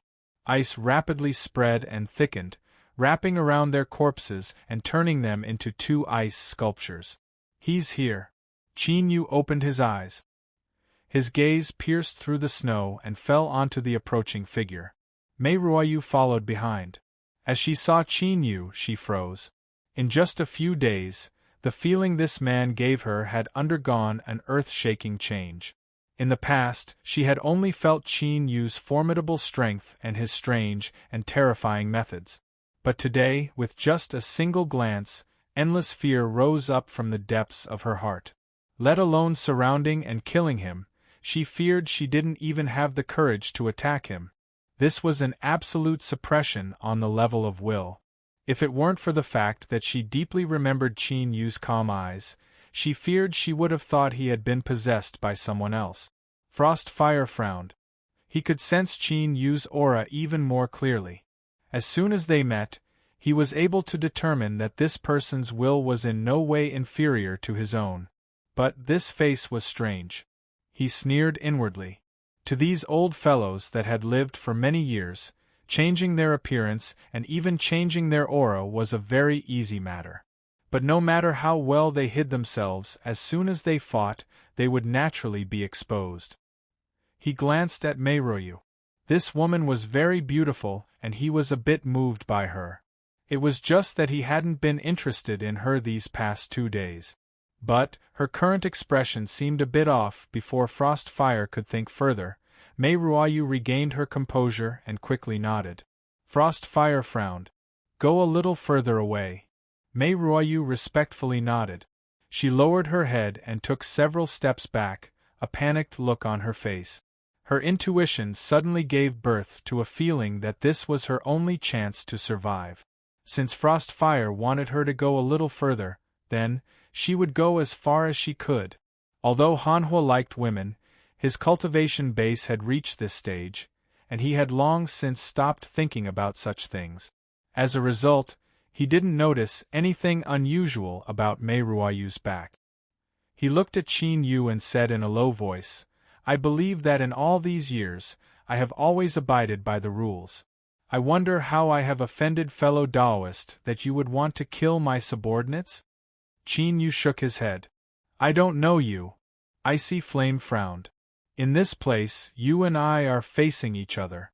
Fellow Taoist, there is no point in hiding anything. Qin Yu lightly said, that is the truth. Han Hua's frown deepened. It didn't seem like he was lying, but since he didn't know him, why was he making things difficult for him? He felt that things were a bit different from what he had imagined. Just as he was about to say something, he was interrupted by Qin Yu. Your Excellency Frostflame, please enlighten me. The formidable aura within Qin Yu's body wildly erupted. The air thickened and an invisible oppressive strength descended. Cold Flame coughed and his complexion paled. You killed my subordinate cultivators. Fellow Taoist should give me an explanation. Did she think he was afraid? Ridiculous. The pride of a powerhouse left him disdainful of saying anything more. Cold Flame lifted a hand and pointed forward. Between the heavens and earth, the tumbling snowflakes suddenly fell still. He wanted him to attack? But the truth was that he had already made his move the moment he arrived. Of the still snowflakes, each one was a node. These countless nodes connected together, forming an array formation that sealed the world in ice. Moreover, this array formation secretly contained the great Tao of nature and the heavens and earth. It contained an endless might. Unless a strength suddenly erupted that surpassed the limits of what it could withstand, only then could the array formation be broken. Otherwise, one would be suppressed within until their strength was exhausted and they were corroded to death by the cold. With the world sealed in ice, Qin Yu was naturally no exception. The heaven-freezing frigid flame truly lives up to its reputation. As he praised, Qin Yu lifted his arm. As he moved, intense cracking sounds rang out one after another. Cracks appeared all around his body, distorting light and causing Qin Yu's figure to turn blurry. Cold Flame's pupils shrank. As the saying went, one tiny clue was enough.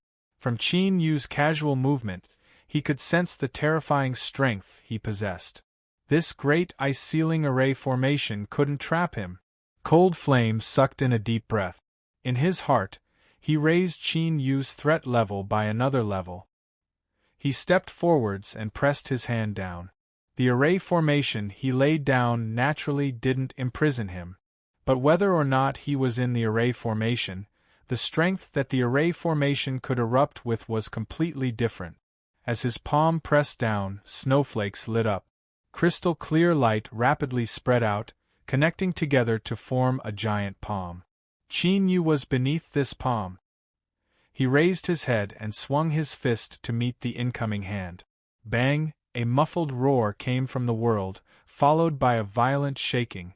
The floating ceiling stone hummed as it withstood the impact of the strength. Countless cracks erupted from the point where the two sides collided. They rapidly spread in all directions, covering the entire array formation. Qin Yu reached out a hand and the cracks in the skies exploded. Countless shattered ice crystals were swept away by strong winds, turning into silver white. Cold Flame's complexion became increasingly grim. At this time, he could confirm that this cultivator in front of him wasn't someone he knew. Could he really be a newcomer that had just entered the world of the sealed stone? But how could that be possible? From the time he came into conflict with Song Zhongyi, less than a year had passed. It was impossible for him to have passed the sealed stone's test and come here. But he was here. A burning heat gradually appeared in the depths of Cold Flame's eyes. If there was an abnormality, there must be a demon behind it. And if he could obtain this demon, then not only might he be able to solve his puzzles, but he might even obtain a lucky chance. Please remember, I am Cold Flame who freezes the heavens. My name is Wen Tsonggong. Qin Yu smiled. Fellow Taoist, one seems to be very confident. Cold Flame lightly said, You will know soon enough. Although words were useful, what truly determined the overall situation was always absolute strength. He stepped forward. This was originally a trump card I prepared to increase my ranking. But my intuition tells me that I won't regret using it on you. The reason I was able to live to this day, and have my current cultivation, is because I have relied on several critical moments to make judgments based on my intuition. I hope that my intuition is still correct this time. If so, I ask you to die." Cold Flame lifted his hand. Faint threads of ice gushed out from his fingers, weaving together and turning into an ice spear.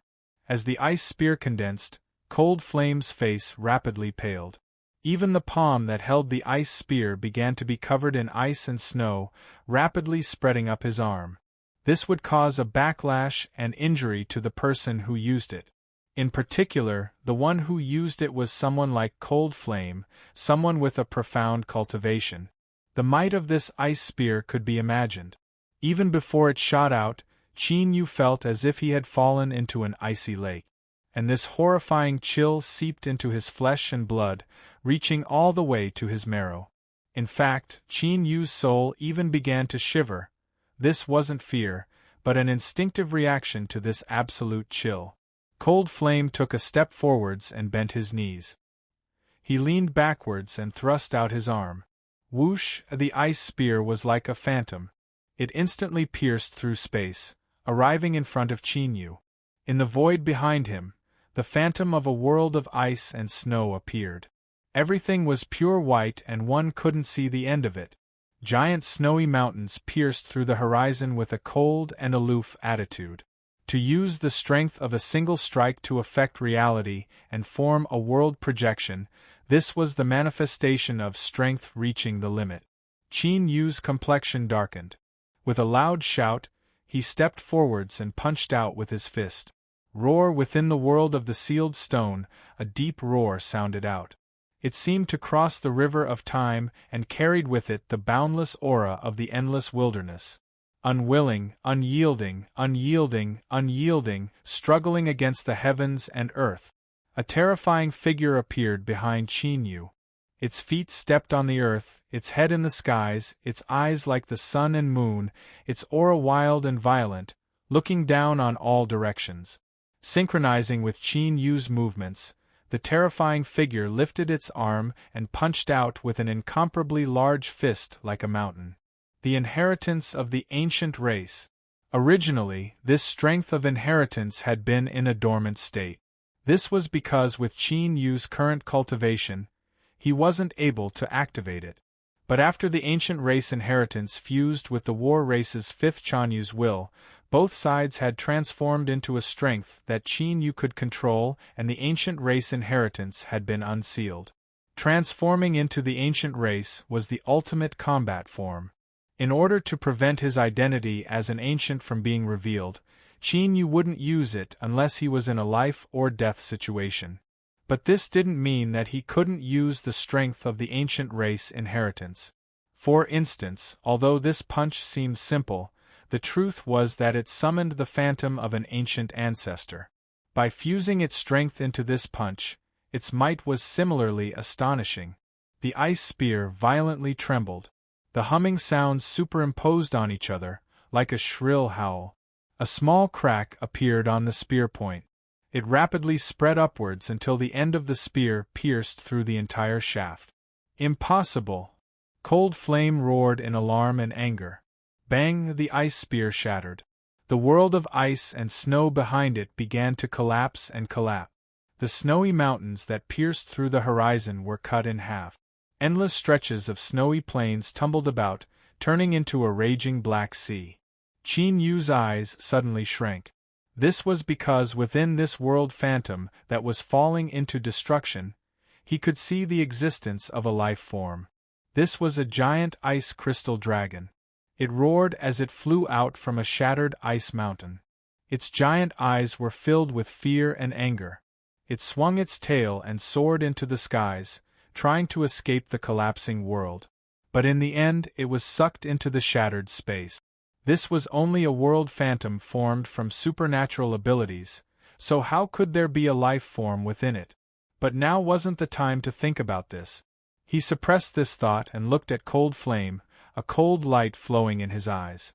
He never minded killing others, especially his enemies. If he didn't kill them when he had the chance, that was the greatest irresponsibility towards his own life. At this time, Cold Flame's appearance was incomparably miserable. The ice spear had shattered, the world of ice and snow had been destroyed, and he had suffered a terrifying backlash. Blood flowed out from every orifice of his head. The dark red blood was thick and viscous, smearing his entire face with a fierce and pitiful expression. Meeting Qin Yu's gaze, Cold Flame stiffened. An unprecedented shadow covered his entire body. Cold, icy cold, and a despairing aura gathered together, finally turning into an extremely rich smell of death. Cold Flame wasn't unfamiliar with this smell, but this time was different. He suddenly felt that he wouldn't be able to escape today's calamity. His life's experiences flashed through his mind. Cold Flame straightened his back. His eyes were incomparably bright, like two masses of blazing flames. As a tribulation immortal cultivator, a powerhouse that had rampaged through the sealed stone world for hundreds of thousands of years, he had his own pride and dignity. Even death couldn't make him become petty and insignificant. Since he was going to die, he would die a glorious death. He would use all of his strength to draw a perfect end to his life. Qin Yu could feel the change in Cold Flame's aura. A trace of respect appeared in his eyes. There were trillions of lives in this world, but how many of them could face death head-on? Even if he was an enemy, he still deserved respect. A terrifying aura fluctuation erupted from Cold Flame's body. A layer of white flames appeared, wrapping around him. The flames blazed, but there was no heat at all. Instead, the temperature between the heavens and earth began to fall at an astonishing rate. The name of the heaven-freezing Cold Flame came from this scene. Unfortunately, this should be the last time it would appear in the world. I am Wen Songgong. With a roar, the white flames instantly flourished. Cold Flame's body that was wrapped up within directly melted into it. The uncontrolled white flames surged out like a broken dam, instantly sweeping through the surrounding 5,000 miles. Within this range, everything was sealed in ice. The ice that formed was pure white without the least bit of impurities. Including all the sealed stones within 5,000 miles, the entire world turned into an incomparably massive block of ice. A calm voice echoed out from within the ice. I have already remembered your name. Fellow Taoist Wen Songgong, please have a safe journey. Mei Ruoyu ran 10,000 miles away before she stopped. She turned to look at the area that was covered by the sealed stone world, and her eyes filled with even more panic. If it had only been a trace of fear before, then now it had grown strong and healthy, turning into a black fog that covered the skies and submerging her mind. Every breath of time passed incomparably slow. The sound of her heartbeat became increasingly clear in her ears. Mei Ruoyu could clearly feel goosebumps forming on her skin. Suddenly, her eyes widened and she spat out a mouthful of blood. It was like an iron rod had been ruthlessly stabbed into her head, and she couldn't help but cry out in pain. The contract rune she had formed with Lord Cold Flame had now shattered and dissipated. There was no need to explain what this meant. Cold Flame had died. He had actually died. Although she had a foreboding premonition, when this truly happened, great waves rose up in her mind. For a time, she even suppressed the pain she was feeling. Heaven-freezing Cold Flame. He was a character whose fame resounded through the highest heavens. Within the sealed stone world, he was a formidable existence that everyone knew of. But today, such a majestic mountain had collapsed without any warning. Endless fear filled Mei Ruoyu's eyes. This was especially true when she thought about how she had tried to surround him with Song Zhongyi and the others. Run! She didn't have a second thought. Right now, all she wanted to do was run as far away as possible and hide herself. But just as she turned around, Mei Ruoyu froze. From her widened eyes and the cold sweat that covered her forehead, it was clear this wasn't her original intention. A delicate bloody hole appeared between Mei Ruoyu's eyebrows. The light in her eyes dimmed and her aura rapidly dissipated. Qin Yu stepped forwards. Fellow Taoist Wen Songgong seems to be interested in you. Then, on the road to the Yellow Springs, I would like to ask you to accompany him. On this day, the entire sealed stone world fell into turmoil. Heaven-freezing Cold Flame had died, and all the cultivators that had formed contracts with him had been severely wounded. This news instantly spread out. The name of the mysterious black-robed cultivator swept through the entire sealed stone world in the shortest period of time. Countless people praised and revered him. But this sensational event soon lost its follow-up. This was because the mysterious black-robed cultivator that killed Cold Flame didn't appear to take over the influence he left behind. Instead, as the news spread out, he went into hiding and disappeared. Countless people guessed. Finally, they came to a conclusion. Even if Cold Flame was killed, the mysterious black-robed cultivator must have been severely wounded and had gone into hiding to heal. Perhaps he had even perished together with Cold Flame. Whether it was right or wrong, it was a fact that the mysterious black-robed cultivator hadn't appeared. After waiting for a period of time, the other Supreme Elders began to move, dividing up everything that Cold Flame had left behind. This process certainly wouldn't be too harmonious. A storm of blood and gore immediately rose up in the sealed stone world. And as this turmoil arrived, Qin Yu's figure appeared in a bustling trading market. This was an area where the sealed stones were close to each other. There was a sealed stone world every few hundred feet, and each sealed stone world had at most 3 or 4 stalls. A world with cultivators meant there was demand, and demand would inevitably drive transactions to appear. This was the place where the living beings of the sealed stone world came to exchange for what they needed. Over the endless years, the sealed stone world had already evolved its own set of survival rules. Some cultivators knew that they had no hope of cultivating the great Tao. In order to survive, they had no choice but to make changes. For instance, farmers who specialized in growing spirit plants, refiners who specialized in refining artifacts, doctors who treated people. And of course, there were also women who sold their flesh and skin in exchange for a source of income. Thus, the trading market was bustling with activity. It was a prosperous scene, not dull or dull at all. Of course, in all transactions, the most basic and most popular currency was still the stone bead. It was the key to everyone surviving in the sealed stone world. The only thing worth rejoicing about was that the frequency at which the destroyed would erupt wasn't high.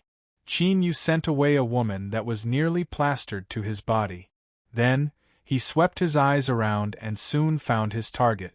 On top of the sealed stone world that was 100 feet high, there was a 3-story wooden building.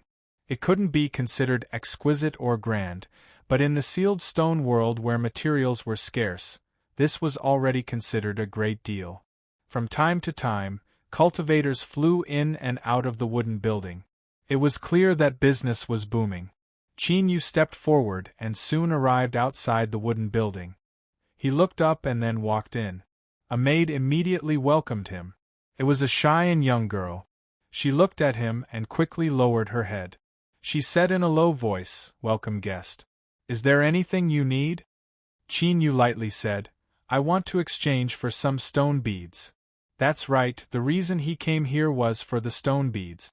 This had to start from the day when Icy Flame was killed. Qin Yu had taken away the stone beads that he and Mei Ruoyu had left behind. During this process, he had inadvertently discovered a secret. The stone beads contained a will that was far more formidable than that of the sealed stone world. Of course, this formidable didn't refer to quantity, but to absolute quality. For example, if Qin Yu absorbed the strength of 3 sealed stones, he would be full. He could only wait for them to be digested before continuing to absorb, and the energy he would obtain would be 1. Then, absorbing the strength of 10 stone beads wouldn't be a problem. Moreover, each stone bead would provide him with energy far greater than 1. And the most important point was that absorbing the strength of the stone beads wouldn't leave behind any hidden dangers. This was what attracted Qin Yu the most. Although he had killed Icy Flame and the process hadn't been too difficult, it was also because of this that Qin Yu didn't dare to be complacent. He didn't believe that he could easily reach the peak of the sealed stone world. Moreover, before Icy Flame died, he had said that the ice spear was a method he had prepared to attack the echelon. Although he didn't know what the so-called echelon was, it was clear that the sealed stone world still existed, a level that Qin Yu hadn't touched upon yet. The life forms on this level were absolutely terrifying. The main reason he spoke so much was to explain something. If there was a better method to enhance his will, Qin Yu would rather give up on the sealed stone world. That was simply far too dangerous. If he wasn't careful, he might draw a calamity upon himself. Since the stone beads were the best choice for cultivation, Qin Yu began to study them carefully. Without spending too much effort, he learned some general information from a cultivator. Thus he came here. The young maid across from him hurriedly said, "Guest, please follow me." She turned and walked away. After several steps she stopped, her face flushed red. I'm sorry. I went the wrong way." She looked as if she were about to cry at any moment. Qin Yu revealed a look of surprise. He had already noticed that the other maids all around them emitted a dusty aura. Could it be that his luck was so good that he had encountered a legendary young chick? Or was this her method of attracting attention? His thoughts turned and then scattered. No matter what the truth was, he didn't care. He directly said, "It's fine. Lead the way." The young maid was moved to tears. She nodded again and walked in the opposite direction. Soon, Qin Yu was brought to a counter on the first floor. He waited for the cultivator in front of him to stand up and leave. Then, the young maid led him to a chair. "My lord, this guest wishes to exchange for some stone beads." The young maid bowed and retreated to the side. Although it was a semi-open partition, it was clear that it had been specially arranged. Once one entered, they could completely isolate out the sound of the outside world, and the images were blurred so that they couldn't be seen clearly. The middle-aged cultivator behind the counter paled. He greedily glanced at the young maid standing to the side and smiled. "May I ask how the guest wishes to exchange?" Qin Yu maintained his composure. "May I ask what the exchange rate is?" The middle-aged cultivator said, 10 low-grade beads can be exchanged for a medium-grade bead. 10 medium-grade beads can be exchanged for a high-grade bead. Of course, the market price for high-grade beads has always been higher. If the guest wishes to make a move, the most we can give is 12 medium-grade beads. Qin Yu frowned. "So it's like that." The middle-aged cultivator's smile faded. "If the guest hasn't decided yet, you may come back after some time." Qin Yu glanced at him. "I heard that there are other methods to exchange for stone beads at half price. I wonder if that is true?" The middle-aged cultivator's eyes brightened. "Of course it is.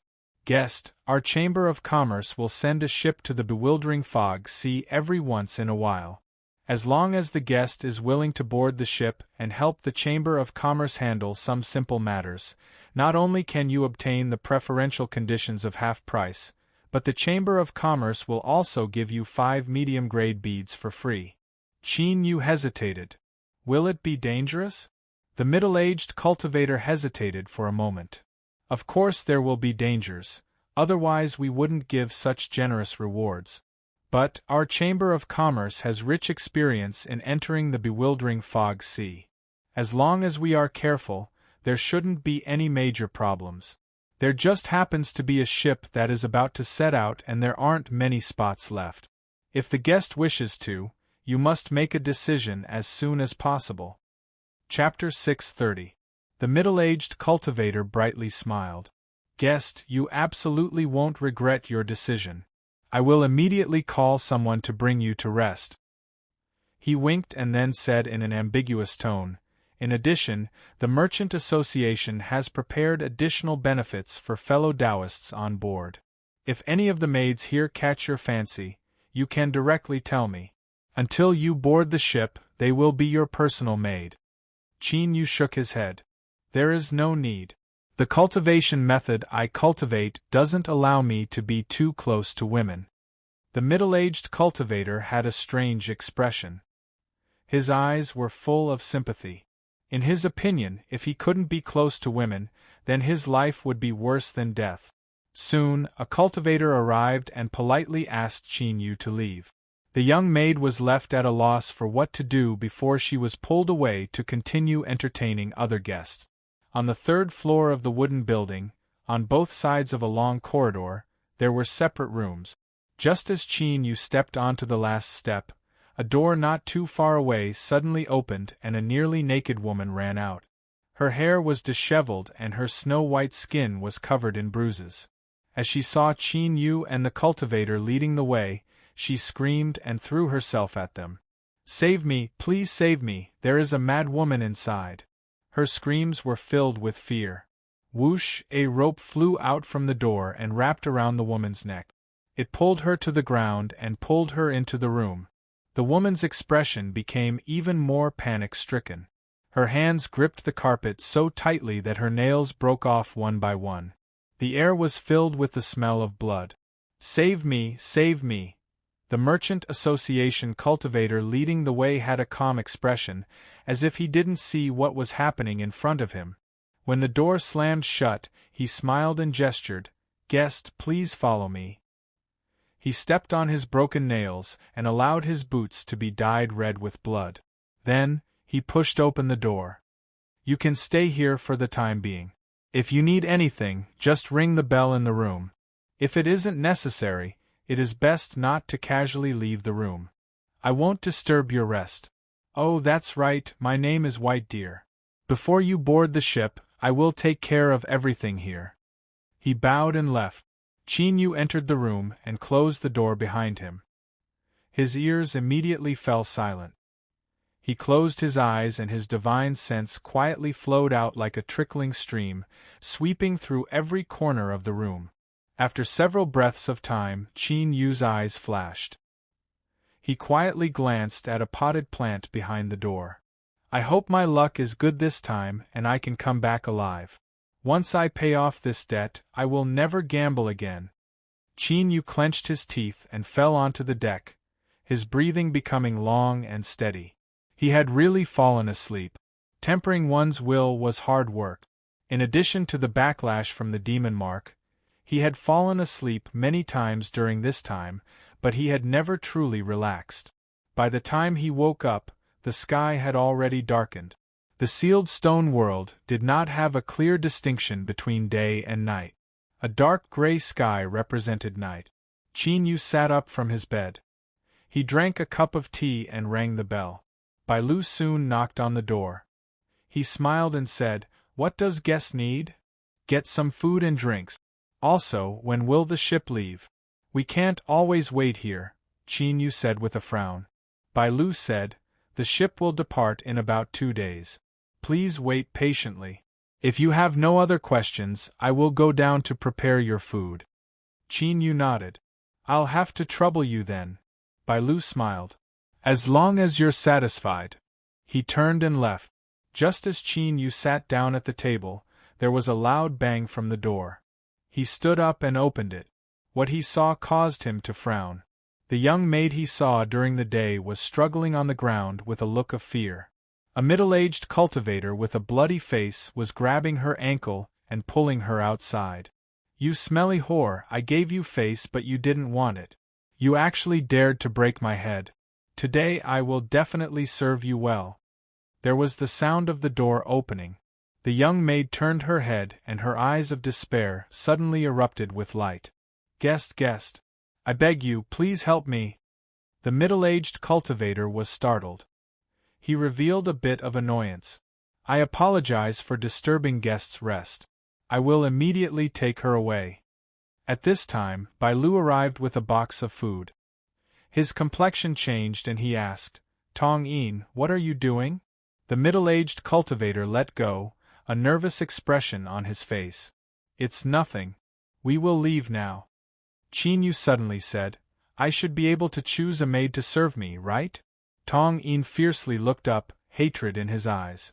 "You didn't want the woman I gave you before, and now you actually interfered and ruined my plans?" Lu said, "Of course you can. This is your right." Yu lifted a hand and pointed. "Her." Lu smiled. "Starting from now, she belongs to you. The food in the box is enough for 2 people. If it isn't enough, I can help you take more." He looked at Tong Yin. Why haven't you left yet? Are you waiting for me to personally send you off? Tong Yin coldly snorted and angrily left. Bai Lu glanced at the young maid. Go and freshen up, Qin Yu interrupted him. There's no need. Just follow me inside. Bai Lu nodded. He passed the food box to her, gave her a meaningful look, and then bowed and excused himself. Qin Yu looked at the young maid. Come in. Carrying the food box, the pale-faced young maid bit her lips and followed in. With a creak, the sound of the door closing caused her body to shake. Put down the food box and sit down. Qin Yu lightly said, Don't worry. Because of my cultivation method, I can't casually approach women. You are safe.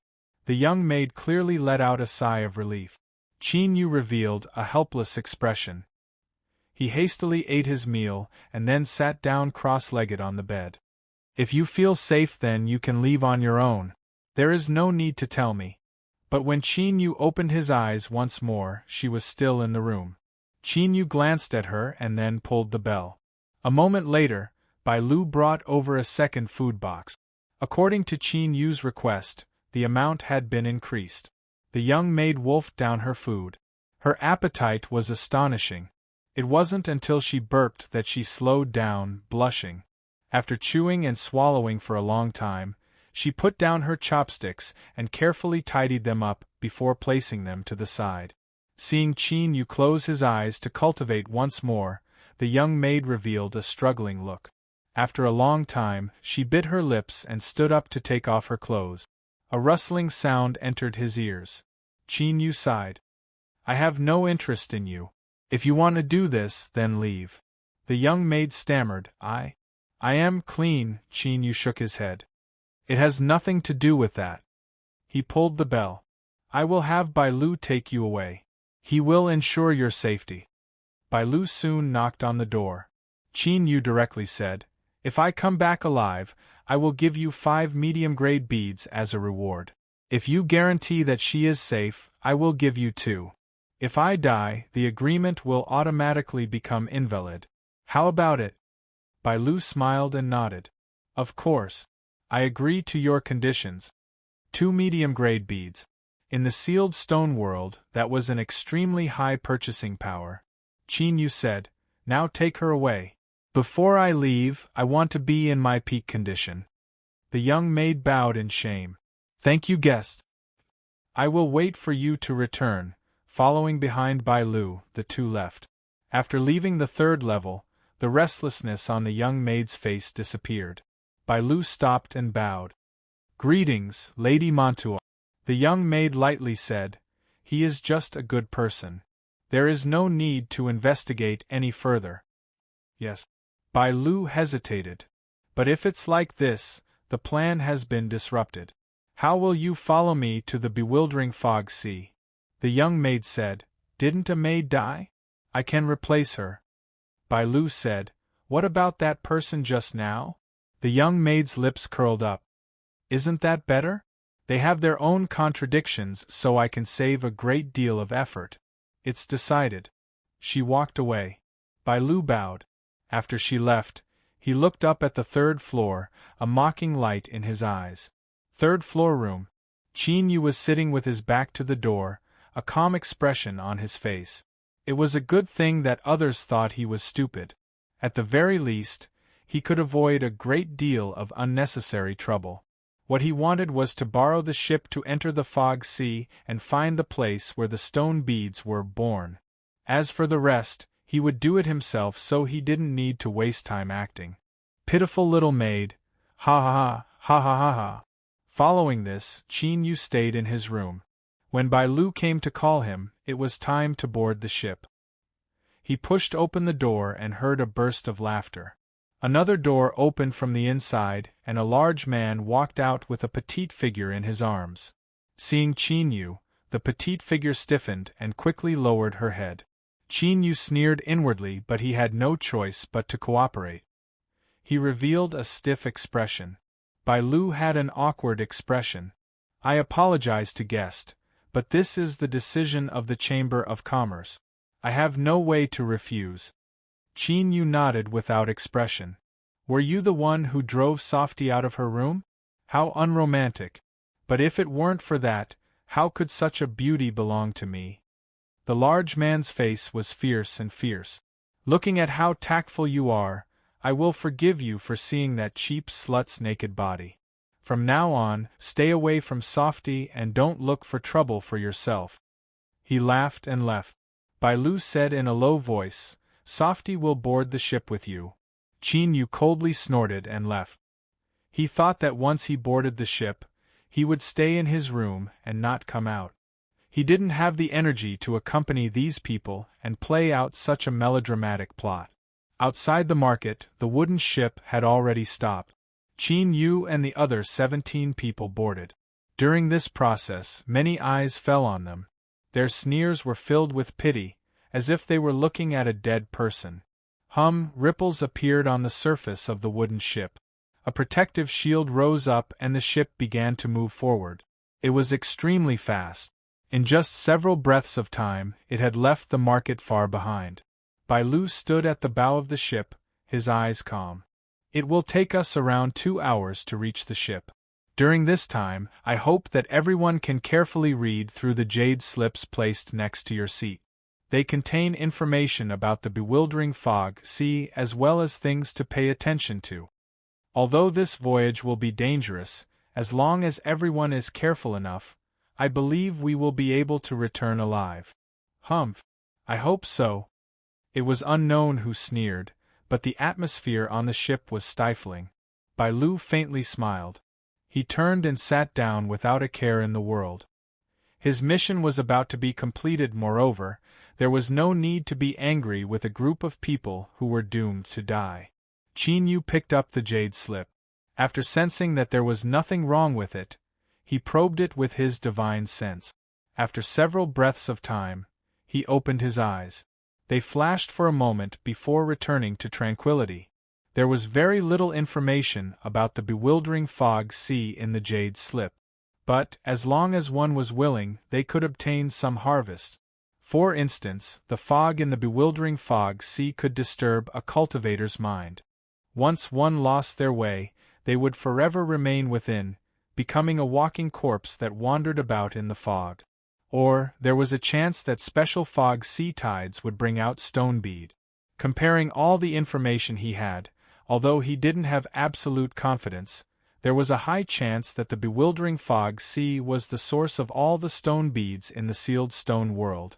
The reason Qin Yu entered the bewildering fog sea was to find the place where the stone beads were born.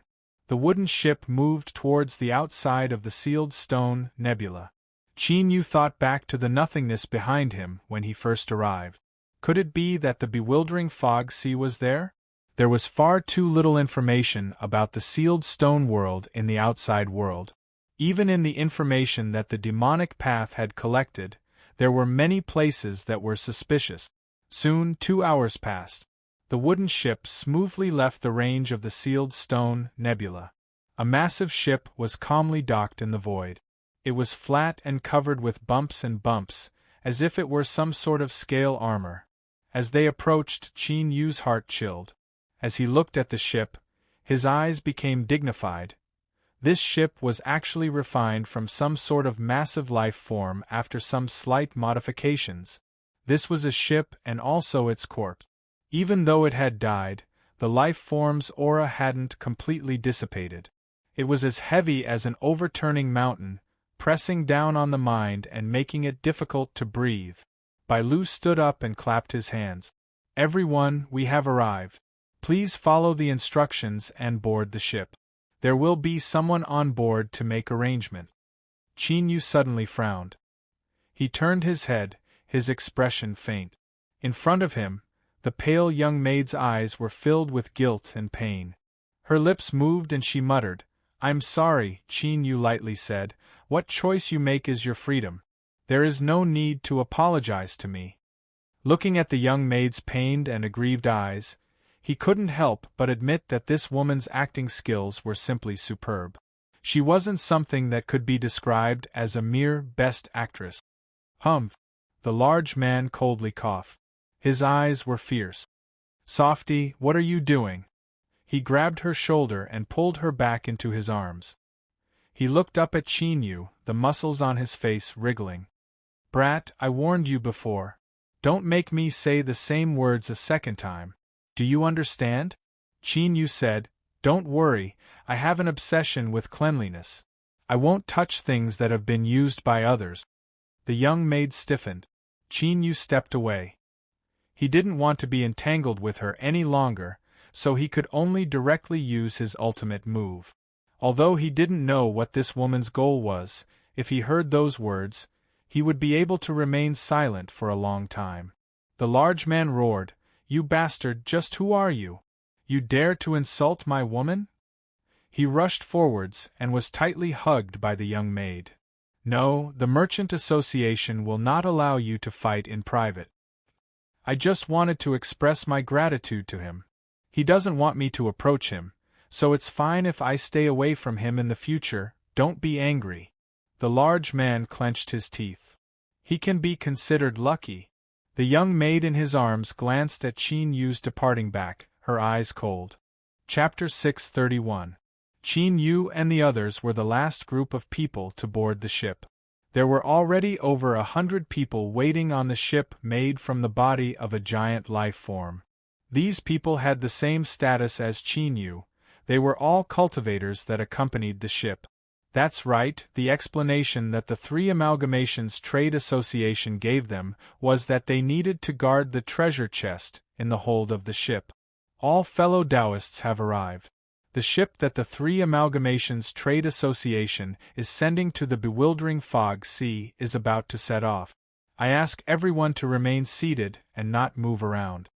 The person who spoke had a warm smile on his face. His eyes were clean and warm, making one feel close to him. The ship trembled and immediately began to move. Its speed rapidly increased, leaving behind a series of afterimages as it howled towards the direction of the Sealing Stone Nebula. Qin Yu's eyes brightened. His guess was right, the bewildering fog sea was there. After a moment, the ship stopped accelerating and entered a period of steady progress. The cultivator who spoke just now stood up from his seat and bowed. Let me formally introduce myself. I am the Three Amalgamations Trade Association's Shu He, and I am responsible for managing this voyage. For the next half-month, I hope that everyone can help each other. He straightened himself. I think many fellow Taoists are confused. Just what do you need to be responsible for following the ship that there is such a rich reward? In truth, the answer is simple. There are some stone beads placed in the treasure chests in the hold. Our goal in entering the bewildering fog sea is to borrow their strength to enhance the quality of the stone bead. When the time comes, we will need fellow Taoists to help deliver the treasure chests to the designated locations. Although there are some dangers in the fog, we will do our best to approach the destination. As long as everyone is quick, there shouldn't be any problems. Of course, there is something I must remind everyone of. The bewildering fog sea is extremely dangerous. Staying near the ship can guarantee your safety, but if you leave the ship's protection, I believe everyone knows that many great figures have tried to unravel the truth of the bewildering fog sea, but none of them were able to leave. That last sentence was the key. We will give you the treasure chests, so you had best do your job honestly and not have any thoughts that you shouldn't have. Then, Shu He spoke about the taboos of the bewildering fog sea. During this time, Qin Yu earnestly looked at him. His warm smile, his calm demeanor, and the attitude that he naturally revealed, all of this indicated that Shu He had a high status in the Three Amalgamations Trade Association. But as Qin Yu looked at him, there was a bit of sympathy and pity in his eyes. Although he didn't know what happened to the others on the ship, compared to them, Shu He's fate should be far more miserable. Far away from the nebula of the Sealing Stone, the big ship silently moved forward in the empty void. Unknowingly, wisps of mist suddenly appeared, like a veil fluttering in the wind at dusk, hazy, blurry, and difficult to see clearly. Shu He's face froze slightly. Everyone, we're about to enter the misty sea. Please remember my earlier warning. It's best not to make any mistakes so as to avoid attracting trouble. The fog quickly thickened like a mass of turbid water, swallowing the entire ship. Everything around them was vast and boundless. The atmosphere on the ship suddenly became oppressive. Shoo, he smiled. Everyone, don't worry. This is just the periphery of the bewildering fog sea. There's basically no. Before he finished, his expression changed and he turned around abruptly. Everyone was startled. They hurriedly followed his gaze and saw a blurry figure appear in the fog. Walking forward, the figure quickly became clear. It was a young female cultivator with a long sword on her back. Her white dress was like snow and her face was like the moon. But her eyes were ash-gray, the same color as the fog. She silently moved forwards in a straight line. Suddenly, the female cultivator came to a stop. She tilted her head to look at the ship, as if sensing the fluctuations in the fog as it moved forwards. Shoo, he stepped forwards. At the bow of the ship, two blood-red lights lit up. From their positions, they seemed to be the eyes of the life form that had refined the ship. A formidable will pressure erupted from the ship. The female cultivator in the fog trembled, a trace of fear on her face. After several breaths of time, she turned and continued forwards. Soon, she passed by the ship and vanished from sight. It's fine. Shoo, he turned around, his complexion solemn. Everyone, these are the walking corpses I mentioned to you. They are the people that walk in the fog. For countless years, they have entered the bewildering fog sea for various reasons. In the end, they die within and are forever imprisoned. These walking corpses are the greatest threat to the bewildering fog sea. Before they die, they have unwillingness and resentment in their hearts. Because of this, they develop a lingering obsession and want to drag others down with them. So, do not expose your aura. Once you are discovered by these walking corpses, it will be difficult to escape. Everyone on the ship had dignified expressions. Although they had only brushed past each other and the female cultivator in the fog hadn't done anything, they still felt an intense threat. Qin Yu's eyes drooped, concealing the strange light that flashed in his eyes. When the ship's eyes lit up just now and scared away the female cultivator, it seemed that it was because of the suppression of will. If this was true, then the so-called greatest threat of the bewildering fog sea was nothing but air to him. There was no hurry. He had to wait a little longer. He had to confirm this before proceeding to the next step. For the next 2 days, the ship encountered 3 more walking corpses. Luckily, they didn't cause any trouble. At this time, fluctuations rose in Qin Yu's mind. He opened his eyes and saw that deep within the fog, he could vaguely see buildings. These were incomparably towering palaces that were tens of thousands of feet high. They seemed like the residences of heavenly divinities, exuding a dignified dignity. The ship carefully sailed along the edge of the palaces, like a small flying insect. The cultivators on the ship seemed even smaller. Shoo, he stood at the bow of the ship. His voice was tinged with obsession as he subconsciously lowered it. Everyone, we have arrived. This is our destination. You should all be curious about the origins of these divine palaces. But, I apologize, I do not know. In fact, in the entire sealed stone world, no one knows. But, there is one thing we can be sure of, and that is that the master of these divine palaces was an existence that surpassed our imaginations. Even if he died, the divine palaces he left behind still contain an infinite strength. What you need to do next is to send the treasure chests into the palace and borrow the strength of the palace to transform the stone beads in the treasure chests. He flicked his sleeves and the deck parted. Treasure chests rose up on their own, appearing next to each seat. These treasure chests have been specially refined so they cannot be placed into storage treasures. Everyone will have one, and in groups of 2, you will send the treasure chests out according to the instructions. Everyone, please remember to restrain your aura, because there are many, many walking corpses hidden in these palaces. Now I ask everyone to drip a drop of blood onto the treasure chest. This is a simple contract so that you can move them without suffering a backlash. There are no restrictions on you, so you can inspect them before doing anything else. Qin Yu sensed with rapt attention. As Shu He said, he didn't discover anything wrong. But he glanced at the little maid and felt that things weren't as simple as they seemed. After thinking for a moment, he asked in his soul space, "Mimi, Purple Moon, is there a problem with this chest?"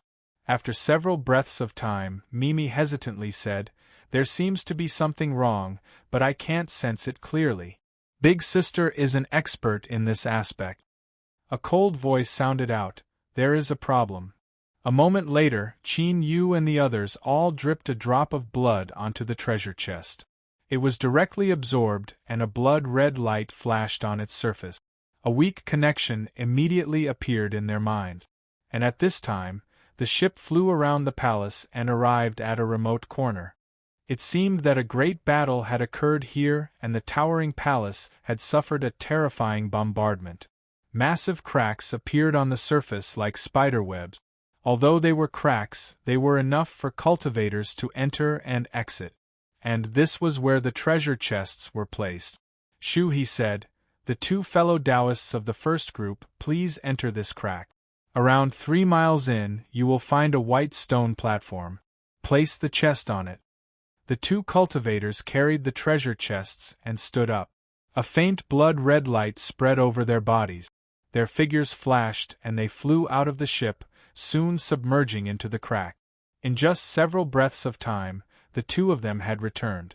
After entering the ship, their faces lit up with excitement. The mission had been completed. Everyone let out a long breath of relief as they saw this. Their expressions relaxed. It seemed it hadn't been too difficult. Then, the second group of cultivators entered and soon left without any problems. The third group, the fourth group, the fifth group. The smile on Shu He's face became increasingly bright. Their luck today had surpassed his expectations. More than half of the treasure chests had been placed and nothing unexpected had occurred. Moments later, there were only 2 treasure chests left. Shu He lifted a hand and pointed at Qin Yu. "Fellow Taoist, you too may set off." Across from him, the large man released the young maid's arm and silently stood up. At this time, there was an angry roar in the silent hall. A walking corpse drilled out from the crack. He held a torn piece of clothing in his hand and placed it between his nose and mouth, sniffing at it. Following that was a second walking corpse, a third walking corpse. In the blink of an eye, the area around the crack was filled with them. Their gray eyes glared at the ship, causing one's scalp to tingle and endless fear to surge up from the bottom of their hearts. "What is going on?" Shu He paled. One of the group of cultivators that had just returned lifted his hand. Everyone could see that his sleeve was torn. I never thought it would be like this. I was too nervous at the time. I didn't have time to take it back." Shu He glared at him with hatred in his eyes. "I already told you that you had to be careful." He took a deep breath and suddenly knelt to the ground. He lifted his hands and slapped them against the deck. With a loud hum, the ship trembled. The runes on the ship's surface lit up and the scales on it began to emit light. The entire ship suddenly seemed to come to life, and the 2 balls of bloody light on the bow of the ship became even brighter. Roar! A deep roar echoed out from the ship. It seemed to cross the river of time, carrying with it an ancient and formidable aura. The approaching walking corpses froze. They emitted deep roars as they anxiously paced back and forth. Shu He spat out a mouthful of blood that seeped into the deck. A second roar sounded out from within the ship, this one even louder, and an even stronger will suppression was released. The walking corpses that occupied the crack began to retreat, soon vanishing completely. The scene before them was restored to the deathly stillness from before. Shu He's complexion was pale. Spitting out a mouthful of blood just now seemed to have consumed a great deal of his strength. His voice was clearly weak. "Wait a moment before you enter." As he spoke, he sat down cross-legged.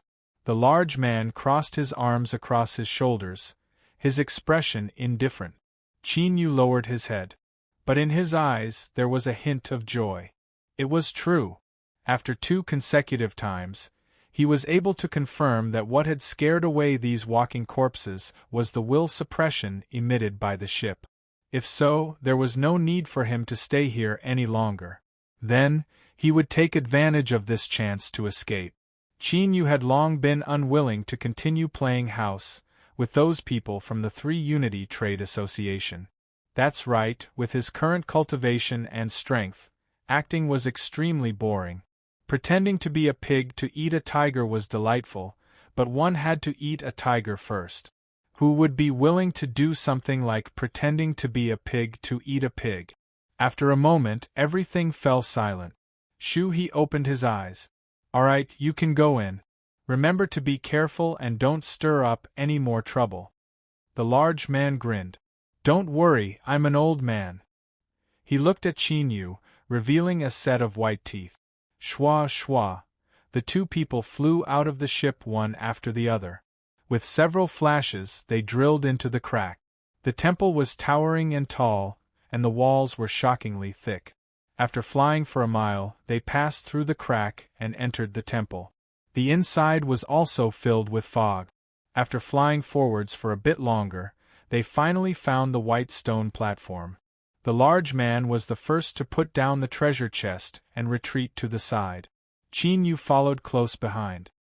He flew in front of the stone platform and put down the treasure chest. At this time, a swift and fierce aura came from behind him. Qin Yu turned and lifted a hand, blocking the large man's fist. In this sort of place, do you think you can run away after harming me? The large man grinned. Of course. His body was like smoke, twisting and vanishing from sight. Smug laughter echoed out from the fog. Brat, enjoy the last moments of your life. Roar, the roars of the walking corpses echoed out. It was clear they had already sensed the aura of an outsider. In the fog, the large man's body was like a phantom as he rapidly flew out from the crack. He cultivated some sort of life-saving technique that allowed him to temporarily conceal his mortal body and conceal his aura. It was because of this that the large man was able to leave the bewildering fog sea alive twice in a row. And this time would be the 3rd time. Suddenly, a calm voice sounded out in his ears. Where are you going? The large man's eyes widened. He lifted a hand and punched out, but the space around him seemed to be filled with glue. Every movement was extremely difficult. The fog parted and Qin Yu stepped out. His expression was indifferent and a cold chill circulated in his eyes. It's not too late to run. If you kill me, you won't be able to leave. Qin Yu lightly said, I don't need to run. He lifted a hand and with a light cracking sound, a bloody hole appeared between the large man's eyebrows. His eyes were instantly extinguished and his soul was crushed to pieces, absorbed by the cosmic sea-cross bell. The surrounding fog wildly tumbled like a raging sea, its roars causing one's scalp to tingle. Outside the palace, on the ship, the young maid suddenly looked up towards the direction of the palace. A deep roar spread out from within. Her lips curled up in a cold smile. That bastard should be experiencing despair and fear right now, right? When she arranged for Qin Yu to go in with the large man, she had already expected this to happen. But as time passed, no one came out from the crack. The young maid frowned. It seemed that bastard was quite strong. If he was able to drag him down with him, then that would be too easy for him. Lady Montois had originally planned to wait until this matter was finished before greeting the large man and then sending him off to die. The commotion left as quickly as it came. After a moment, the interior of the palace quieted down. Shu He said in a low voice, It looks like something happened to the 2 fellow Taoists. I hope they are safe. His heavy expression fell into everyone's eyes. In this situation, he still wanted to be safe? What kind of dream was that? But since it was someone else who died, they didn't care at all. Several men's eyes began to wander over the young maid. Soon 2 hours passed. Shu He stood up. Everyone, according to the original order, retrieve your treasure chests and the mission will be considered complete. The first group of 2 cultivators flew out from the ship. They soon returned, their faces filled with shock and anger. "Our treasure chests are gone." Shu He's complexion darkened. "You too, the treasure chests belong to the 3 Unity Trade Association. They have special spells that cannot be hidden." The 2 cultivators anxiously said, "They really are gone. We didn't do anything." Mantua frowned. She closed her eyes and began to form hand seals within her sleeves. Soon, the vague existence of 2 treasure chests appeared in her senses. They were in the palace in front of her and they were in a moving state. It was clear they had been taken away. This sort of thing had happened before. The walking corpses had taken away the treasure chests placed on the stone platform, but the probability was very small. Luckily, there were only 2 chests, so the trade association could withstand this loss. Shu He nodded. "Sit down first. The next group will set off." 2 more cultivators flew out. But after a dozen breaths of time, seeing the 2 returning empty-handed, Mantua suddenly stood up. "Our treasure chests are also gone." Something was wrong. Walking corpses taking away treasure chests was something that only happened once in several decades. But today 2 altars had been taken away. There was definitely a problem. Mantua quickly formed hand seals and sensed the 2 treasure chests. They were also moving and their positions seemed to be. Her eyes widened. She changed her hand seals and sensed the 2 treasure chests in front of her. Sure enough, they were in the same position. They weren't walking corpses. Although these inanimate objects were terrifyingly strong, they had long since lost their sanity. What was going on? Mantua was filled with shock and anger. She didn't care about her losses and hurriedly sensed the other treasure chests. They were moving, and their positions were all in the same position. "Ah!" Mantua screamed in anger. Her gentle and beautiful face twisted. "Who is it? Who are you?" Over 100 stone beads had been accumulated by the 3 Forces Trade Association over several years, and a considerable portion of them had been brought along by private individuals. To bring along private belongings on the 3 Forces Trade Association's ship, anyone that could do this was absolutely a character with heaven-defying strength. If they lost the stone beads, would they give up? Thinking of this, Mantua's complexion paled and fear gushed out from the depths of her eyes. "Shut up, what are you making such a ruckus about?" a cultivator loudly shouted. Treasure chests were disappearing one after another, and everyone was in an anxious state. Mantua fiercely turned around. Although she was still wearing the clothes of a maid, the aura around her was as terrifying as purgatory. She lifted a hand and clenched her fist. The cultivator's head exploded and the headless corpse wildly vomited blood before it fell to the ground. The ship fell deathly silent. No one thought that this seemingly delicate maid would actually dare to kill someone, and moreover, kill them so easily. "Damn it, all of you deserve to die." Mantua's eyes rapidly turned blood-red. She lifted a hand and took out a sphere. It was transparent and one could clearly see drops of blood floating within. Everyone's eyes fell onto the sphere.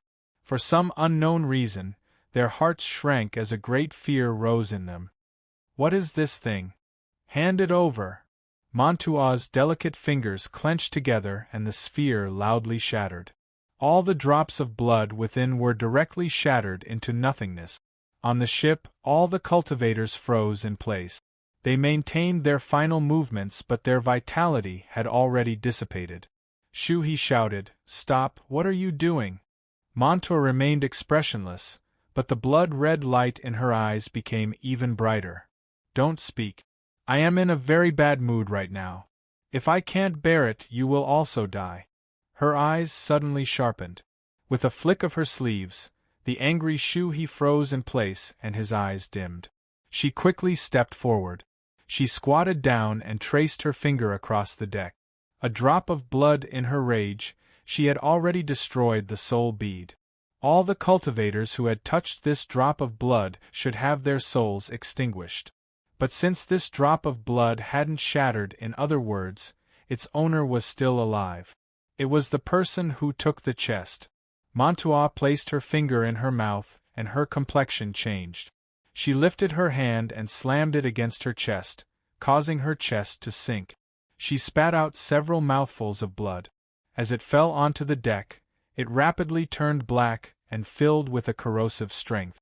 With a sizzling sound, white smoke rose up. Even so, she still couldn't force out the poison that had invaded her body. Mantua's face rapidly swelled up, turning black and purple. Then, her flesh and blood began to rot. Chunks of it fell to the ground and thick blood emitted a nauseating stench. Mantua fell into the pool of blood. Her body twitched and she screamed like a demon. "It's you, it's you! I will never let you go. I will never!" Shui's eyes shined as if he couldn't see what was happening in front of him. He smiled and said, "Everyone, the mission has been completed. We will return now." The ship turned around and followed the path it came from, soon vanishing into the fog. In a corner of the palace, Qin Yu sat down cross-legged. Countless treasure chests were placed in front of him. Since he knew that there were stone beads inside, he naturally wouldn't let them go. He could only consider them as repayment for the little maid. She had to pay a price for scheming against him, but he didn't know whether or not she could bear this price. Suddenly, he looked up in the direction of the crack. His dripping blood had actually been touched by someone. He hoped that this person's poison resistance attribute was better. Otherwise, if he died to a drop of blood, that person would surely feel aggrieved. Within his soul space, Mimi cheered out loud. It broke open. But soon, her voice weakened. "I'm so tired. I'm so pitiful. I haven't recovered my strength to begin with and now I have to be ordered around by others." Qin Yu was speechless. He coughed and said, "All right. If there is a chance in the future, I will definitely make it up to you." Mimi's spirits immediately rose. "Remember your words." A light mark appeared on Qin Yu's palm. He reached out and placed his hand on the treasure chest. Kacha, with a light sound, the chest opened. Looking inside, Qin Yu smiled. This chest was filled with stone beads. Although there weren't any high-grade beads, there was enough of them to make up for the lack of quality. With a flick of his sleeves, he put away all the stone beads. Then, he took out a second chest and opened it. This sort of feeling was indescribably refreshing. Kacha, akacha, akacha. The opened chests soon piled up into a small hill. Of course, this wasn't the main point. The harvest of stone beads filled Qin Yu's heart with emotion.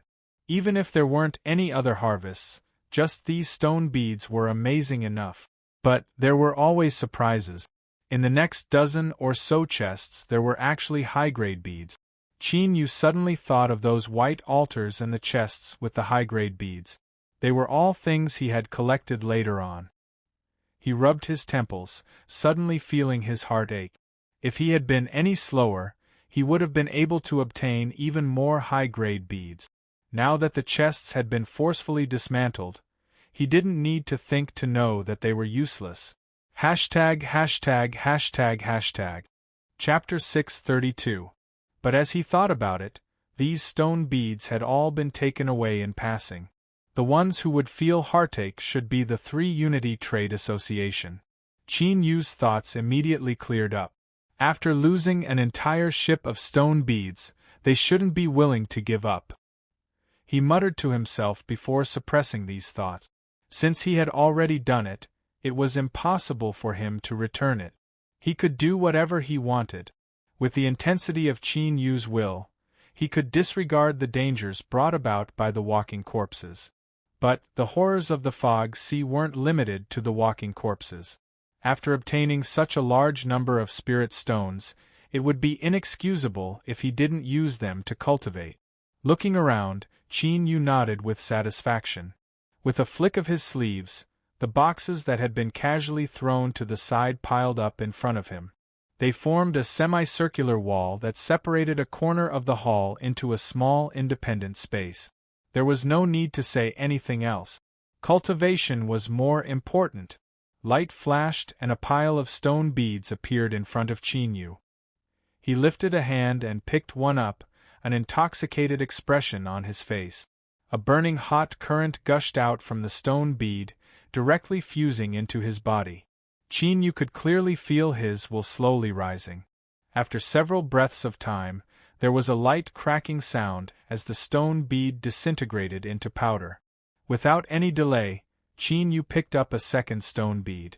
Pa, pa, par, pa, pa, par. Subtle and clear sounds constantly echoed out in the fog-filled hall.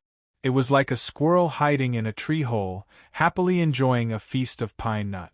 It was only when the 37th stone bead turned to powder that Qin Yu felt his will swell. He had reached his absorption limit. He put away the remaining stone beads and closed his eyes. In the world of his mind, a figure could be seen running forward. The surface of this figure was wrapped in golden flames. As it ran, it was slowly absorbed and fused together. Qin Yu was completely immersed in his cultivation. He didn't discover that deep within the fog-covered hall, there was a statue whose eyes were gradually emitting a blood-red light. This statue had 6 arms, each one holding a weapon. It had a single eye and sharp fangs, and as the blood-red light appeared in its eyes, it began to absorb the fog within the hall. As the fog constantly fused in, the aura emitted by the statue rapidly rose. It was just that there was an invisible shackle on the surface of the statue that suppressed its aura to a small area, preventing it from spreading out. Qin Yu's eyes flashed open. A crystalline light flashed through them and he smiled. Indeed, the stone bead was the most suitable cultivation resource for him. In a short time, his will had improved significantly. As he silently calculated the number of stone beads he had, his smile became even brighter. But right at this moment, he seemed to have noticed that something was off. He frowned slightly and looked around with rapt attention. The great hall was incomparably quiet. There was no change from before. No, there was a change. The fog thinned. He had not noticed it before, but now that he paid attention, he could clearly see the changes in the fog. There was a loud cracking sound, coming from deep within the hall. For some unknown reason, Qin Yu's mind began to race. It was as if some kind of terrible danger was about to descend. Starting from the first strike, the sound of shattering grew louder and faster, like broken porcelain. Then, it was followed by the sound of shards falling to the ground and shattering again. Qin Yu's expression became dignified. He stood up and looked deep into the hall. His gaze pierced through the thin fog and he seemed to see a mass of blood-red light.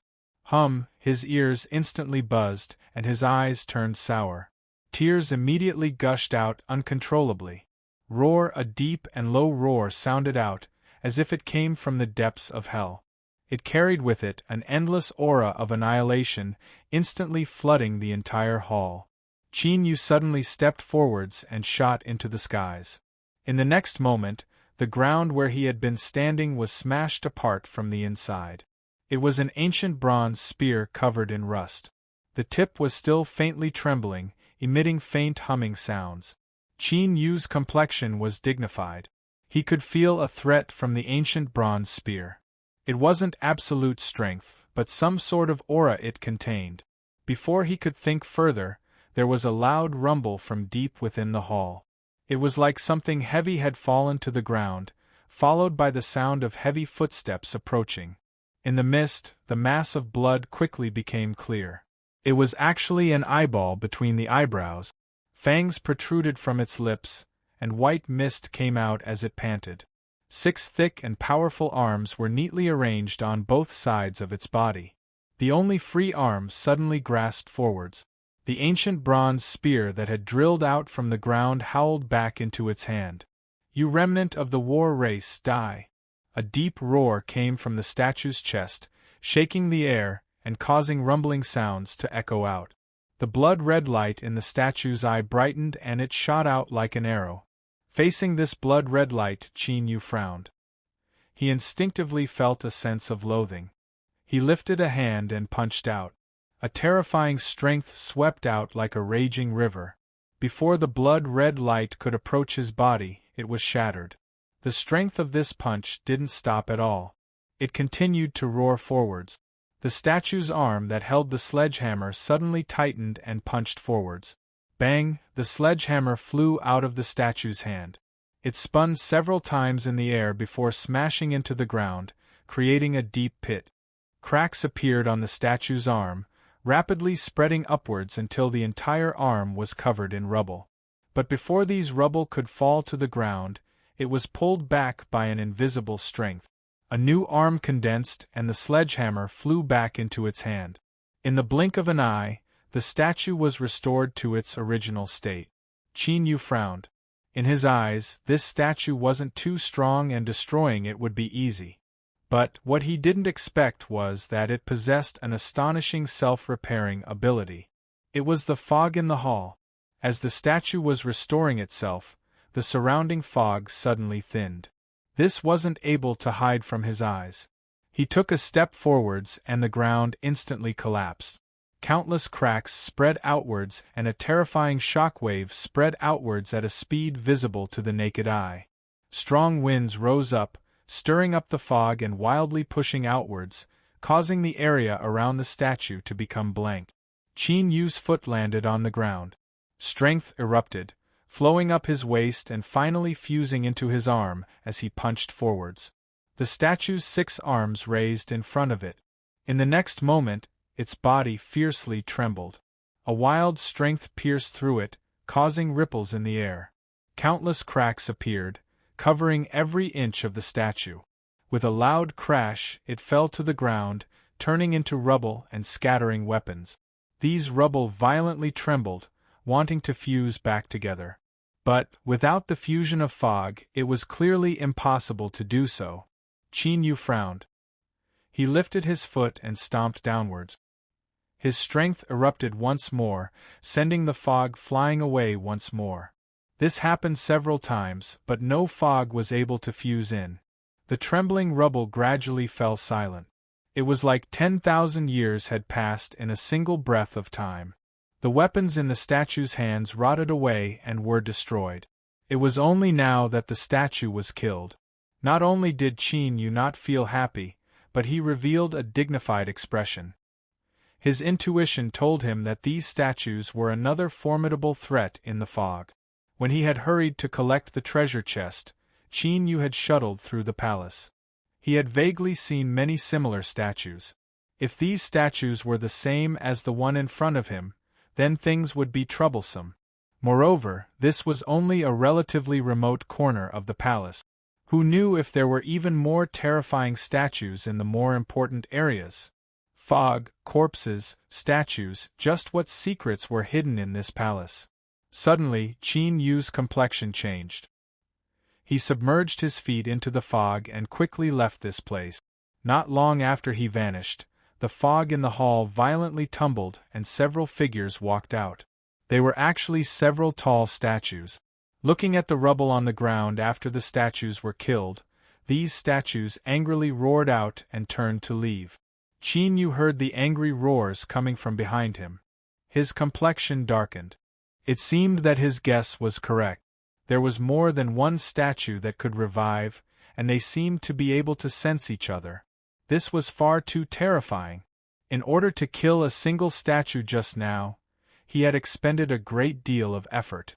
If a group of them came, just thinking about it made him shudder. But the more it was like this, the more it proved that there was an enormous secret hidden within this towering palace. If he could unravel it, there would surely be a great harvest. Shwar Qin Yu's figure flashed, and he vanished into the billowing fog. Something major had happened to the Three United Trade Association. All the stone beads on the ship had been stolen by a cultivator that had infiltrated the ship. This was terrifying, but what was even more terrifying was that this cultivator actually had the ability to move about in the bewildering fog sea. It had to be known that to the cultivators of the sealed stone world, the bewildering fog sea was a place they wanted to enter the most, but they couldn't approach it. For a time, the attention paid to this matter even surpassed that of the Three United Trade Association and the robbery of the stone bead.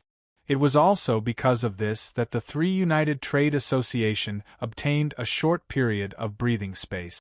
Those great figures that had smuggled goods on the ship began to issue ultimatums to the Trade Association.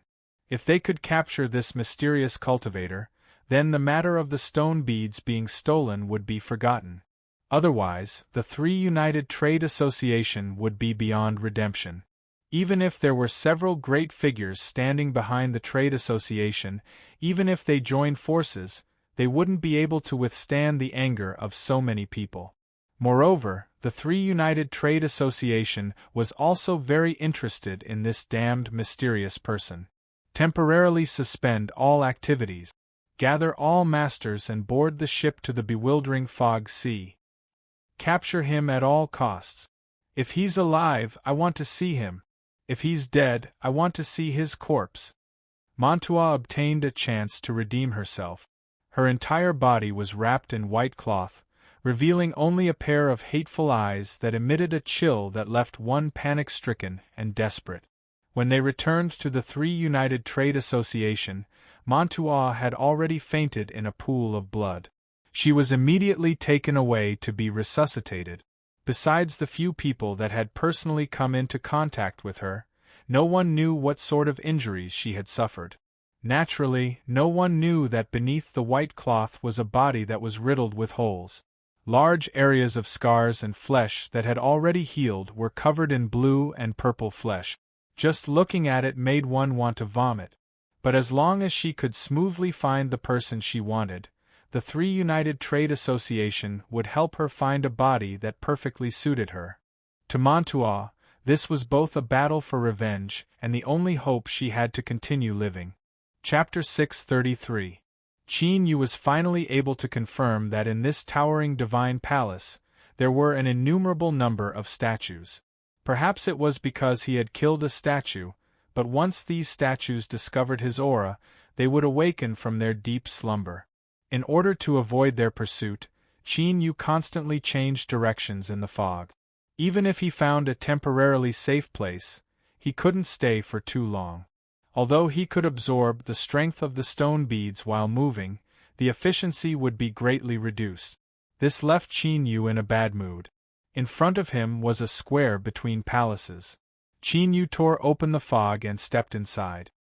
His complexion immediately darkened, because to the side of the square, there was a statue holding a broadsword. Besides the first time, Qin Yu hadn't truly fought with a statue again. But this didn't prevent him from determining the strength of a statue. Besides some special cases that he didn't know about, the larger a statue was, the more terrifying its strength was. The statue in front of him ranked in the top 3 of all the statues he had ever seen. Qin Yu turned and was about to leave, but at this time, he frowned. It was strange. This statue didn't give him the slightest feeling of threat, as if it were truly a dead object. His thoughts stirred. Qin Yu stopped. He sensed that there was nothing wrong and then walked towards the statue. As he thought, the statue didn't respond at all. Sweeping his eyes around, he discovered that there was something different about it. The surface of this statue was covered in traces of corrosion, as if it had undergone a baptism of acid. Qin Yu's eyes brightened. He was currently being forced into a corner by these statues. If there was a strength here that could destroy these statues, then he could find a safe zone. The key right now was to confirm this point and see whether or not his guess was correct. Qin Yu's figure flickered and he quickly moved along the edge of the square. A moment later, a second statue appeared in his line of sight. Like the first statue, its surface was also covered in traces of corrosion. Continuing forwards, Qin Yu circled around the square and returned to the starting point. In total, he found 8 stone statues around the square. Without exception, all of them had been severely corroded and had lost their strength. They had truly become piles of stone. His lips curved up in a smile. Now, he could basically confirm his previous guess. The next step was to find the source of the corrosive strength. Qin Yu's final goal was to unravel the secrets of this towering divine palace. If he could find and grasp the strength that corroded the stone statues, it would undoubtedly be of great help to his future plans. He raised his head and looked around. The fog was boundless, and it was no different from other places. It was unknown how many years these statues had stood here for them to be corroded to their current state. Finding the source of the corrosion did not seem to be an easy task. Just as Qin Yu was at a loss for what to do, he suddenly frowned and turned to look outside the square. The fog tumbled. Then, walking corpses began to appear. As they sensed Qin Yu's existence, they all revealed looks of awe. But what was different was that these corpses didn't leave like before. They just avoided Qin Yu and continued to pour into the square. Something was wrong. Qin Yu's thoughts raced. He stepped forwards and followed. In order to avoid scaring away these walking corpses, he maintained a certain distance and followed far behind. A moment later, they arrived at the center of the square. The corpses stopped and formed a circle. Qin Yu looked up. His gaze pierced through the fog, and he could faintly make out a massive stone building that resembled an arch. What are these zombies gathering there for? Could it be related to the corrosive strength of the statues? Qin Yu strode forwards. Feeling his approach, the walking corpses in front of him began to stir restlessly. They emitted deep roars. His complexion didn't change. His steps were steady and powerful, as if he didn't care about the threat of these walking corpses at all. Roar with a loud roar, a walking corpse that looked like an old woman threw herself at him, her face fierce and fierce. Her 10 fingers instantly grew long blood-red nails. They tore through the air, emitting a grating sound. Qin Yu's eyes turned cold. He coldly coughed and a formidable will broke out from his body, rumbling into the old woman's corpse. Her pouncing body suddenly froze, and then she howled in pain. With a "pah" sound, her head was smashed into a pile of rotten flesh. Dong, a headless corpse fell to the ground. Qin Yu's icy cold eyes swept around. The walking corpses roared in fear and retreated, leaving behind a wide and straight path. Qin Yu quickly walked in. He wasn't worried at all about being surrounded by these walking corpses. He had already discovered their fatal weakness. These walking corpses had already been corroded by the fog and died. Because of their stubbornness, they were able to preserve nearly all of their strength from when they were alive. But they couldn't withstand the impact of a will that was too strong. Otherwise, what happened just now would have happened. Their heads would explode. With Qin Yu's current will, no matter how many walking corpses there were, they wouldn't be a threat. In fact, if he wanted to, he could even easily kill them. The reason why he held back and chose to scare them away was simple. The existence of these walking corpses made the bewildering fog see a forbidden zone that other cultivators couldn't enter. Only like this could no one compete with him for the lucky chances hidden within this divine palace. Qin Yu smoothly arrived at the center of the square. He discovered that what he saw before wasn't an arched door, but a stone building that resembled a fountain. What he thought was an arched door was actually the fountain's 4 outlets. Were the walking corpses surrounding them because of this fountain? Qin Yu suddenly took several steps forwards. He reached out a hand and touched the water outlet. His eyes flashed. As he thought, there was still a trace of moisture on the surface that hadn't yet dispersed. At this time, the sound of trickling water rose up. The walking corpses that were scared away began to stir restlessly. They wanted to rush over, but they feared Qin Yu and didn't dare to move. Qin Yu took a step back. Before determining the function of the fountain, he couldn't go wrong being a bit more cautious. As soon as he left, the walking corpses surrounded the fountain with a loud bang. The sound of flowing water became increasingly clear. On the surface of the stone building above the fountain, lines began to shine. Then, faint wisps of water mist began to float out from the 4 outlet. It was extremely thin and light, like a drizzle in spring, sprinkling down in all directions. Qin Yu's pupils shrank. As the water mist fell onto the walking corpses, they revealed incomparably happy expressions. Some damaged areas began to rapidly repair, as if this water mist were extremely beneficial to the mortal body. But to Qin Yu, there was an even more important matter. He looked at the mist that was gradually drifting away. Although the vast majority of it was absorbed by the walking corpses, a small amount of water mist seemed to be attracted by some strength and flew towards the edge of the square. Qin Yu rapidly drew back and soon returned to the edge of the square. He stood in front of a stone statue and quietly waited. Sure enough, the water mist flew over, causing the surface of the stone statue to become wet. Observing with rapt attention, Qin Yu soon determined that it was the water mist that was corroding the stone statue. Cautiously, Qin Yu hurried to the location of the second statue and then the third statue, thoroughly confirming this point. Then, just what was this water mist? Taking a deep breath, Qin Yu reached out a hand and pulled several wisps of water mist into his palm. A burning heat suddenly erupted, as if he had grabbed onto burning charcoal. But soon, that burning pain turned into a warm current that flowed into his body. Qin Yu sensed with rapt attention. After several breaths of time, he opened his eyes, a look of pleasant surprise on his face. This water mist was truly beneficial to the mortal body. Although it was only a few wisps of water mist, and with the intensity of his mortal body, he could clearly feel the energy contained within the water mist. Qin Yu suddenly understood why these dead walking corpses were able to survive until now. Perhaps it was because of this water mist. At this time, the water mist that drifted over from the center of the square rapidly thinned out.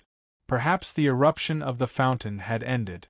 As he thought, he soon saw a massive number of walking corpses leaving. They avoided Qin Yu, vanishing into the boundless fog. Qin Yu's figure flickered and he soon arrived at the center of the square. The fountain was already empty.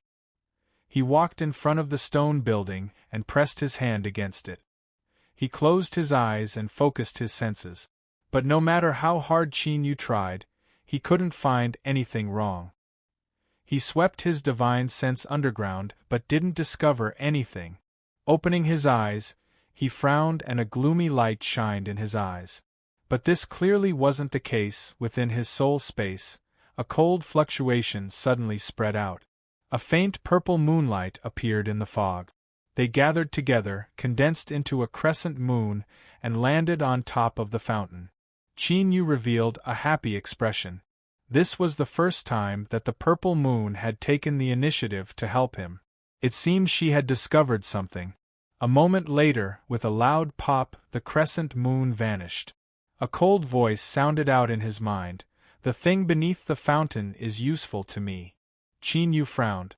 It's also useful to me. After a brief silence, the purple moon continued to say, if you take away what I want, it will only be harmful. Qin Yu nodded. All right. Both sides reached an agreement. Within his soul space, the purple moon began to shine with a dazzling light. In this radiant purple moonlight, a tall and cold beauty stepped out. She wore palace robes and her black hair hung down to her waist like a waterfall. Her expression was icy cold, but she was still so beautiful that it left one gasping for breath. She lifted a hand and drew in the void. Wherever her fingertips passed, a faint purple mark would be left behind, quickly forming a complex rune. The palace-robed woman lifted a hand and the rune instantly faded away. At the same time, a cold voice sounded out, press the rune against the fountain and the entrance will be opened. Qin Yu looked down at his palm. The faint purple rune appeared. He stepped forwards and pressed his hand down. The stone building beneath his palm trembled. Then, Qin Yu discovered that the ground beneath the fountain had become transparent. Like a layer of water, it clearly reflected a world that was completely the same as the one above. There was also a fountain and the same stone building. Without hesitation, Qin Yu stepped forwards. His body was like stone, and in the layers of ripples, he vanished from sight. In the next moment, he appeared in the inverted world. Looking up, he could see the fountain outside.